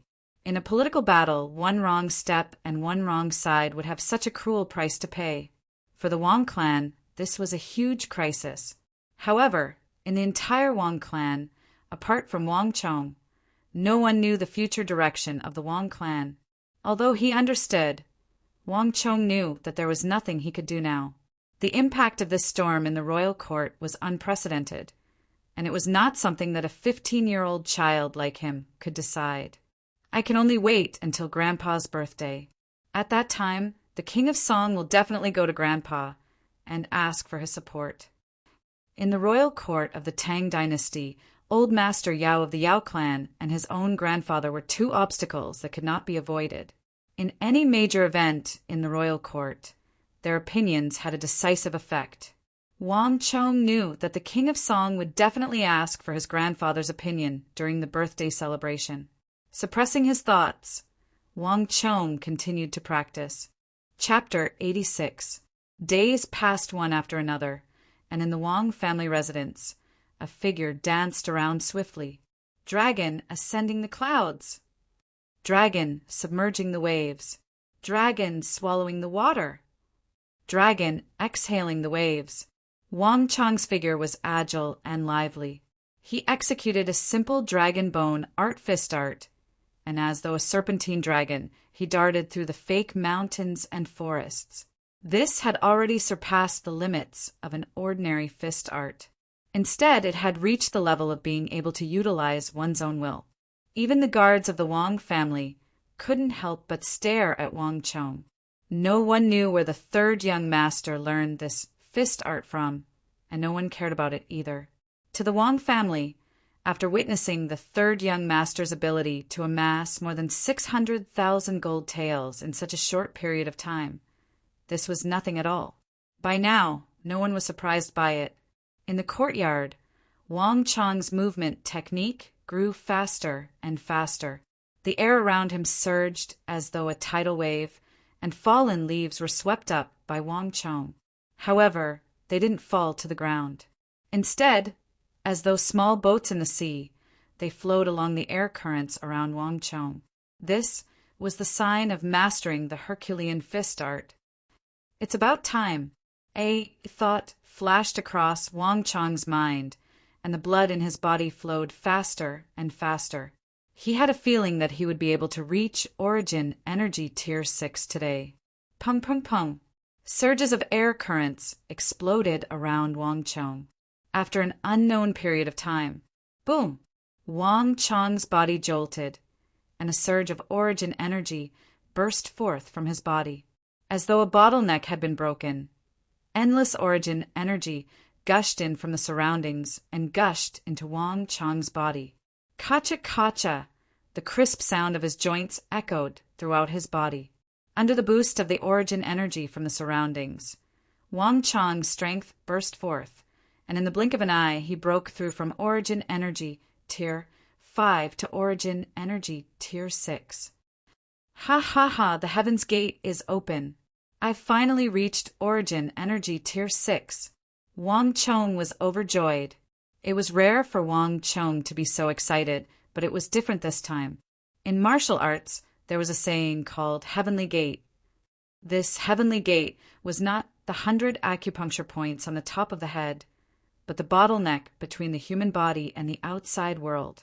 Upon reaching Origin Energy Tier 6, one would be able to break through this bottleneck and absorb Origin energy from the outside world. This was the greatest difference between Origin Energy Tier 5 and Origin Energy Tier 6. For example, the first 5 tiers of Origin Energy Tier 9 were all for the purpose of opening the Heaven's Gate. Once a martial artist reached Origin Energy Tier 6, they would be able to cultivate secret arts that could greatly enhance their strength, agility, and speed. For example, the Spectre Steps of the Eastern Islands female assassin was a speed-type secret art after reaching Origin Energy Tier 6. It was impossible for one to learn such a powerful secret art before reaching Origin Energy Tier 5. To Wang Chong, that wasn't all. Once he reached Origin Energy Tier 6, Wang Chong would be able to maneuver around even more freely. Even though he was the Grand Marshal of the Central Plains in his previous life, he had lost all of his cultivation. Thus, Wang Chong could only start over from scratch. The Origin Gate is open was a good start for Wang Chong. If Wang Chong's limbs were bound in the past, Wang Chong now had a free hand. Boom! With a thought, Wang Chong punched out with his right fist, and in that instant, something inconceivable happened. Kacha-kacha! The bones in Wang Chong's body creaked, and his right arm suddenly grew to twice its original length. He reached his hand into the crevice of a fake mountain, and pung! The rock weighing more than 100 jin was lifted up. In Wang Chong's hand, a rock weighing more than 100 jin was as light as a feather. This was the ability of Origin Energy Tier 6. Upon reaching this level, a martial artist's fighting prowess would be greatly enhanced. For a rock weighing more than 100 jin to be as light as a feather, this was something that ordinary people couldn't compare to. Ha ha ha, this is what they say. Gongzi's intelligence is truly incredible. We have only exchanged a few blows, but Gongzi is already able to grasp the arm-link fist in one fell swoop. In the corridor by the side, our Loja and Ablonidin walked down the stairs with their sleeves fluttering in the wind. The two of them nodded their heads in delight. Arm-link fist was a secret art of Sinu. Different from the martial arts of the Central Plains, Sinu was known for its bizarre nature. Upon mastering this arm-link fist, one's arm would be able to move from one side to the other, allowing one to catch one's opponent off guard. This was also a Sinu martial art that the two of them had imparted to Wang Chong according to Wang Chong's current cultivation realm. They thought that it would take a long time, but to think that Wang Chong's improvement would be faster than they had expected. I have to thank the two masters for your guidance. Wang Chong smiled and walked over.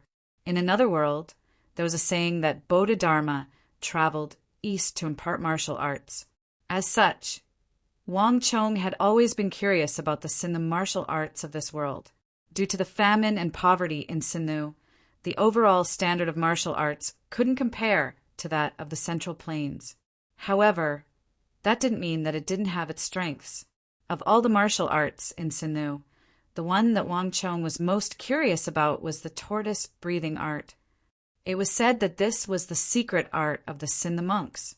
After mastering the secret art, one could bury themselves deep in the ground for 10 days and 10 nights without eating, drinking, or breathing, and nothing would happen to them.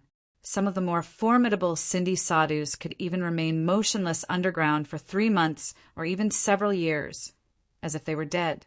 In his previous life, this was the Sindhi martial art that Wang Chong wanted to learn the most, but he didn't have the chance to do so, now that he had met Arloja and Ablanadin. How could Wang Chong let go of this opportunity? Arloja and Ablanadin spoke of everything they knew. The only problem was that Wang Chong wasn't able to learn it with his current cultivation. Hung long long. Just as they were speaking, the rumbling of a carriage sounded from the front door. From the carriage, his little sister's excited voice could be heard clearly. "Brother, it's time to set off. It's grandfather's birthday. Mother wants us to go to the Four Quarters Embassy right now." "I got it. I'm coming." Hearing his little sister's loud voice reverberating through the entire Wang family residence, Wang Chong chuckled. A look of anticipation flashed in his eyes. Regardless of the storm outside, the entire Wang family residence was in a joyous mood today. Bright red lanterns were hung on the eaves of all of the houses. Many places were even painted with red wood paint, creating a festive atmosphere. Grandfather's 70th birthday was a huge occasion for the entire Wang clan. Other than Wang Chong's father, who was stationed by the borders, everyone else, including Big Uncle, Big Aunt, and Little Uncle, would be attending grandfather's birthday. Naturally, Wang Chong was the same as well. There were 365 days in a year, and this was the only day that Wang Chong could enter the Four Quarters Embassy to visit his grandfather. Even though he felt helpless, the Wang clan wasn't unique to a clan of generals and ministers. Where there was gain, there was bound to be loss. "Masters, I'll be leaving first," Wang Chong said in Sanskrit. "And Gongzi, we won't be accompanying you." Arloja and Ablanadin replied respectfully. The Four Quarters Embassy was a forbidden ground of the Tang dynasty, and it was heavily guarded by the experts of the imperial army. Even descendants of the Wang clan like Wang Chong weren't allowed to enter easily. Needless to say, Sindhi Buddhist monks like Arloja and Ablanadin. Wang Chong nodded. With his little sister around, the Wang clan's guards, and even the experts of the imperial army, he didn't have to worry about any accidents happening in broad daylight. Wang Chong began walking out. Outside the gates of the Wang family residence, a bright red carriage stopped. His mother and little sister were on it. Wang Chong dived into the carriage, and it slowly drove off. "You two siblings, listen up." "Chonger, you have to listen up as well. Today is grandfather's birthday, and other than us, many of your grandfather's old subordinates are coming over.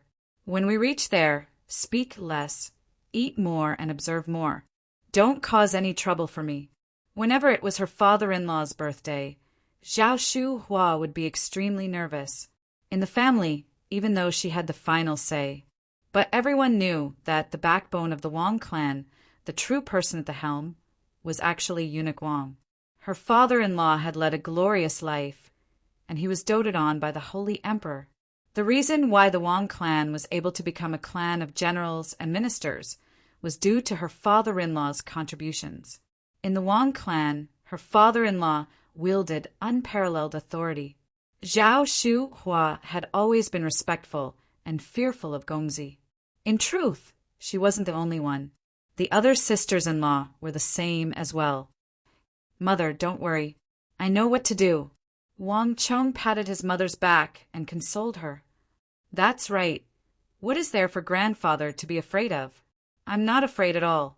Wang family's little Yao pouted. Hearing his little sister's words, Wang Chong and his mother smiled bitterly. In the Wang clan, grandfather had always been extremely strict. Regardless of whether it was his big brother, second brother, or cousin, they had all been reprimanded by grandfather. Even Wang Chong himself was the same in his previous life. The only exception was probably his little sister. For some reason, regardless of whether it was grandfather or grandmother, they were extremely fond of this little sister of theirs. At this age, grandfather had never scolded her before. Every time they saw his little sister, the two elders would chuckle happily. This made Wang Chong, his big brothers and cousin, incomparably jealous. But there was nothing they could do.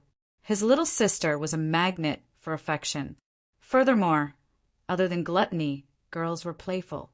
They wouldn't cause any trouble. The carriage passed through the streets and alleys, heading toward the east. Several hours later, seated in the carriage, Wang Chong suddenly felt a majestic aura crushing down on him, as though a tidal wave. In that instant, Wang Chong felt as though he was facing a torrent of the world. "We've arrived at the Four Quarters Embassy." Wang Chong immediately realized what was going on. He had been to the Four Quarters Embassy before, so this aura was extremely familiar to Wang Chong. Shua! Parting the curtains, Wang Chong gazed into the distance. Not too far away, a massive residence stood before him. The residence was square-shaped, and it was 7 to 8 times the size of an ordinary general or minister clan. It looked extremely simple, but it exuded an incomparably solemn and dignified aura. Anyone who walked by this place couldn't help but feel a sense of respect and reverence. They would lower their voices and slow their footsteps, as though fearing that they would alarm the person within. There wasn't a single person in the vicinity of the residence, not even a single house. Above the main gate of the residence, Wang Chong saw a simple signboard. On the signboard were 3 large words painted in black on a white background: "Frowny Face, Four Quarters Embassy." The words were bold and forceful, as if they were bursting out of the paper, like a true dragon soaring into the sky, affecting the world. This was the Four Quarters Embassy. Chapter 87. The Four Quarters Embassy was quiet, but Wang Chong knew that it was one of the most heavily guarded places in the Central Plains. Countless Imperial Army experts were stationed here. Looking from afar, even the air above the Four Quarters Embassy seemed slightly distorted, and even the sun, moon, and stars seemed a little bizarre. The Four Quarters Embassy looked simple, and one could easily climb over the walls. However, one would realize that this place was definitely a tiger's den. One might be able to enter easily, but there was no guarantee that one would be able to come out alive. Every time Wang Chong entered this place, he would feel as though he had stepped into an impenetrable fortress. To think that I would finally be back here. Looking at the Four Quarters Embassy, Wang Chong was in a daze. A complicated expression flashed across his eyes. Wang Chong had always disliked the Four Quarters Embassy. The reason was simple. The atmosphere here was too solemn. Every time he entered this place, it didn't feel like a family gathering. Instead, it felt more like a court assembly. Furthermore, grandfather, or perhaps the old master, this was how Wang Chong addressed him in his heart, was too upright and incorruptible. Wang Chong's rebelliousness, ignorance, and troublemaking didn't appeal to the old master. As a result, Wang Chong felt as though he was invisible every time he came here. No one paid attention to him, and no one cared about him. Due to this reason, Wang Chong disliked coming here even more. There were many things that one would only realize their importance after losing them. It was only after the old master passed away that Wang Chong truly felt the weight of the old master. The entire Wang clan lost its pillar of support, and in an instant the world collapsed. Only then did Wang Chong realize what the old master meant to the clan. Humans had to learn from their mistakes in order to grow. Many years later, when Wang Chong was no longer young, Wang Chong finally understood his grandfather's intentions. He had lived an upright and incorruptible life. Wealth, status, and authority held no attraction to him at all. No one disliked having a house full of grandchildren, and no one disliked enjoying a blissful old age. The reason why he persisted for so long in the Four Quarters Embassy despite his old age was for this family, for the descendants of the Wang clan. Thus, in his previous life, when he revisited the Four Quarters Embassy many years later, the Four Quarters Embassy was no longer guarded by the imperial army, and it was overgrown with weeds, turning it into an ordinary courtyard. Big Uncle and Little Uncle kneeled on the ground and burst into tears. That scene was something that Wang Chong would never forget for the rest of his life. In the past, Wang Chong was filled with awe and respect for this place.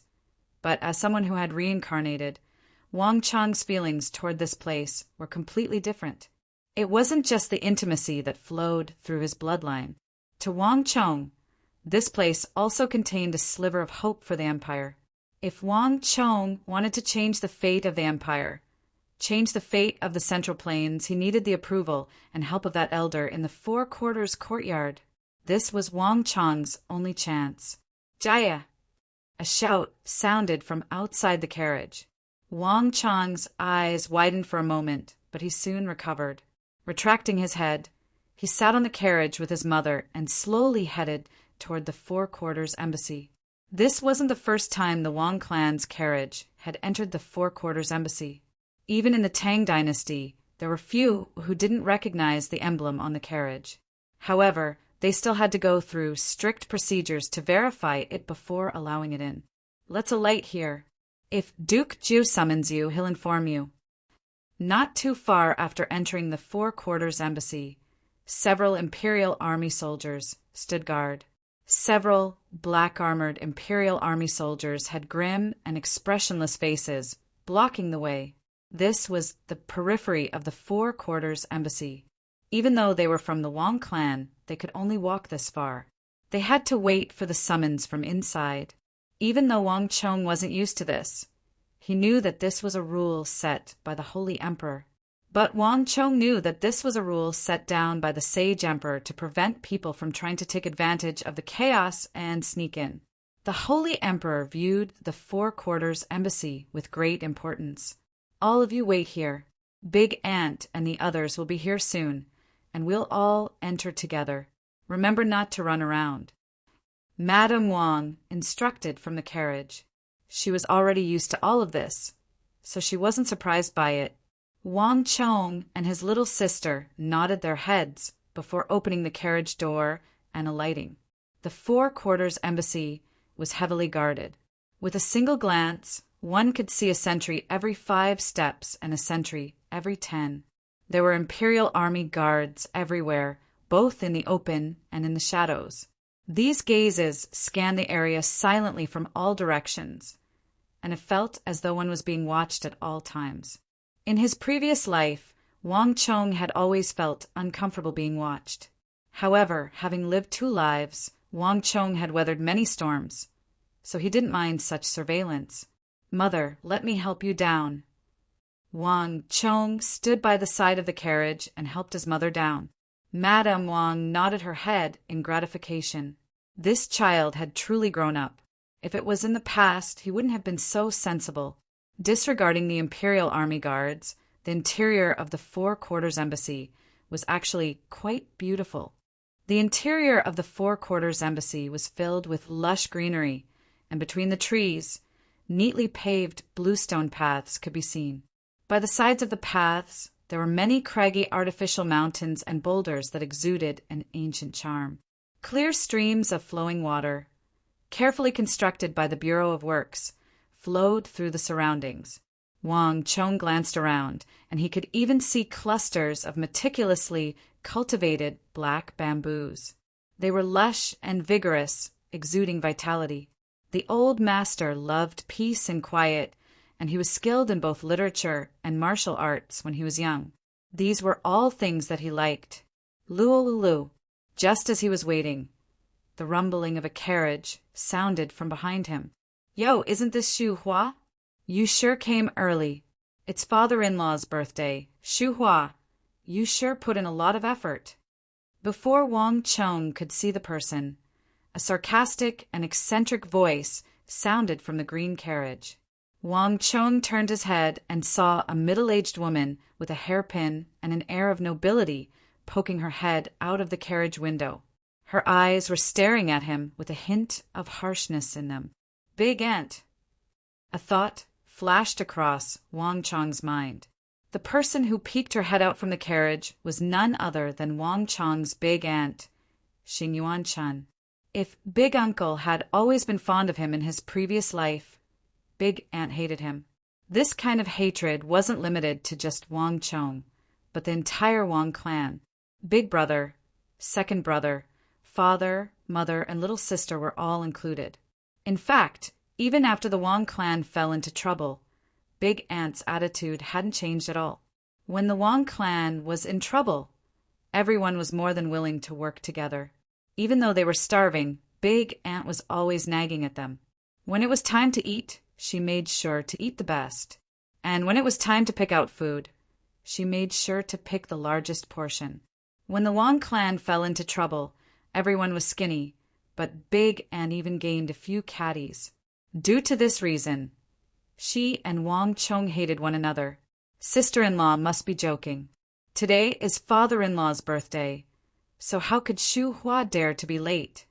Hearing her brother and sister-in-law's words, Madame Wang's face darkened, but she didn't dare to refute them. Xing Yuan Chun was the daughter-in-law of the Wang clan's first wife. In the feudal society, her status was much higher than hers. Mother, why are you being so courteous with her? Big Aunt, today is grandfather's 70th birthday. As an elder, you actually came so late for such an important event. Aren't you being a little too negligent? Wang Chong tugged at his mother and retorted rudely. His mother couldn't speak, but as a child he didn't have much to fear.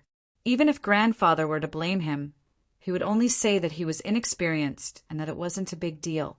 That's right, that's right. Why are you scolding my mother?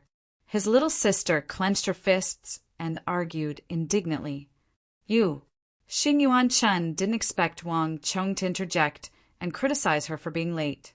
She angrily pointed a finger at Wang Chong and said with a frosty face, You two little things! Do you still have any respect for your elders? How dare you speak like that? I'm speaking with your mother. Do you have the right to interrupt? Zhao Shuhua, is this how you teach your children? Enough! At this moment, a cold and authoritative voice sounded from the carriage. The quarreling trio immediately quietened down. Today is father's birthday, so no one is allowed to argue here. Xing Yuan Chun, shut your mouth. Wang Chong, you're not allowed to speak as well. It was Wang Chong's big uncle, Wang General, as an influential official of the royal court. His words carried an air of authority. Yes, big uncle. Wang Chong bowed and fell silent. Compared to before, Big Uncle's tone was much more relaxed, and he didn't seem to be blaming Wang Chong. Clearly, Wang Chong's suggestion to help Big Uncle and cousin wasn't in vain. But for some reason, Wang Chong felt that there was something weighing heavily on his Big Uncle's mind when he spoke. Big brother is right. Shu Hua has been rude. Wang Chong's mother, Zhao Shu Hua, also bowed. Even though Wang Chong's big uncle Wang Zhen was strict and inflexible, and he didn't have a good relationship with the Wang clan in the past, he wasn't as harsh and arrogant as Xing Yuan Chun. Thus, there wasn't much conflict between him and Wang Chong's mother. Wang Zhen, your elbows are out. Do you even know how to talk? She's talking back to me. A sharp and discordant voice sounded from the carriage. Even though big uncle Wang Zhen was speaking up, Wang Chong's big aunt, Xing Yuan Chun, didn't buy it, and her voice was filled with dissatisfaction. Mother, stop! At this moment, another voice from the carriage grumbled. It's cousin. Wang Chong could tell that it was his grandfather's 70th birthday. It was impossible for cousin Wang Zhuyen to miss out on such a huge occasion. Fine. To think that even you would speak up for an outsider. Stinky lass, I'll teach you a lesson. Big Aunt's face was filled with anger, and as she spoke, she stretched out her finger to pinch her cheek. Following which, a scream of shock sounded from her cousin, as though she was really pinched in pain. Then a series of nagging reprimands followed. Yo, isn't that Shu Hua? There's also Yuan Chun. Chapter 88. Big Ant. Wang Chong turned his head around, a delighted look on his face. The ones who came were none other than Wang Chong's big aunt Wang Rushuang and Uncle Li Lin. Hee, Chong-er and little Yao are here too. Wang Chong's big aunt looked at Wang Chong and his little sister passionately, as though she was her own son. Yuan Chun, they're just children. There's no need to get angry with them. Just let them have their way. Today is Father's birthday, and this is a huge matter. Let's discuss how we can ensure that nothing goes wrong so that Father will be happy. Big Aunt quickly stepped forward to mediate the situation. As she spoke, she secretly winked at Wang Chong. Wang Chong chuckled inwardly. Understanding her intentions, he quickly pulled his little sister to the side. In his previous life, Big Aunt and Big Aunt had always been close. However, everything had changed. Wang Chong had helped Uncle Li Lin to be transferred out of the North Gate, and he had even been promoted along with Xiao Fengchen. In the eyes of Big Aunt Wang Rushuang, wasn't Wang Chong even closer to her than her own son? In Big Uncle's carriage, the voices suddenly stopped. Rushuang is here. Big Aunt Xing Yuan Chun popped her head out of the window and looked in the direction of Big Aunt's carriage. Her eyes were filled with warmth, completely different from how she treated Wang Chong's mother. The old master had 3 sons and 1 daughter, and Big Aunt Wang Rushuang was the old master's only daughter. The old master's bloodline flowed through her body. Furthermore, Big Aunt Wang Rushuang was a married daughter, so she wouldn't vie for the old master's fortune. As such, she didn't have much of a conflict with Xing Yuan Chun. In this aspect, she was completely different from Wang Chong's mother. It's been a while since we last met, and Yuan Chun's complexion seems to be getting better. You don't look like someone of our age. Look at me, even my white hair is growing out. Is that so? Big Aunt, don't say that. You don't look old at all. First Aunt's face was rosy and full of smiles. Just as he was speaking, a cold snort suddenly came from the carriage. With a bang, the door of the green carriage was pushed open from the inside. A tall and slender figure appeared at the entrance of the carriage, emitting a majestic aura. This sudden turn of events caused everyone to be stunned. Cousin, Wang Chong and his little sister stood at the side of the road in a daze. It took them a while to react. The person who appeared at the entrance of the carriage with an impatient face was none other than Wang Chong's cousin. Wang Li, this child, how can you do things in front of your aunt? Aren't you going to call me aunt? Eldest Aunt Xing Yuan Chun called out. However, Wang Chong's cousin, Wang Li, acted as though he didn't hear anything. He didn't even glance at Big Aunt Wang Rushuang and left the carriage. Wang Li was the eldest son of the Wang clan, and he was an official as well. The old master had once bestowed a special favor upon him, so the Imperial Army guards didn't even bother to look at him before allowing him to leave. In the blink of an eye, Wang Li disappeared into the bamboo forest. Throughout the entire process, no one spared him a second glance. It should be something from before, a thought flashed across Wang Chong's mind. No one knew better than him just how ambitious cousin Wang Li was in his desire for fame and glory. In the 3rd generation, cousin Wang Li had always been competing with his 2 elder brothers, especially his eldest brother. Just that, despite being the eldest son of the Wang clan, cousin Wang Li had never been a match for his eldest brother, Wang Fu. Even his official rank couldn't compare to his eldest brother. Due to the Yao clan, his promotion was ruined. It was easy to imagine cousin Wang Li's emotions. This child, Big Aunt Xing Yuan Chun, stared at cousin Wang Li's disappearing silhouette in embarrassment. Enough! Let's stop talking and get off the carriage. It was Big Uncle Wang Zhen's voice. As soon as he said those words, he stood up and walked out of the carriage. Before coming out, he glanced at Wang Chong and nodded his head. Then, With a troubled look on his face, he walked forward. As the eldest son of the Wang clan and an influential official in the royal court, Big Uncle would often visit the Four Quarters Embassy to consult the old master on political issues. As such, he was an exception to the rules of the Four Quarters Embassy. In just a moment, Big Uncle passed through the security barrier and disappeared into the bamboo forest. Ru Shuang, let's go in as well. There's no need for that. I'll wait for a fourth brother here. It's rare for him to return from Tianju Mountain for the old master's birthday banquet. Let's wait for him. Wang Ru Shuang shook her head. She glanced at Wang Chong with a deep gaze. Xing Yuan Chun didn't insist on it. She got off the carriage, and when she passed by Wang Chong's mother, she harumphed coldly before walking into the bamboo forest. Wang Zhu Yan was the last one to come out. Only after Big Aunt disappeared did she sneak out. Without Big Aunt Xing Yuan Chun's presence, the atmosphere was much more harmonious. Aunt Wang Zhuyan walked up to Wang Chong's mother and said apologetically, "My mother's words were a little harsh, but she isn't a bad person. I'll apologize on her behalf, so please don't take it to heart." "Hee, silly child, why are you apologizing?" "How could I?" Wang Chong's mother shook her head with a smile.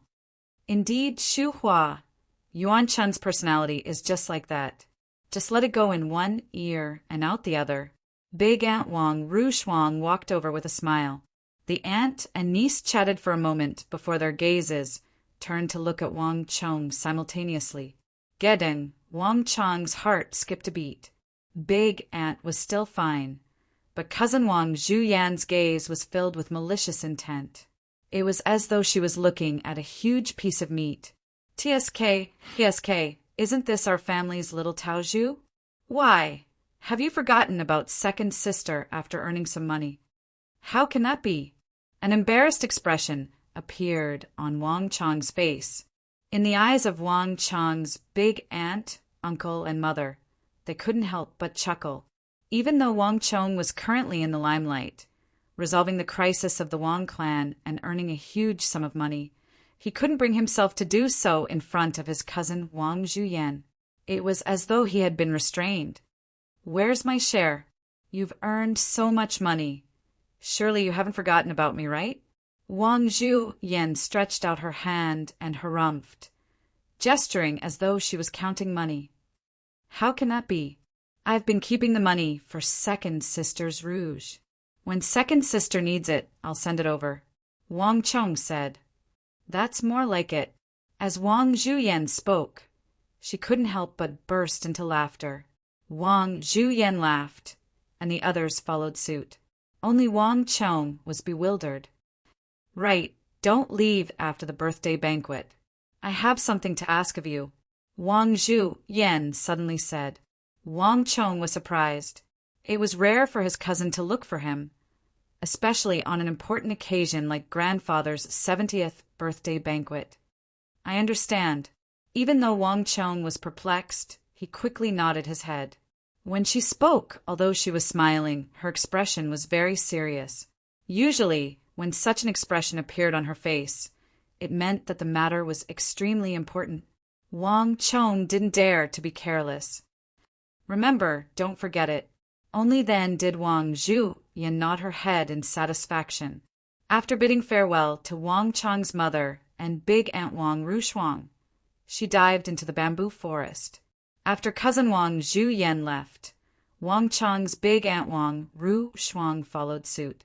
However, different from her cousin, her gaze was extremely gentle, and it could even be said to be filled with gratitude. "Child, thank you." Big Aunt Wang Ru Shuang was moved.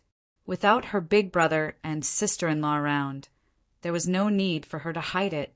For her husband, Li Lin's matter, she had pleaded with the old master countless times. However, the old master's personality was too stubborn. Once he had decided on something, it was impossible for him to change his mind. Wang Ru Shuang was on the verge of despair. In fact, she even felt that her husband would die of old age in the North Gate. However, things happened too abruptly. Wang Ru Shuang didn't expect that the one who resolved this problem for her would be her rebellious and profligate nephew. In just a short period of time, her husband, Li Lin, was transferred out of the North Gate and even promoted by a rank. Even now, Wang Rushuang still found it inconceivable. "Aunt, there's no need to say that. We are a family. Furthermore, Uncle has helped me as well." As Wang Chong spoke, he glanced at Uncle behind him. Wang Chong was speaking the truth, but in the ears of Big Aunt Wang Rushuang, it turned into humility. She felt even more grateful to him. This child, "Chong-er, if you have time in the future, pay Aunt Duo a visit. You should get closer to your cousin, Wang Liang." "Wang Liang, your cousin is here as well. Why aren't you getting down?" At the end of his words, he turned around and bellowed at the carriage behind him. "Wait a moment. Wait for me to finish making this wooden bird. This kind of thing is very popular in the capital right now. It costs 5 taels of silver each, and if it can fly, it'll be 10. I'll make a few more, and I'll surely be able to earn quite a bit of money." The voice in the carriage seemed to be extremely busy and focused. "Wang Liang." Wang Rushuang flew into a rage, and her face steeled. Listening by the side, Wang Chong couldn't help but burst into laughter. The only one who could say such words was his cousin, Wang Liang. Cousin Wang Liang wasn't skilled in literature or martial arts, but he was extremely interested in making money through business. He was extremely sensitive to the movements in the market. He was always able to find a business opportunity and earn a sum from it. The only problem was, just like what he said, he could only earn 5 taels of silver each time. It had always been a small business. The sound of wood creaking could still be heard from the carriage, and cousin Wang Liang was still busy inside. This child, Big Aunt Wang Rushuang, felt helpless as well. "Forget it, Shuhua. It's about time. I'm afraid that 4th brother will only arrive very late. Let's go in first." Not too far away, a few Imperial Army experts opened up a path for them. The old master had finally sent word that they could enter. The carriage started moving, and the group walked in. The old master's residence was called Erudite Pavilion. It was heavily guarded, and it was hard to tell how many experts were guarding it. The moment Wang Chong and his mother walked in, Big Uncle and Big Aunt were already waiting in the main hall. Along with cousin Wang Zhuyan and cousin Wang Li, they stood in a straight line, and the atmosphere was solemn. Chapter 89. At the very front of the hall were 2 purple armchairs. With a single glance, Wang Chong saw 2 dignified silver-haired elders seated on the armchairs. "Grandfather," a crisp voice sounded. Before Wang Chong could react, his little sister had already dashed over and pounced into the embrace of the 2 elders. "Hee, look who's here. Isn't this our little Yao? Little lass, you finally remembered to visit grandfather." In the hall, the dignified, silver-haired old man opened his arms and embraced the Wang family's little sister. He placed her on his knees with an amiable expression on his face. On the other hand, Wang family's little Yao didn't stand on ceremony either. She hugged the 2 silver-haired elders tightly as she called out for her grandfather and grandmother. Upon seeing this sight, everyone in the hall had complicated expressions on their faces. Even Wang Chong's cousin, Wang Li, couldn't help but reveal a look of envy. The old master had a strict personality. Before him, no one dared to breathe loudly. Even Wang Chong's big uncle, Wang Zhen, was the same. In the entire Wang clan, only Wang clan's little Yao was an exception. Every time they met, she would kick up a fuss. Yet the old master and old madam didn't mind it at all. On the contrary, they liked her a lot. This was his little sister's unique ability, and no one could learn it. "Father, I'm here to offer my blessings to you. May your fortune be as boundless as the sea, and you live as long as the mountains." Wang Chong's big aunt and uncle carried 2 large longevity peaches and respectfully offered their blessings. The old master had an incorruptible personality, and he didn't like those extravagant and luxurious things. In the past, there were people who had gifted him those expensive gifts, but not only were the gifts returned, they were even reprimanded. Thus, even though it was his 70th birthday, no one dared to violate the old master's taboo and hold a lavish celebration. The gifts were all simple and unadorned items. Besides, the old master didn't like them either. "And you're too kind." The old master nodded slightly as he received the peach. His expression didn't change much. Everyone in the Wong clan knew that this was the old master's temper. His temperament was harsh and serious. Even on such a joyous occasion as his 70th birthday, he did not reveal too much of his emotions. After Uncle and Aunt finished offering their blessings, they brought Cousin Wong Liang to the side in a well-behaved manner. Since the old man didn't say anything, the others didn't dare to say anything. "Grandpa, grandson Wang Chong, I wish you happiness as vast as the East Sea and longevity as long as the southern mountain pine."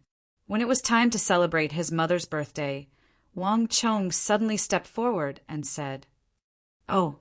As soon as Wang Chong finished speaking, everyone in the room immediately looked over, including the old master and old madam who were sitting on the armchairs. For the first time, they noticed Wang Chong, and a strange look appeared in their eyes. This time, when the people of the Wong clan came to offer their blessings, everyone said, "Blessings as vast as the East Sea, longevity as long as the South Mountain." Wang Chong was the same, but he added a few words at the end, and the entire mood instantly changed. The two of them had heard plenty of birthday blessings, but this was the first time they had heard such a speech. "Hee, old master, listen carefully. This child is very similar to your demeanor back then," old madam suddenly said with a smile. "Not bad." The old master nodded with a smile, not saying much. But by the side, Wang Chong's big uncle, big aunt, and uncle were visibly moved. Everyone in the Wong clan knew that in order to prevent the Wong clan from getting too arrogant, the old master rarely praised others. Even for Wang Chong's big uncle, the old master would only nod his head slightly most of the time. A simple "not bad" might sound like nothing much, but those who were familiar with the old master knew that this was already a rare sight. "Also, grandson has a gift for you," Wang Chong said. The moment Wang Chong said those words, the atmosphere in the room suddenly changed. By the side, Wang Chong's big aunt, Wang Rushuang, signaled to Wang Chong with her eyes, and Wang Chong's big uncle also fell silent.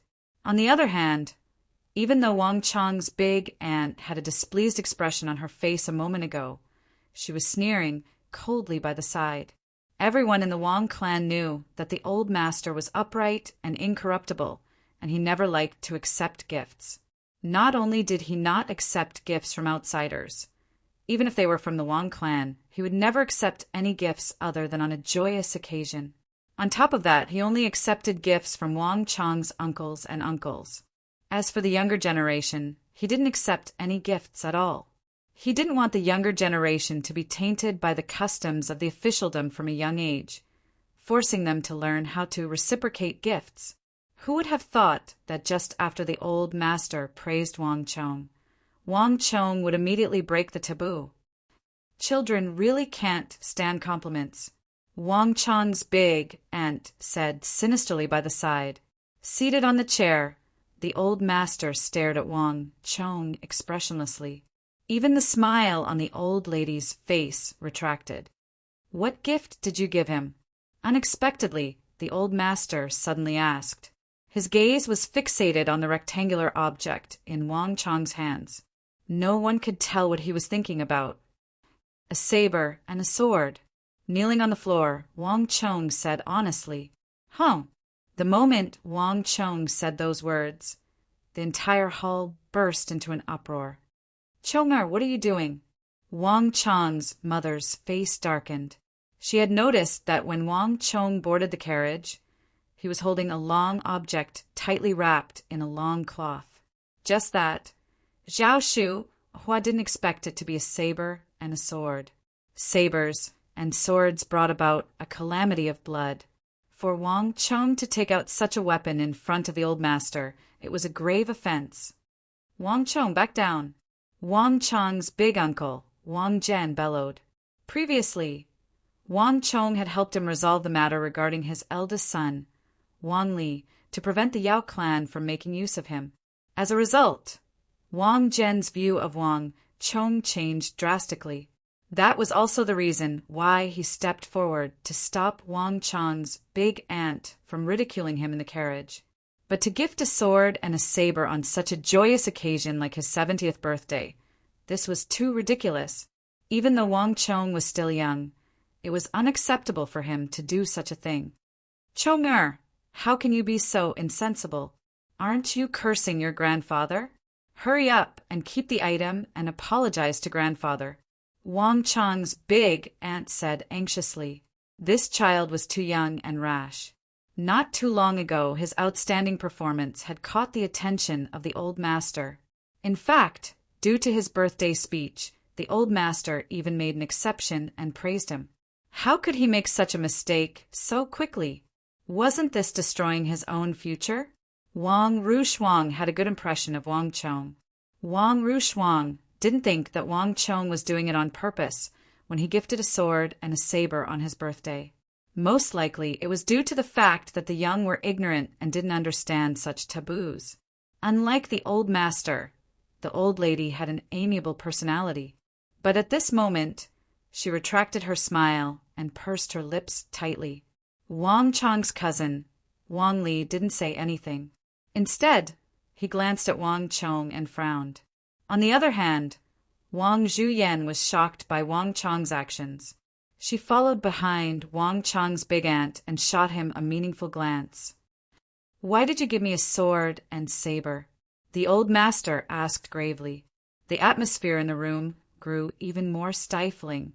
Wang Chong held onto the sword and kneeled on the floor, but there wasn't any change in his expression. What grandson gifted is a heavy sword.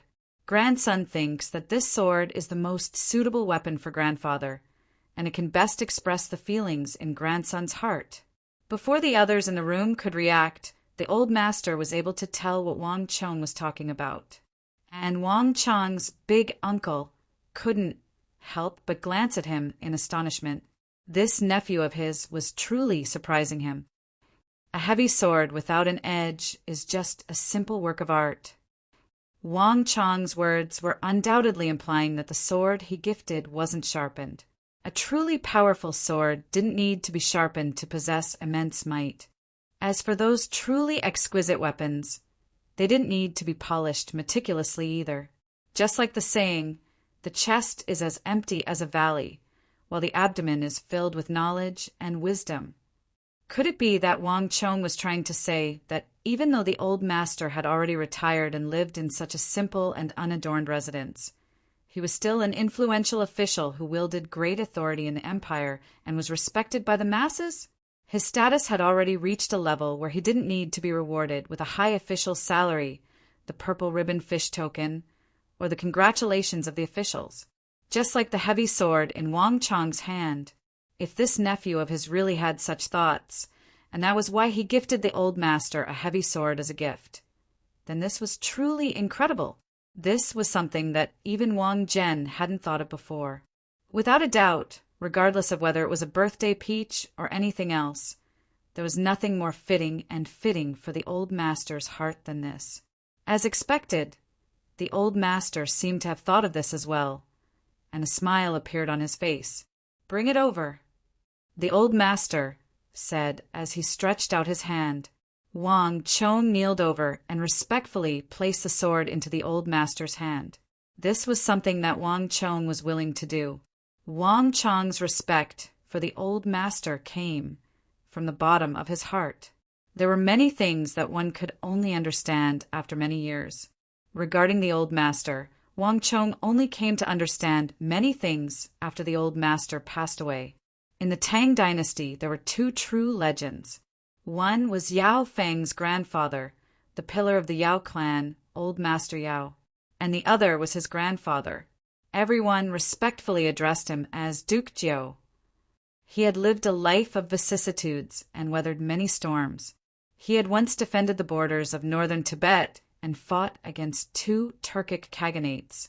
He had also once criticized the current situation in the royal court with impassioned speeches, stripping away the old prejudices and ushering in a new atmosphere in the royal court. Back then, there was a coup in the royal court, and when the empire was on the brink of collapse, he stood his ground and supported the current holy emperor, resulting in the unprecedented prosperity of the empire. His students and acquaintances were all over the world. When he was at his peak, he retreated bravely. He had lived an honest and upright life, and he was respected by the empire. In fact, even after he retired, the current emperor couldn't resist building this 4-quarters embassy in order to retain him. Every historical figure had a prototype. Wang Chong was once perplexed as to why the old master wielded such great influence in the royal court, but he couldn't find such a person in history. It was only many years later that a name flashed across Wang Chong's mind. Only then did Wang Chong realize who his grandfather was. Zhang Juling. He was a famous minister in the history of the Tang dynasty, as well as the last of his generation. But in this world, he was known as Wang Juling, and everyone respectfully addressed him as. Chapter 90. Everyone in the hall was dumbfounded. No one could understand what was going on. In the past, the old master would have already flown into a rage. Yet, at this moment, he still had a pleasant expression on his face. Of the entire hall, only Wang Chong's cousin was the first to react. He seemed to have guessed something, and a contemplative look appeared on his face. Wang Chong's big uncle, Wang Zhen, happened to see this sight, and he sighed deeply. A complicated emotion flashed across his eyes. Oh, there are words on the sword. The old master had just removed the black cloth wrapping the sword when he noticed a few ancient words on the sheath. His interest was piqued. Yes, grandson has given this sword a name. Wang Chong lowered his head and replied, Kingdom Knight. The old master removed the layers of black cloth and took out the heavy sword. There weren't any luxurious gems or gems on the sheath. The sheath of the heavy sword was black and simple. On the scabbard, there were 2 large characters written in ancient seal script. The old man's eyes lit up when he saw it. Kingdom Knight. This sword shall be known as the Kingdom Knight sword. At the same moment, Wang Chong's voice sounded in everyone's ears. Chong'er, how did you do it? Grandfather is a renowned minister of the empire, and he has contributed greatly to the empire. Even His Majesty is respectful of him. How can his illustrious achievements be summed up by the words Kingdom Knight? How did you forge the sword? You're too careless. Before the old master could speak, Wang Chong's big uncle, Wang Zhen, saw the words on the sheath and frowned. His eyes lit up when he saw Wang Chong's previous performance, and he couldn't help but praise the latter for putting in the effort. But at this point he realized that something was amiss. His father was a renowned minister, and in the entire Tang dynasty, the only one who could match up to him was the Yao clan's old master Yao. Using the term Kingdom Knight to describe his father would be underestimating his father's contributions and standing in the Tang dynasty. In the end, Wang Chong was still a 15-year-old child. Even though he was talented in other aspects, he was still lacking in political affairs. Uncle is wrong. Nephew's sword is not used to boast about grandfather's contributions, but to express grandfather's thoughts. Wang Chong knelt on the ground and said nothing. He looked at his grandfather. When the Lord worries, his subjects will be humiliated. When the Lord is humiliated, his subjects will die. The monarch was worried about the affairs of the state, and the officials took it as a humiliation. The monarch was humiliated, and the officials repaid it with death. Therefore, during the Western Han dynasty, when the Han envoy Lai Dan was killed, Chong Hui, alone, disregarding his own life and death, led the troops of the western region to destroy Kacha. This is a national scholar. During the reign of Emperor Xian of the Western Han dynasty, the Han envoy Guji was killed. Chan Tang wrote a memorial to the emperor. Those who openly offend the strong Han must be killed no matter how far away.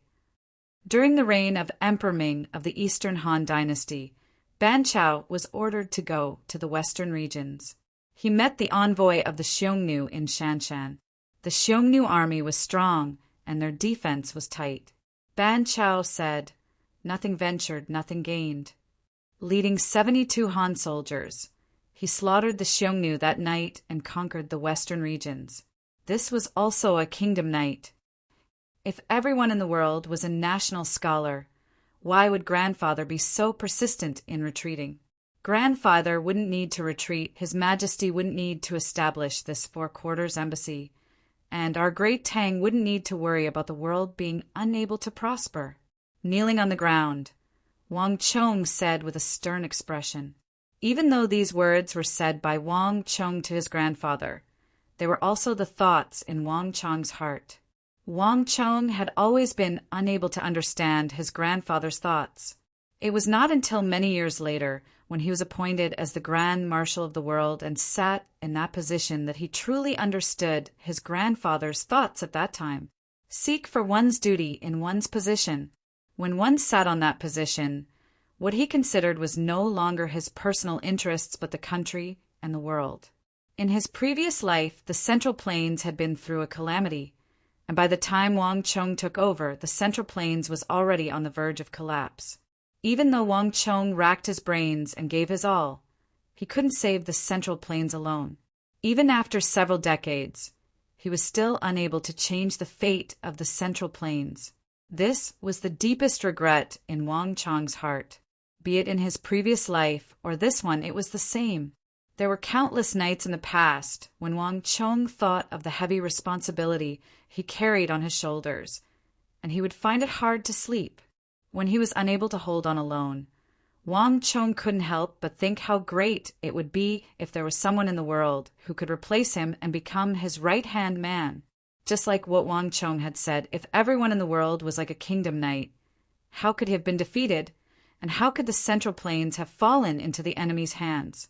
If everyone in the world was like a kingdom knight, everything would have been different. Just that Wang Chong couldn't say all of this out. He could only make use of his grandfather's birthday to speak of it.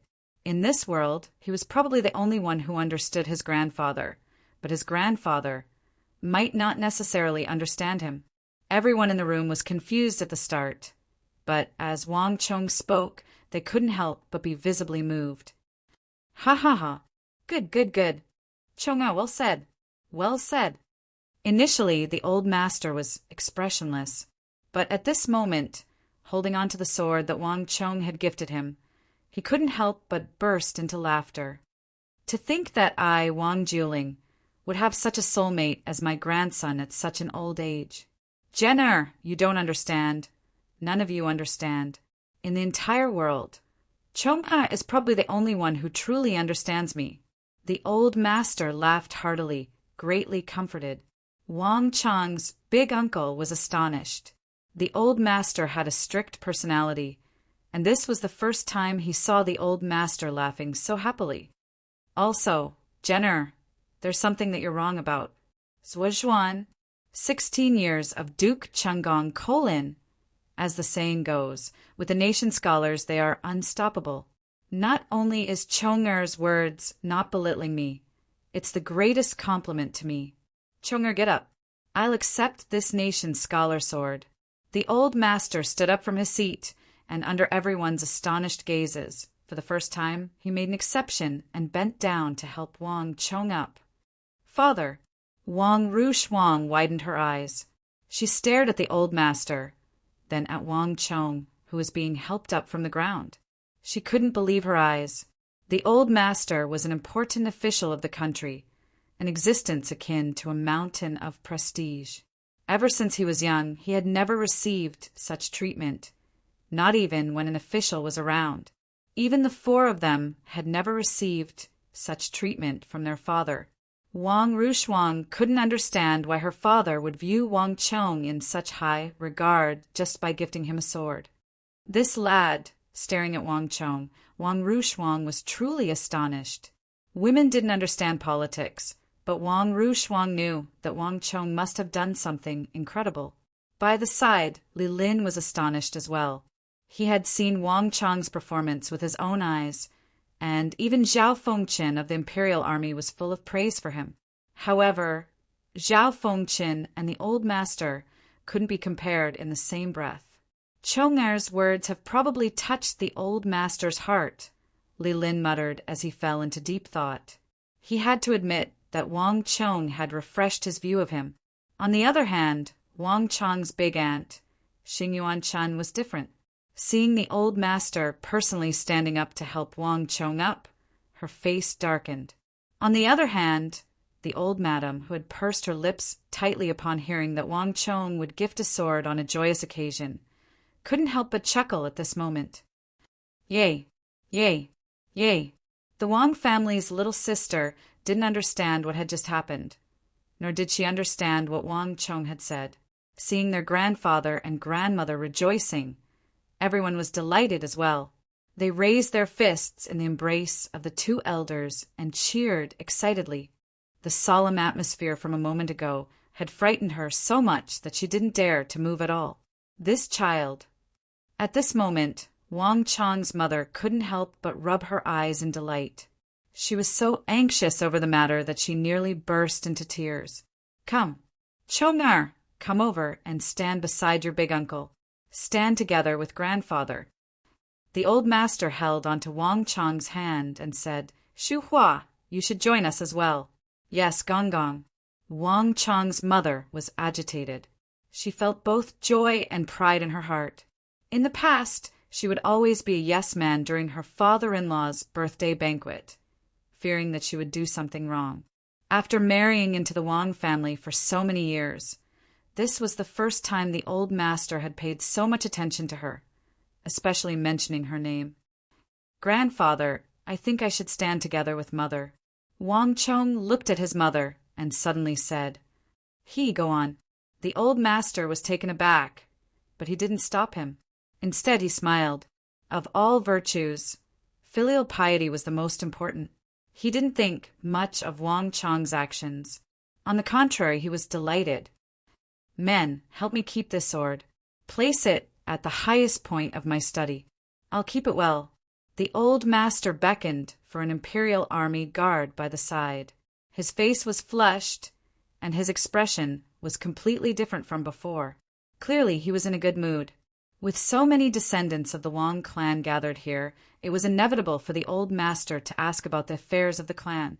Even the reticent old madam had an amiable expression on her face at this moment. This time, it was time for the elders to speak. Other than cousin Wang Li, who could occasionally speak a few words, the other juniors like Wang Chong, Wang Liang, and Wang Zhuyan could only stand by the side obediently. You're incredible. On the other side, Wang Chong's cousin, Wang Liang, was bored to death. When he glanced at Wang Chong, he secretly gave him a thumbs up. Wang Chong chuckled and returned the gesture. How is it? Want to go out and play? It's fine. Wang Chong secretly gestured. Go out for a breather? No. Wang Chong shook his head once more. In the past, he was just like Wang Liang, unable to stand such dull gatherings. Whenever cousin Wang Liang went out, he would often call him along. However, as someone who had lived a second life, Wang Chong's attitude was completely different. He had matured a lot. To Wang Chong, just seeing the members of the clan chatting here was already a great blessing. Only after losing something would one know regret. Only after regaining it would one know how to cherish it. Seeing Wang Chong ignore him, Wang Liang quickly lost interest and ignored him. Wang Chong chuckled. He already knew what would happen next. Ah, my stomach hurts. Grandfather, grandmother, father, and mother, I'll be going out first. Holding his stomach, Wang Liang suddenly grabbed the air. Without waiting for the people in the hall to speak, he ran out. In the great hall, everyone was still talking. Upon hearing this voice, everyone fell silent. The old master and old madam shook their heads, but they didn't stop him. On the other hand, Wang Chong's big mother's face was steely from anger. Chapter 91. Lord, Fourth Gongzi is here. Just as the group was speaking, a black-armored imperial army expert, holding a thick, Halberd walked in from outside and respectfully knelt on the ground. "Oh!" Hearing those words, everyone's eyes lit up. The old master also sat up, slightly. "Let him in. Little uncle is finally here." Wang Chong had been listening to the conversation of the crowd by the side, and upon hearing those words, his eyes widened in excitement. The Wang clan's 4 brothers consisted of Big Uncle, Big Aunt, Father, and Little Uncle. Even though Little Uncle wasn't too far away from the capital, his situation was the most unique. Little Uncle was the commander of the Imperial Army training camp, and every year he would shoulder the responsibility of selecting elites from the various regions and training them at Tianju Mountain. On top of that, he was also in charge of the training of the Imperial Army elites. As such, even though he wasn't too far away from the capital, as he was an Imperial Guard of the Holy Emperor, he didn't have much freedom. "Ha ha ha, brother, sister-in-law, big sister, brother-in-law, you're all here." Outside the 4 quarters embassy, a hearty laughter sounded before anyone could be seen. In just a short while, a skinny but exceptionally capable young general with extremely tanned skin strode in from the outside, looking travel-worn. "Father, I've returned to offer my blessings." The young general strode in, and at the entrance of the main hall he bowed respectfully to the old master and old madam. "Hee Mira's back. It's good that you're back." Upon seeing the young general, the old madam was agitated. Looking at his tanned appearance, her heart ached for him.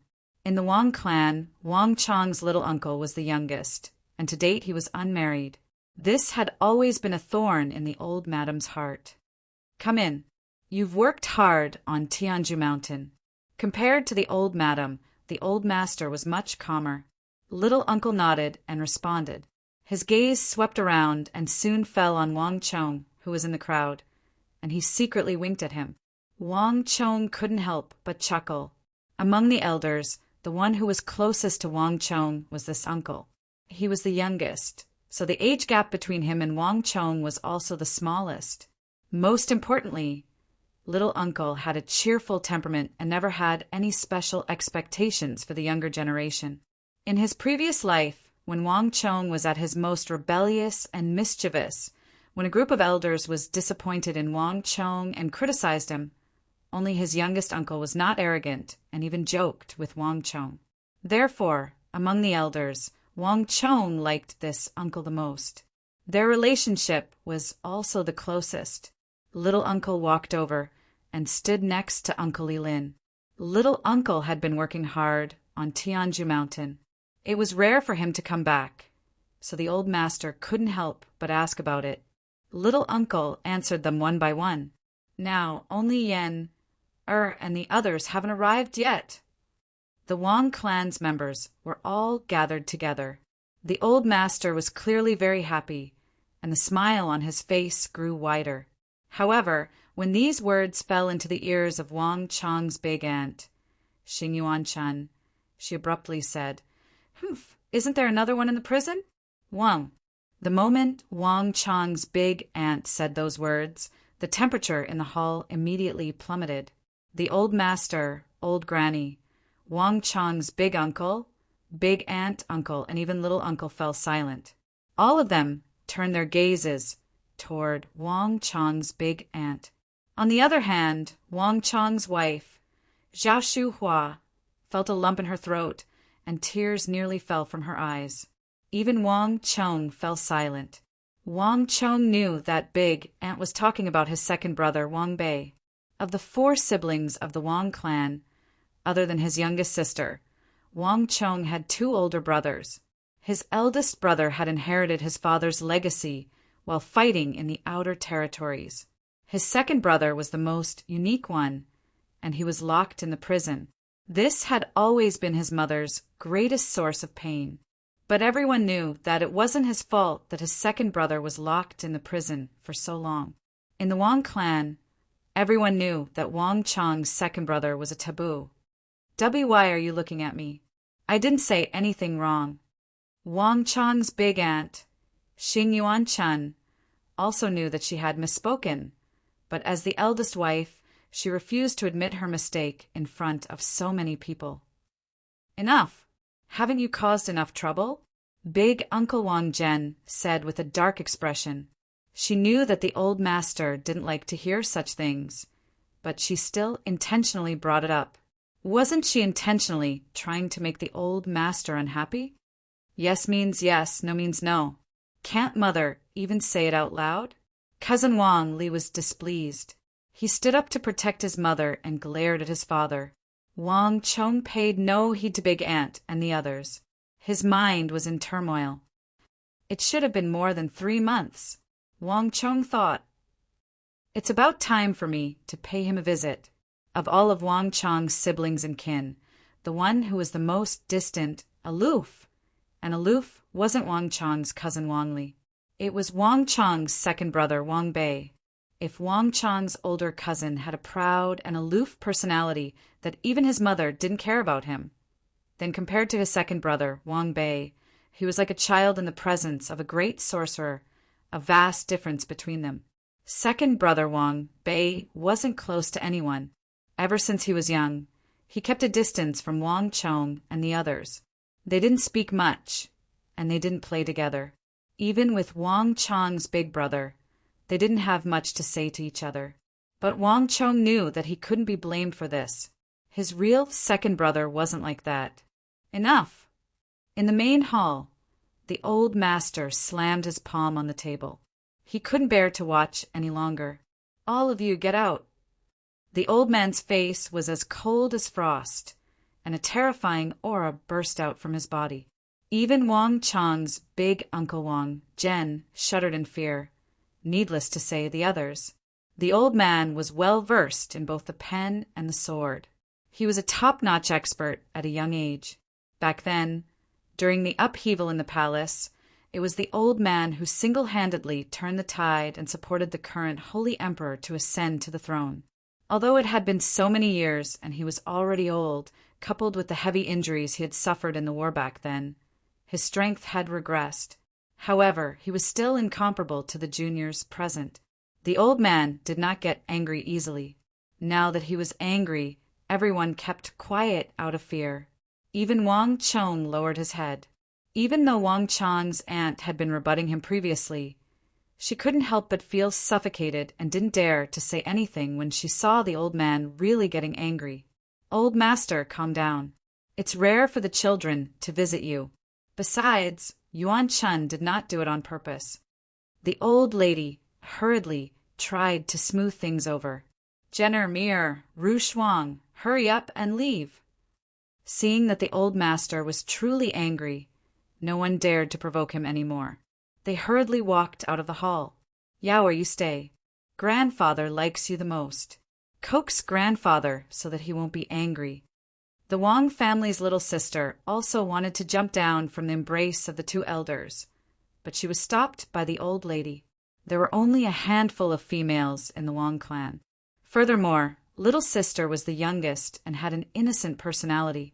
She was the best at coaxing the old master and the old lady, so she was the only one who could stay. Today is the old master's 70th birthday. Must you make everyone unhappy?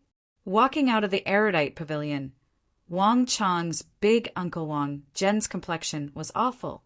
The Wang clan had a strict upbringing, and the old master and the old lady had never quarreled in their entire lives. Thus, no matter what his wife, Xing, did, Wang Jen tolerated it. Furthermore, Xing Yuan Chun was in charge of the finances. The Wang clan, with its guards, maids, and nannies, were all managed by Xing Yuan alone. There wasn't a single person in the Wang clan who was skilled in business. If not for Xing Yuan's unique talents, she would have been able to manage a few businesses in the capital to support the family. Wang Jen's salary was far from enough. This was also the reason why Wang Jen tolerated Xing Yuan. But this time, she really went overboard. Didn't I tell you about Lier's matter? If not for Chong'er's wits to guard against the Yao clan, he would have been made use of by the Yao clan. This child has helped us before, so why must you target him? Furthermore, Zhao Shi had been targeting him ever since the carriage started. In the hall, she even touched on his sore spot intentionally making the old master unhappy on his wedding day. "What are you trying to do?" Wang Zhen wouldn't easily lash out at Xing Yuan, but this time he really couldn't hold himself back. "What am I trying to do?" Hearing Wang Zhen's reprimand, Xing Yuan couldn't hold back her indignation and dissatisfaction anymore. "Wang Zhen, if you could make arrangements for Lier, would there be a need for me to make a move?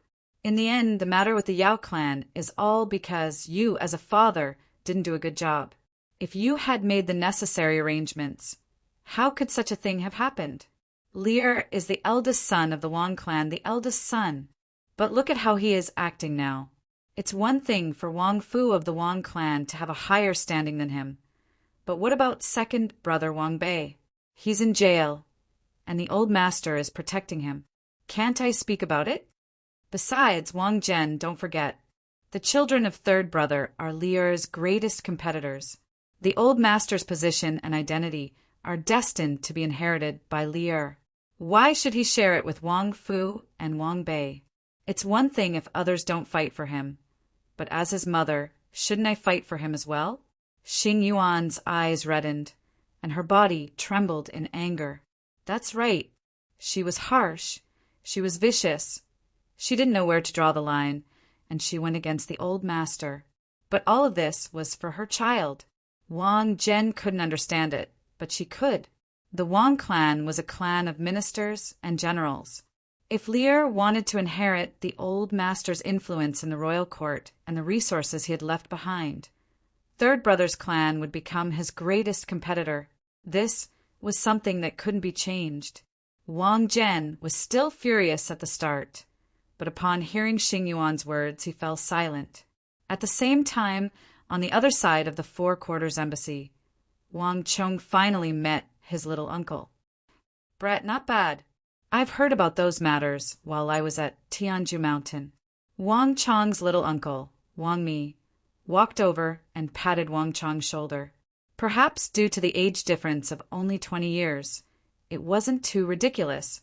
As such, Wang Chong's little uncle didn't put on any airs of an elder. "Little uncle, you've gotten tanned again. If this goes on, you'll probably turn into a black man," Wang Chong joked, not showing the slightest restraint toward an elder. "Black man?" Little uncle was astonished. Chapter 92. "Lad, are you mocking your little uncle?" Even the little uncle didn't understand the meaning behind those words. He could tell that Wang Chong was referring to his dark skin. Thus, he couldn't help but tap him with his finger. Wang Chong simply smiled, not dodging. "It's a pity that your second brother can't attend the old master's birthday banquet. Actually, your second brother wasn't like that in the past." Little uncle suddenly recalled something and sighed. "I really didn't expect our clan's berserker syndrome to appear on him in this generation." Wang Chong fell silent. He couldn't speak of it in the main hall, but here the old master and old madam weren't around. Thus, there wasn't much hesitation in speaking. There was an unspeakable secret in the Wang clan, and that was the berserker syndrome. No one knew how it started. They only knew that the berserker syndrome was inherited through the bloodline. Every generation, there would be a member of the Wang clan who would suffer from the berserker syndrome. Once that person was afflicted with the berserker syndrome, the killing intent in their bloodline would take control of them. Their eyes would turn crimson, and their killing intent would burst forth. They would fall into a frenzy, unable to control themselves. And Wang Chong's second brother, Wang Bei, was afflicted with the berserker syndrome. This illness was inherited. Due to this reason, the old master and old madam were filled with guilt toward Wang Bei. "I intend to visit second brother in the prison," Wang Chong suddenly said. "Oh," little uncle blinked for a moment before nodding his head. "That's good too, given your current capability and Zhao Fengchen's protection. You should be able to pay him a visit."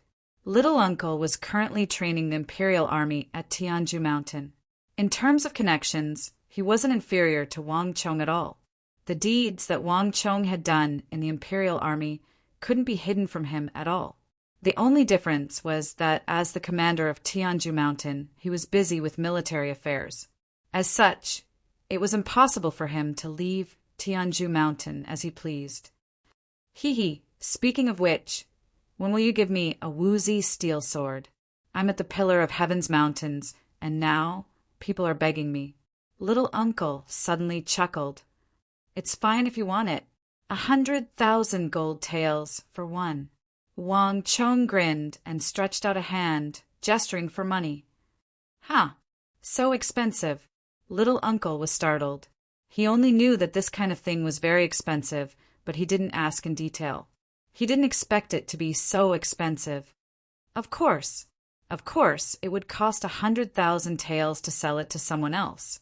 But if it was her uncle, I've already prepared that one for you, Wang Chong said with a sly smile. Ha, at least you have a conscience. That's more like it.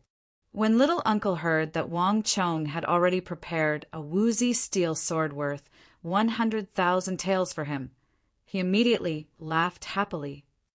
By the way, Uncle, there's something I need to trouble you with, Wang Chong suddenly said with a serious expression. It was the old master's birthday, and it was rare for Little Uncle to come back. Wang Chong did not look for him for a joke. What is it? Little Uncle smiled. I want to ask, Uncle, do you know any retired instructors from the Pillar of Heaven's Mountains? Wang Chong asked seriously. Upon hearing Wang Chong asking about such a sensitive topic, Little Uncle finally responded with a serious expression. Chong-er, why are you asking about this? Little Uncle asked warily. Anything that involved the imperial army or the royal family was no small matter. This was a taboo.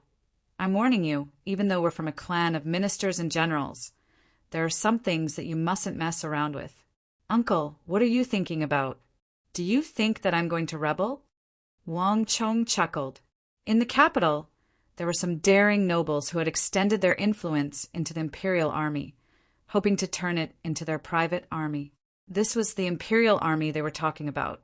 During the reign of the previous emperor, he had confiscated several clans. This was something that many people knew about. However, what Wang Chong wanted to do was worlds apart from this.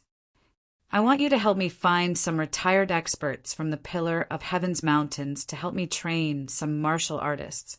There's no age limit, and it doesn't matter even if they're in their 70s or 80s, as long as they're willing to help with the training. Wang Chong said straightforwardly. Little Uncle Wang Mi was an instructor on the Pillar of Heaven's Mountains, and he was in charge of the training of the imperial army. This was a huge advantage. However, it was a pity that no one thought of making use of this in his previous life.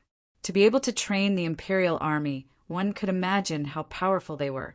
More importantly, they were able to systematically groom a large number of experts. After his reincarnation, Wang Chong had contemplated for a very long time. If he wanted to deal with the dangers in the future, he had to gather powerful subordinates. It was impossible for him to find others for this, and the army was a taboo. There were too many restrictions on him. After much consideration, he could only groom them himself. In terms of groom, there was no one in the Central Plains who was more outstanding than the Imperial Army instructors on the Pillar of Heaven's Mountains.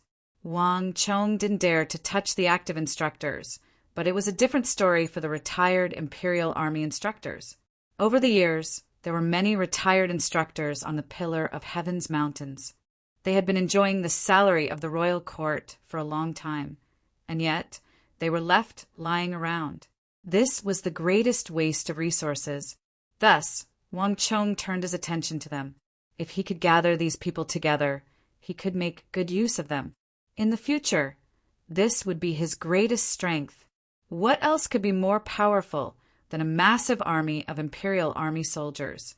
This was the ambition hidden deep in Wang Chong's heart. Just that, Wang Chong didn't have such connections. Those people wouldn't listen to him easily either.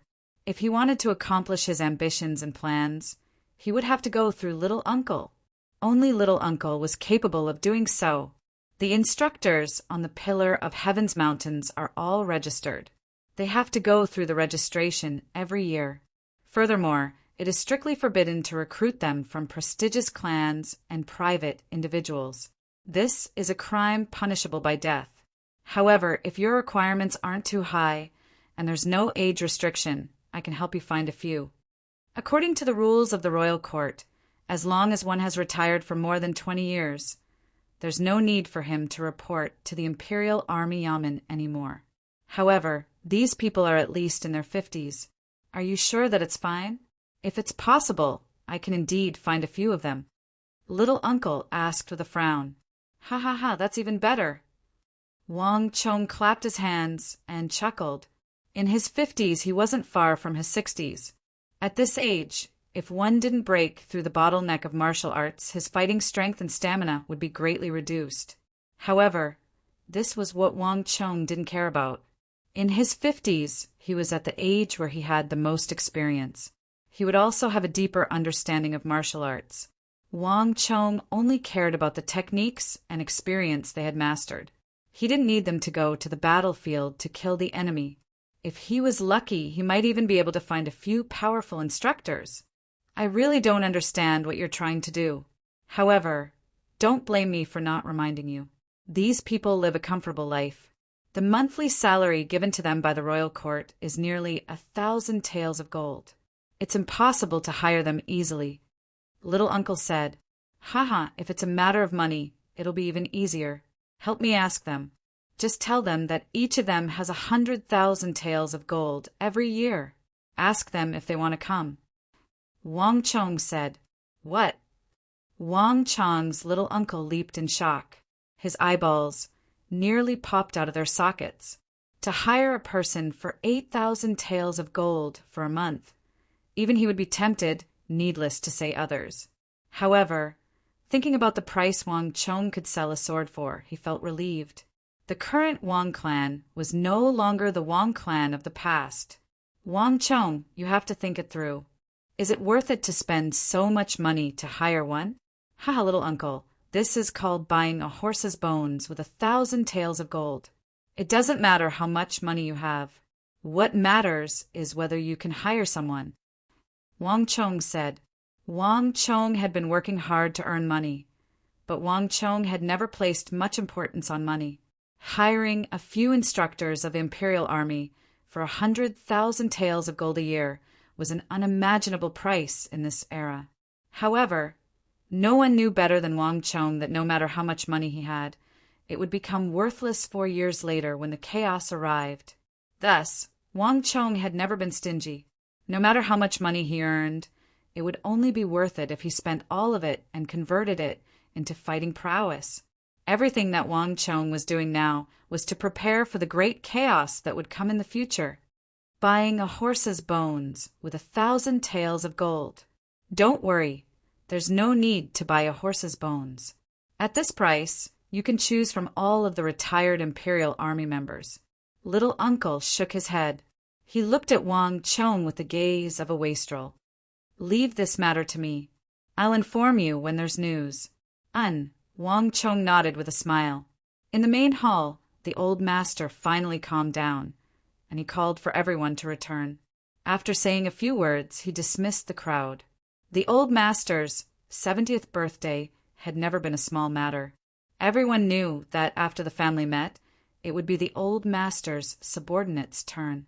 The old master had students all over the world, and the old master had always been fond of guiding the younger generation. Thus, his students and old acquaintances had already spread across the entire empire, other than the old master's identity. The reason why the king of Song treated the old master with such respect was also because of his students and old acquaintances. Thus, even though the Yao clan had poached all of the people around the king of Song, as long as the Wang clan and the old master supported the king of Song wouldn't fall so easily. These students and old acquaintances had always been extremely respectful toward the old master. Every year, on the old master's birthday, they would pay a visit. Given how important the old master's 70th birthday was, it was impossible for them to miss it. Hung long long. In just a short moment, the rumbling of carriages could be heard outside the 4 Quarters Embassy, and even the ground seemed to be trembling. Luxuriously decorated carriages gathered from all directions as if they had agreed to meet in advance.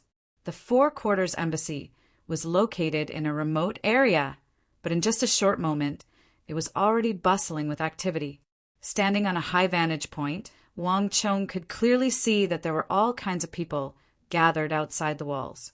There were white-haired elders, mature middle-aged men, energetic youths, and even children around his age, but no matter who they were, all of them were either rich or noble, and they exuded a deep sense of power and influence.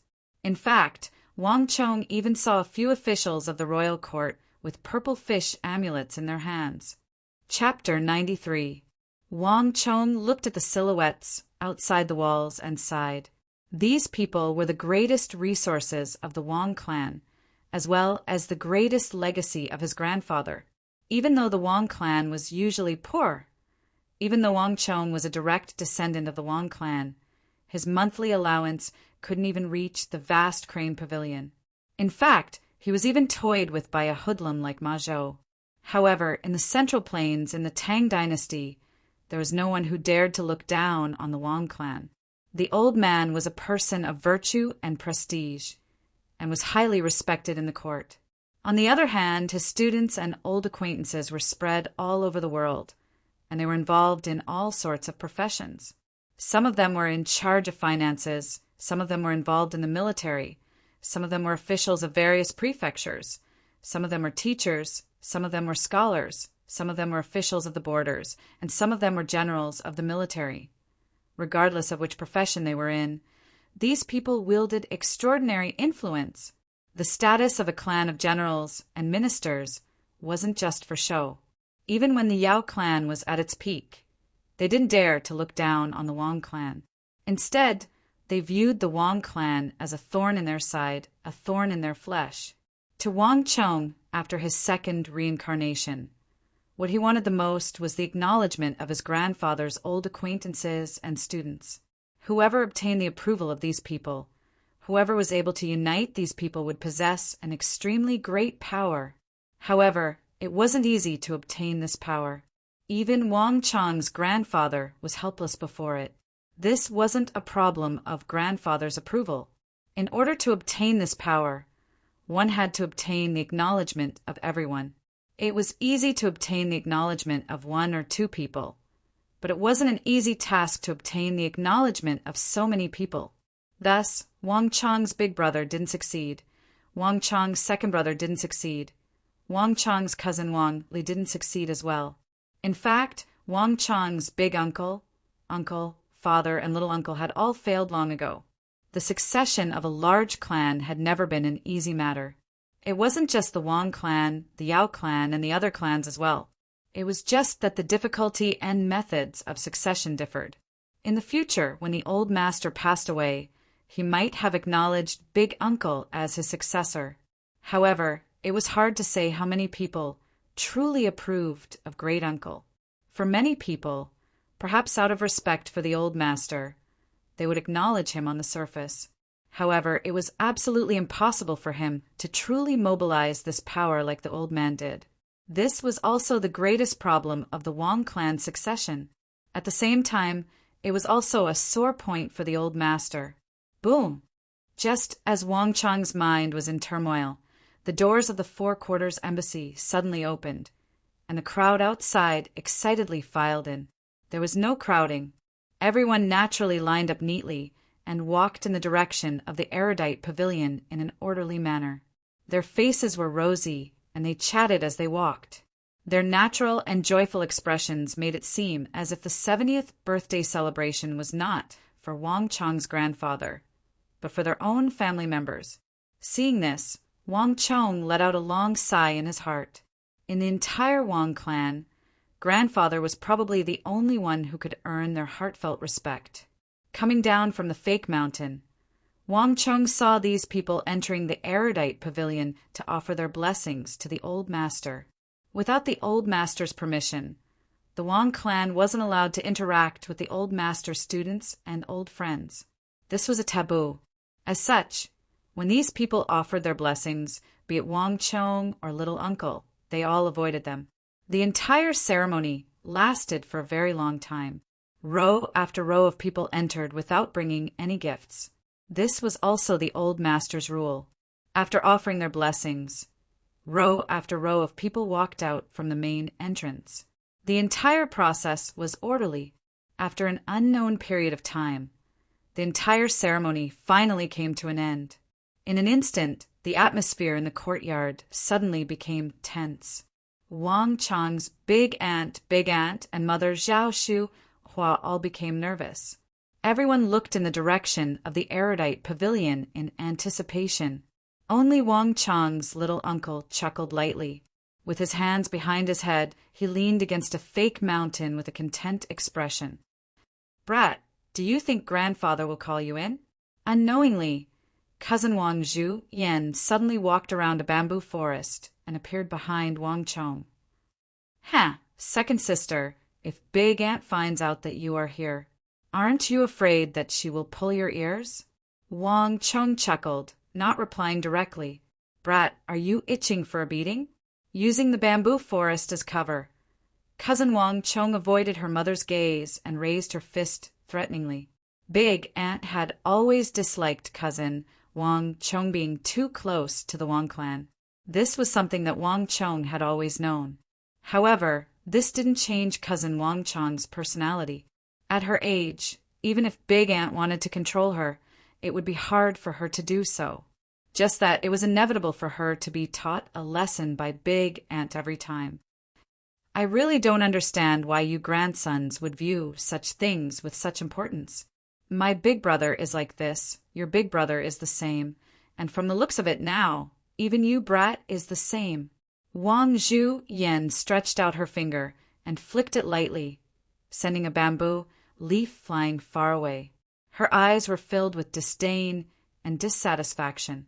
Military affairs and politics had always been unrelated to women. The major affairs in the erudite pavilion had never had anything to do with them. Granddaughters and daughters-in-law. Grandfather had never invited her in either. On the other hand, it was the eldest grandsons who were bleeding from the competition. This made her feel both dissatisfied and disdainful. Wang Chong smiled and shook his head, not replying to her words. He was determined to fight for the rights to enter the erudite pavilion, and he was determined to do so with all his might. However, this fight wasn't for personal authority. Wang Chong had his own reasons for fighting for the rights to the pavilion. If he wanted to fulfill his wish and accomplish the mission he shouldered in his life, Wang Chong had to find a way to make use of grandfather's influence and gain their recognition. However, Wang Chong couldn't tell cousin Wang Chong about this. The entire Wang clan was spread out around the erudite pavilion, waiting silently. After an unknown period of time, resounding footsteps sounded. A fully armored Imperial Army commander appeared at the entrance of the erudite pavilion. This Imperial Army commander glanced around and soon he walked toward the crowd. The gazes of the crowd unconsciously gathered on the commander of the Imperial Army. Even Wang Chong couldn't help but hold his breath. "Young Master Li, Duke Jiu has ordered for you to enter the conference hall." Just 8 to 9 zhang away from Wang Chong, the Imperial Army commander's footsteps came to an abrupt halt. He turned to Wang Chong's cousin Wang Li and said, "Lear, what are you waiting for? Your grandfather has called for you." Big Aunt's face lit up in joy as she urged him on. Wang Chong's heart rose high before falling back down. It felt empty. So it wasn't me. For an instant, Wang Chong thought that the Imperial Army commander was here to look for him. Cousin Wang Li soon entered the erudite pavilion. This wasn't his first time entering the erudite pavilion, but every time he entered, Wang Chong could still sense that he was still a little nervous. After the Imperial Army commander entered, he suddenly appeared once more. This time he headed straight for Wang Chong and stood before Wang Chong. "Chong Gongzi, Duke Jiu invites you over." The Imperial Army commander's attitude was extremely polite. In an instant, the air in the four quarters embassy froze. Xingshi stared at the 15-year-old Wang Chong in shock, and her complexion immediately turned awful. There had never been a 15-year-old who was summoned into the erudite pavilion before. Wang Chong was only a child, and the old master had completely shattered her understanding. Damn it, the old master is too biased. Xingshi gritted her teeth as she clenched her fists tightly in her sleeves. Wang Chong paid no heed to Xingshi's awful complexion. At this moment, there was only joy in his heart, and his heart was finally at ease. It's finally my turn. Wang Chong was overjoyed. Even though everyone in the garden was shocked, Wang Chong wasn't surprised at all. In order to reach this stage and gain the respect of the old master, he had done too many things, be it saving the clan from danger at the vast crane pavilion, scheming against Yao Guang, by the borders, the Hyderabad Ors plan, and presenting a sword for the old master's 70th birthday. Wang Chong had done all he could. It wasn't easy for him to reach this stage. Big Ant might think that the old master was biased toward him, but Wang Chong knew that this wasn't any special favor. He had earned it through his own hard work. Mother, I'll be going in first. Wang Chong walked over and tugged on his mother's hand. Madame Wang stroked Wang Chong's head with a delighted expression. Second sister, let's go. Wang Chong mischievously gestured to the back of the bamboo forest. Disregarding whether she could see him or not, he walked toward the erudite pavilion. There wasn't anyone in the hall, but voices could be heard from the back of the hall. The old master and his subordinates never discussed matters in the hall, and they didn't allow anyone to view them. Even the imperial army guarding the area wasn't allowed to enter. Whether I can win the old master's trust or not depends on this. Wang Chong took in a deep breath, walked around a screen of flowers and birds more than 1 zhang tall, and appeared in the conference hall at the back of the hall. The conference hall was filled with people. As soon as Wang Chong walked in, he saw the old master seated at the very top. Around him, Wang Chong saw many white-haired elders. Every single one of them had a calm demeanor, and they exuded an authoritative aura. Upon seeing Wang Chong enter, these white-haired elders immediately turned to look at him. Even though Wang Chong was mentally prepared, he couldn't help but feel his heart tighten when he saw these white-haired elders in the conference hall. Most of the old master's old friends and students had left for his birthday. Those who were left behind were all old subordinates of the old master who played an important role under his command. They held extraordinary weight. Of all the people who came to the birthday today, they had the highest prestige, and they also had the greatest influence and rallying power to gain the recognition of the old master's old friends and students. The opinions of these white-haired elders in the conference hall carried a great deal of weight. Only by conquering them and gaining their recognition would he be able to gain the recognition of the old master's old friends and students. This was a test. Chapter 94. Everyone, this is the son of my third son, Wang Yan. He happens to be my third son as well, and his name is Wang Chong. At this moment, the old master spoke. He stretched out his hand and pointed to Wang Chong. Oh, Chong Gongzi. Chong Gongzi, come in. The group of white-haired elders greeted Wang Chong, but they didn't seem to be paying much attention to him. It was only out of respect for the old master that they chose to patronize him. They had seen too many people in this hall. The old master's eldest grandson, Wang Li, his third son, Wang Yan's eldest son, Wang Fu, and his second son, Wang Bei. This was the fourth, so they didn't mind a mere Wang Chong. Junior Wang Chong pays respect to the elders. Wang Chong bowed respectfully, paying no heed to the attitude of the elders. Those who were able to accompany the old master here were his old subordinates. Most of these people had experienced the treacherous palace coup d'etat, and they had also followed the old master when the empire was on the verge of collapse and the divine continent had fallen into chaos. They had supported the current Saint Emperor, and when they were young, they had also entered the imperial court and held extremely high positions. Although they were over 60 now, they still possessed extraordinary rallying power and influence. None of them were the clan heads of prestigious clans or influential figures. Even though they were in their 60s, they still wielded extraordinary influence. Given their influence, there was indeed no need for them to treat a 15-year-old child with too much respect. In fact, if not for the old master's influence, they probably wouldn't even bother to patronize Wang Chong. "Take a seat. Move a seat for him," the old man said from above. Those in the conference hall were all veterans. Even though Wang Chong was the grandson of the old master, in terms of seniority, he could only sit at the very back. Furthermore, it was only a small chair, and it was almost all the way to the corner. In truth, the old master had arranged for Wang Chong to listen in. It would be beneficial for him in the future as well.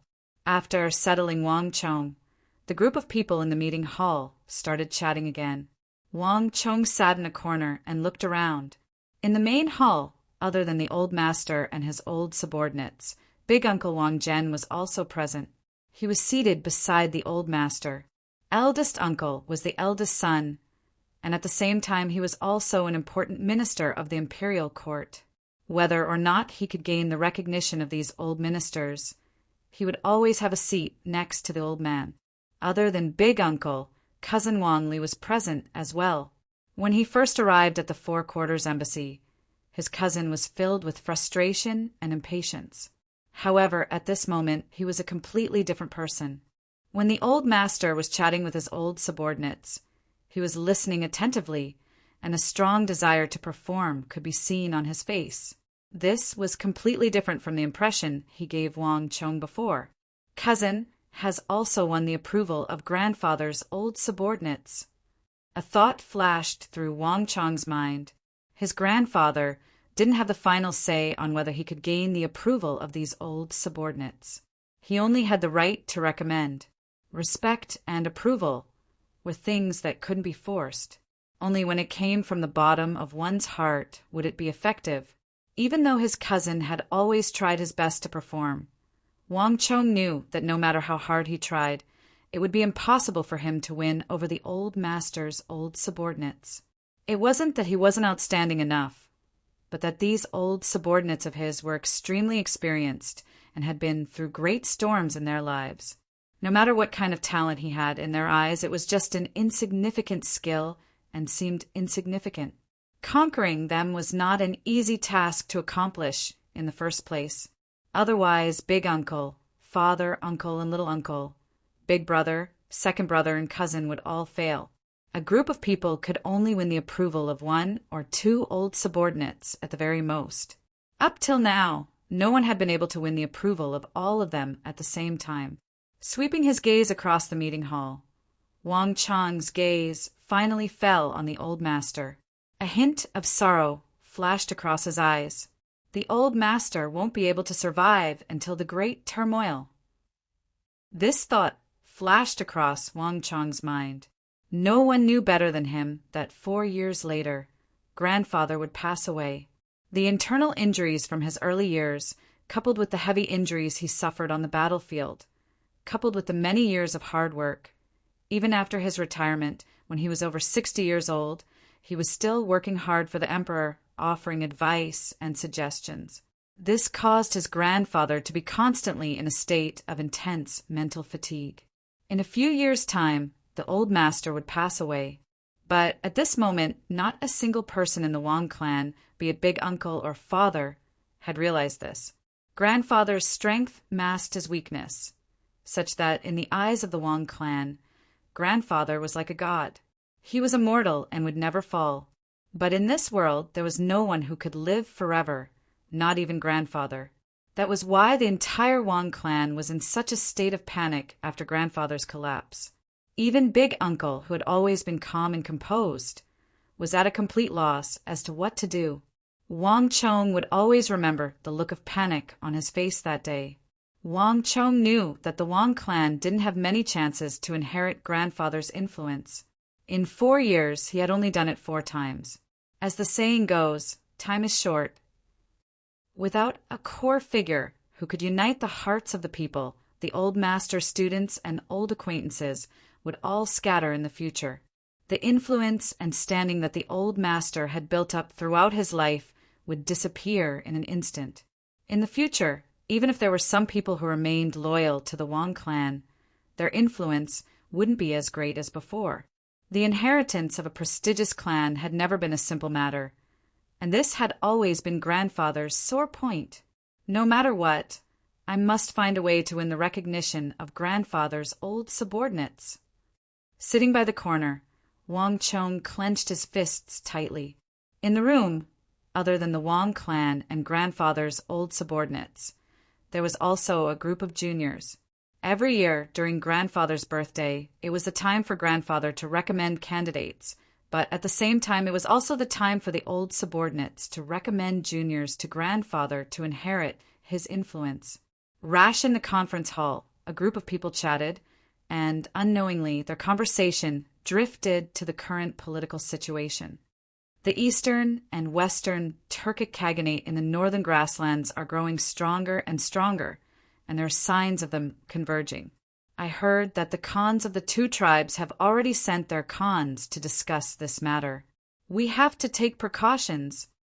A white-haired old man with a sturdy figure and a strong murderous aura exuding from his body said. Wang Chong recognized him. He was known as Duke of Yi, and he was grandfather's old subordinate. He had participated in the palace coup together with grandfather and supported the Holy Emperor to ascend to the throne. Duke of Ye's surname was Yi, but no one knew his full name, and no one dared to ask about it. Wang Chong only knew that he was grandfather's most loyal subordinate, and he possessed great strategic foresight. While everyone was still caught up in the internal strife, grandfather's old subordinates had already set their sights on the northern grasslands. In the past few years, the world has been peaceful. According to the decree of the Holy Emperor, we have been doing business with everyone in the world. The eastern and western Turkic Khaganate in the north aren't skilled in smithing, but thanks to our trade, they have bought a lot of refined iron and black iron from our Tang dynasty. Now, their arrowheads are even starting to use inscribed iron. The eastern and western Turkic Khaganate are skilled in riding and archery. If they were to obtain our refined iron and black iron, their fighting prowess would surely soar. This isn't a blessing for the empire. Duke of Ye's hair and beard were all white, but his eyes were bright, and he didn't seem old at all. When he spoke of the eastern and western Turkic Khaganate in the north, his face was filled with worry. That's not all. I've seen the official document from the Bureau of Military Personnel. The scattered cavalry of the eastern and western Turkic Khaganate are raiding the borders more and more frequently. In the past, we could still trade 2 for 3, and 2 of our men would die. If 3 groups of Turkic cavalry were to come, we would be able to wipe them all out at the cost of 2 casualties. But now we can only trade 2 for 2. Sometimes, in the case of a surprise attack, we might even suffer more losses. Duke Jiao, this situation is really worrisome. Their fighting prowess is increasing rapidly. A muscular, white-haired old man said. Of all of them, he was the tallest. Even though they were seated together, he was at least a head taller than the others. Furthermore, his thick arms and legs made him seem more like a muscular man than an old man. Wang Chong remembered that he was one of grandfather's subordinates, and he was known as Big Beard. When he was young, he had a full beard that he never shaved, and he even took pride in. Even when he was old, he still looked the same, just that his beard had turned white. Also, no one dared to call him Big Beard anymore. Everyone addressed him as Elder Hu. In the past, he was the #1 general under grandfather's command. Duke Jiao, you're the closest to His Majesty.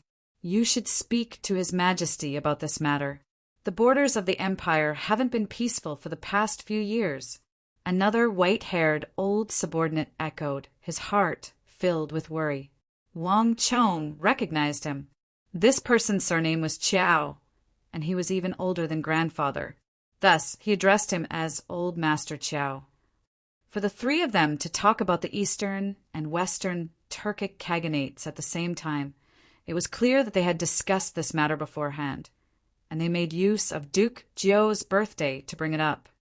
The Inbei Protectorate Manor is the northern border, and it's their responsibility to protect the eastern and western Turkic Khaganates.